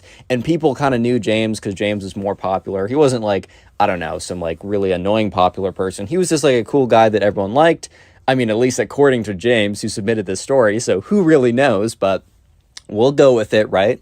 So everyone kind of knew that both the emo kid and James were both fighting for this girl, Kate. And Kate made it pretty clear that, you know, she was not going to say yes to the emo kid. Like, sorry, unlucky. Life just works out like that. But she was considering saying yes to James. She was kind of just keeping... the truth was that she was going to say yes to James if he asked. However, she just wanted to keep him kind of like on his toes and questioning or whatever, right? So, yeah, throughout that whole week, the emo kid and James, they weren't like in a fight with each other, but they were kind of like rivals in a sense, even though they never had any direct confrontation. And let's just skip ahead to that Friday. It was the day of the school dance. It was emo kid versus James. So anyways, at this point, you know, the emo kid is like, you know, he's kind of like, he's standing in the corner at the dance, right? Look, I was pretty awkward in high school and middle school when it came to those big dances. But to be fair, everyone else was as well. But the emo kid was kind of taking it to a whole different level. He literally was like slouched in the corner of the room. His like long black hair kind of like down. Almost like, you know, that scene from The Ring with that like the girl who comes out of the TV. He was kind of looking like that chick for a second. So he was definitely not helping himself out in this situation. And at this point, James and his boys were kind of standing like together, whatever. They were dancing to, I don't know. I don't freaking know what they play at high school dances. Maybe some Whip Nene by Silento. Yeah, I don't know, man. It's a middle school dance, bro. I don't know how this works. But anyways, they're kind of waiting for the slow song to come on. Maybe some, I don't know, some like song by Adele or something like that. Like dude, I always try and like say lines from songs during these stories and I just blank every single time. But anyways, yeah, so they're all kind of waiting around there, and it was, eventually, the slow dance song came on. And remember, you might be thinking, oh man, who cares? It's just like a slow song. No. What you have to understand is the slow song meant everything to these kids. Like the slow song, basically, if you had a slow song with some girl, because remember, they were in middle school. This was like 7th, 8th grade. So probably the farthest you ever went with a girl was like slow dancing or maybe holding her hand if you were like crazy, because, you know, if you hold a girl's hand for too long, there is a chance you get her pregnant. So definitely not misinformation from the Connor Pugs channel. But anyways, slow dance was a really big deal. And all of a sudden, the song comes on. And the thing was, right, the emo kid was too busy kind of like sulking about society in the corner of the room to react quick enough. So James was like, all right, bro, like that guy's playing himself. I'm going to go in. So James very quickly goes in. And boom, he gets there, goes up. He's like, hey, like, Kate, like, can I have this dance? And she very happily says yes. Because she said, like, oh, I don't know if I'll say yes. She knew. She was bluffing the whole time. And James kind of felt pretty confident about it. And even though she said, I don't know, he was pretty confident because her friends were like, yeah, dude, she's totally bluffing. Like, I hate to expose my friend like that, but she definitely has a thing for you. You're chilling. You're in the green. So anyways, James goes in. He feels pretty good about the whole thing. But let me just say that the emo kid eventually looks up and then he sees this. And the emo kid is not having it. So he does something pretty insane. So strap in and definitely prepare for the cringe. If you have your cringe seatbelt unbuckled, I'm actually going to fine you for your own safety.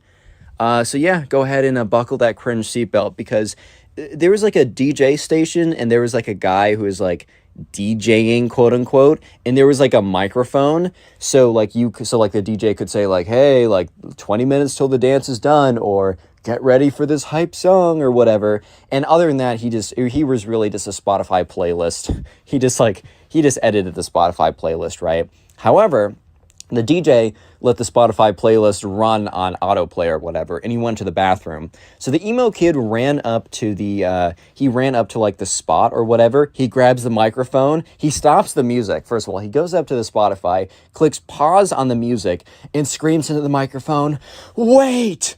And everybody turns around. Everybody turns around and they look at this kid. And they're all kind of like looking at this emo kid who's standing at the front of the room with like the microphone. He picks it up. He's like, "Kate, no!" So at this point, everyone's kind of looking at this kid like, oh my God. Because they all knew that like he wanted to have the dance with Kate, but like James obviously got it. So they were like, that's tough, man. Like life sometimes doesn't work out the way you want it to. Like that's just unfortunate how that goes. However, he goes up there and he goes in the microphone, like he says, "Wait!" And everyone turns around. The music is off. He's like, "Kate, may I have this dance?"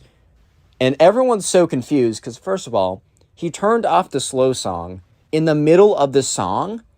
And also, she was already dancing with someone.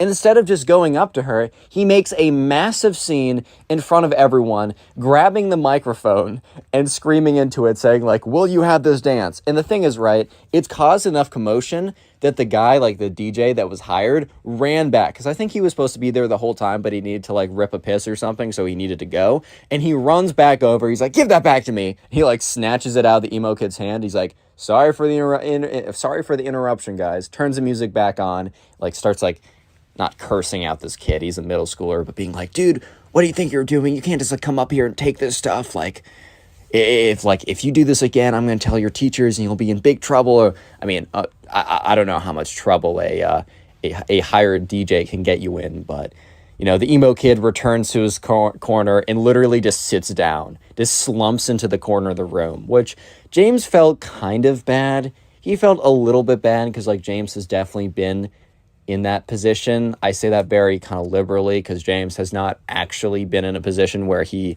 grabs the microphone at the school dance, stops the music, and asks the girl out unsuccessfully. He hasn't specifically been there, but he's definitely been in a situation where it just hasn't gone his way. So he feels bad, man.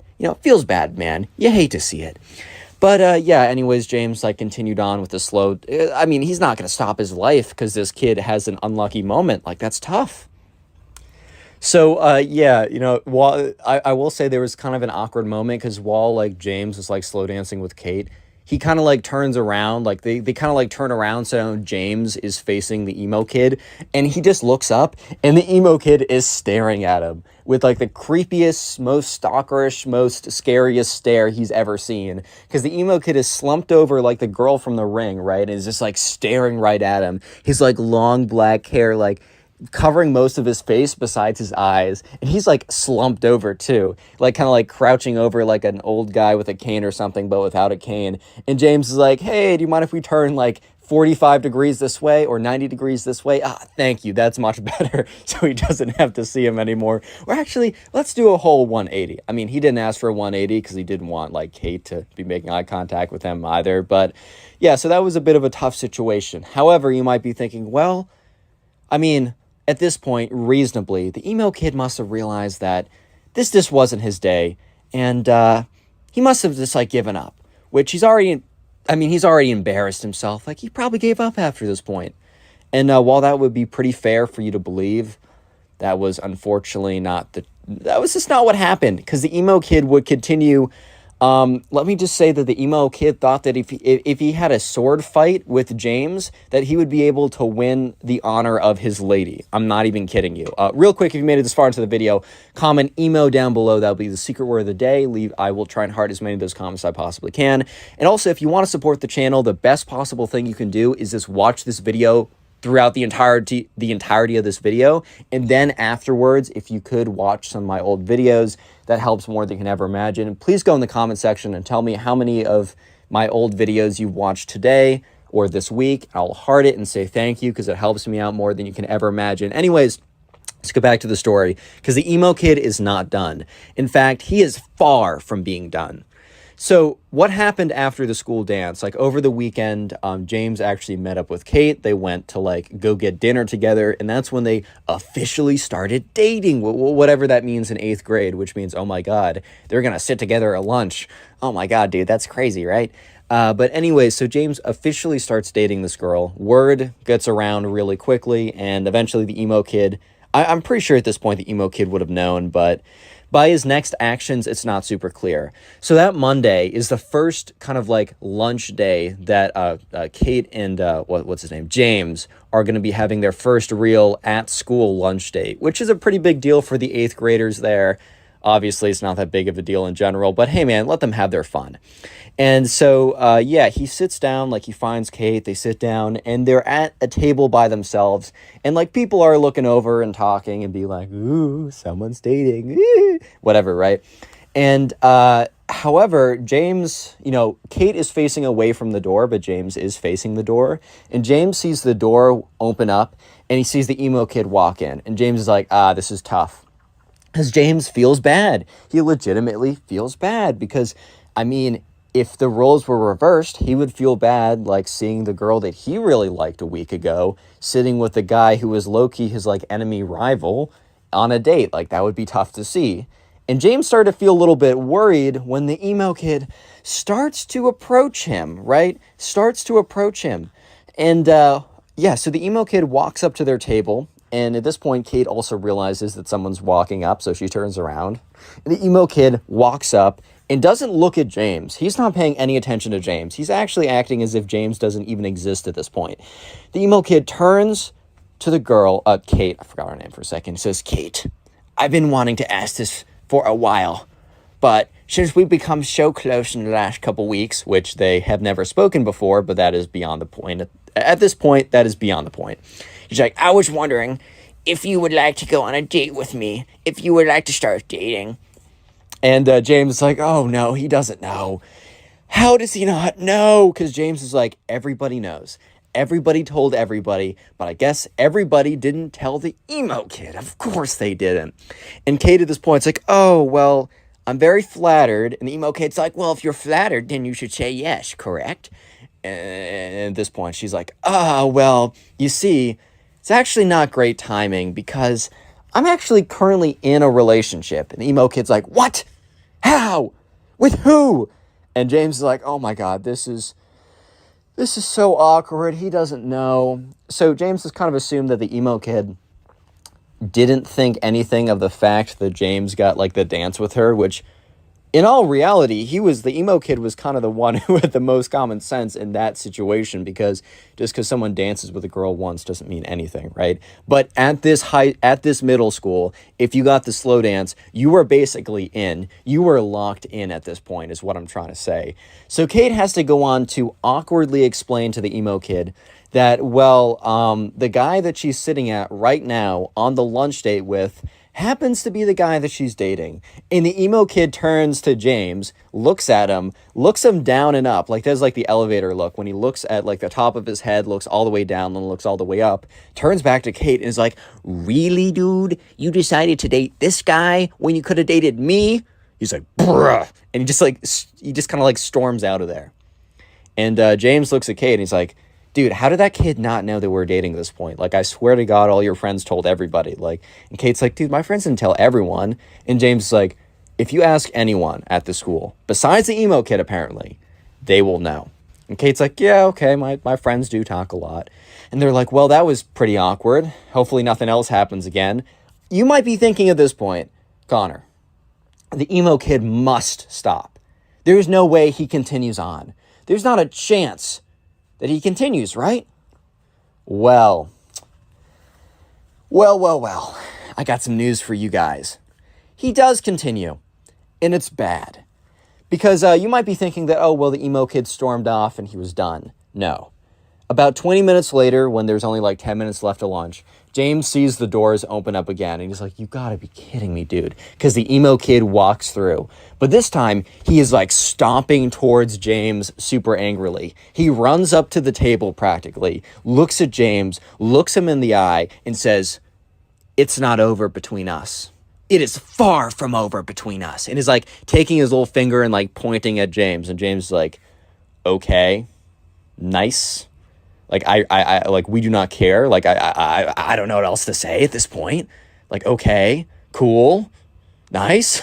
Like, okay, what do you want me to say? And the emo kid after that is like, you better watch yourself. It's about to get bad. He like storms out of there. And, you know, at this point, James is like, okay, well, I guess that answers my question. So the next day at lunch is where things get really, really, really crazy. So he's sitting there with Kate on his second date. James is enjoying himself. He's having a good time with Kate. They're enjoying each other's presence. They're doing well. I mean, they're kind of clicking, so things might continue on, right? And that's when the emo kid walks in, and he's carrying like two sticks, like two pretty good sized sticks that he probably found in the backyard of the school. So in the backyard of the school, there's like a mini forest, nothing too crazy, but there's like a pretty big forest back there. And the emo kid must have gone back there and like found two decent sized sticks. He walks into the cafeteria with one stick in one hand and one stick in the other. And James is just looking at him. And he's like, he kind of says like to Kate, he's like, oh, okay, we got trouble. Kate turns around, looks at it, and it's just like, turns back around and is like, what? And James is like, yeah, I have no idea what's happening, but I guess we're about to see. So the emo kid walks up to the table, like kind of like waddles his way up. And he's like, you. And he like hands the stick to James. And James is like, like, I need a little explanation. What do you want me to do with this? Like, it's not super clear. The emo kid's like, you and I will have a sword battle, and whoever wins the sword battle will have the will win the honor of your lady, and will. At this point, like Kate's like, what? And James is like, dude, what are you saying? He's like, fight me to the death. The winner gets your girl. And James is like, no. And the emo kid's like, oh, so you're scared of me then? You know that you're gonna lose, and that's why you don't want to do it. And James is like, well, I'm not convinced I'm going to lose. I mean, I'm not an expert at random stick fighting or whatever, but at the same time, why would I want to even engage? Like, why would I even want to do it? And the emo kid's like, well, I mean, for the sake of your honor, bro, like, do you really want to be known as the guy who chickened out because he's a chicken? And James is like, well, I mean, I don't really care, but I also don't want to be known as the guy who went on, who during the dance last Friday, grabbed the DJ's microphone and like stopped the music to like ask out a girl who was very clearly in the middle of dancing with someone else, and then come into school the next day super angry with a bunch of sticks and try and like fight some guy to get the girl that already obviously said no to him twice. At this point, the emo kid's like, so what you're saying is that you're too scared to fight me, and because you know you'll lose. James is like, dude, we're going in circles right now. I'm not fighting you. I'm not having a sword fight to the death. Like, okay, I'm just not doing that. At this point, the emo kid's like, fine. Well, you're about to see me in my final form, where I am the most powerful. And James is like, okay. Like, word. And then the emo kid reaches up to James and rips out like a strand of his hair. And James is like, dude, like, that hurt. Like, why would you do that? And the emo kid's like, I need that for my wizardly spells. And he like laughs really awkwardly and like shuffles out of there. And James turns to Kate. He's like, dude, like, what life choice did I make to get myself to this position? Like, what did I do wrong? Like, what choices did I make that got me here? And Kate's like, I don't know. Like, this is kind of tough. He's like, yes, why me? Like, why? Why? Like, you just came up to me with a bunch of sticks and says, I want to fight you, right? And then all of a sudden, you know, he just, like, pulls a piece of hair. Like, what? Huh? Bro? I just don't know. I just don't know what to do at this point. And Kate's like, yeah, I don't know. But, like, I think eventually he'll just get bored of whatever he's doing and give up. So anyways, next day, it is lunch once again, and James comes in and he finds Kate, and he's almost like they sit down, and he's almost like he's really stiff. He's like not talking that much, and Kate's like, "Are you good? Like, is everything okay?" And James is like, "Dude, it's not you. It's just the email. I just don't know what that kid's gonna do today. Like, I'm not trying to lose any more hair. Like that really hurt last night. Like, I was starting to bleed from my scalp where he pulled me. Like, that was ridiculous." And, you know, Kate's like, "Yeah, that kid's pretty weird. Like, sorry you have to go through with that." And speak of the devil, dude, because at that point, the emo kid walks in. And at this point, he has a backpack on, and he has a smaller stick, and he has a stick in his hand, a smaller one, and a spirit Halloween wizard hat on. and James is like, "You gotta be kidding me, bro." Like, you gotta be kidding me. And at this point, Kate's like, "What?" She turns around and she's like, "Oh my God." And the emo kid walks up and he's like, "Ha ha ha, like, this is where you made your mistake, James. This is where you made your last mistake." And he walks out and he sits next, and he like stands up next to them. He reaches into his backpack or whatever. He takes out a piece of chalk. He takes out a plastic bag that has a hair in it, presumably, James's hair. And he also has like a candle set and a lighter. And he sits down on their he like sits down next to them, and so they had concrete floors in the lunchroom. So next to them, he draws like a pentagram, puts a bunch of like candles around like the pentagram, takes James's hair, puts it in the middle, lights all the candles. At this point, like, this is taking like 2 minutes to do. Kate and James are just sitting there looking at him, completely aghast. Like, what is this kid? What is this kid on? Like, whatever he's on, dude, like, maybe get me some of that. Oh my God. No, but they were just like, I mean, what are you supposed to do? What are you supposed to say? So eventually the emo kid has his whole, I don't know, his magic setup is all done, or whatever you want to call it. And he starts lighting all the candles. He's like, "James, this is your last chance. Give me your girlfriend and I won't put a spell on you." And James is like, "Dude, what do you mean give me my girlfriend? Like, it's like a mutual choice to be like girlfriend and boyfriend. Like, you're acting as if this is like the 1600s or something, and like the wife is the property of the husband, bro. Like, what are you talking about?" And, you know, he's like, "One more chance, bro. I'm about to put a crazy spell on you if you don't give me your girlfriend." And this is when Kate speaks up and is like, "Dude, like, even if he said that he was going to give me to you, I'm not going to be your boyfriend. Like, I'm not going to be your girlfriend, dude." And the emo kid's like, "Well, I'm going to put a spell on you too, dude, if you don't become my..." He literally threatens Kate, and he's like, "Oh, if you don't become my girlfriend, I'm going to put a spell on you as well," which... Okay, I might not be the smoothest individual. I might not be, I don't know, the one that has the greatest pickup lines of all time. My Tinder one's pretty funny. I did steal it from my friend, but maybe I'll 5,000 likes and I'll reveal it, because it's pretty funny, but it's also a little embarrassing. But here's one thing I do know. There's a very decent chance that if you threaten to cast a spell on a woman if she doesn't become your girlfriend, she's probably, not 100%, but probably not gonna become your girlfriend. I know I might be going out on a crazy limb right now, and you guys might completely disagree, and maybe you found your wife of 10 years who loves you very much from threatening her with magical spells. I just don't think that's a great way to do it. So eventually the emo kid finishes up, and then he lights the hair in the middle, and then he takes his magic wand, waves it around, and just starts saying a bunch of nonsense. And at this point, the entire cafeteria is just like looking. They've almost like circled around it like it was a school fight or something. They've circled around it and they're just like, "What the frick, bro? Like, oh my God, like, what's going on right now?" And eventually the emo kid like points his magic wand at James and is like, "Ooga booga," or I don't know. He's just saying some nonsense. And literally 15 seconds of pure silence happened. And then very clearly nothing happens. And he's like, "I'm going to give you one more chance. I'm going to count to 3. If you don't, you're going to explode because of my spells." And James is like, I think I'm going to take the risk. He's like, 3? I'm going to give you one more chance, bro. Like, I'm going to give you one more chance.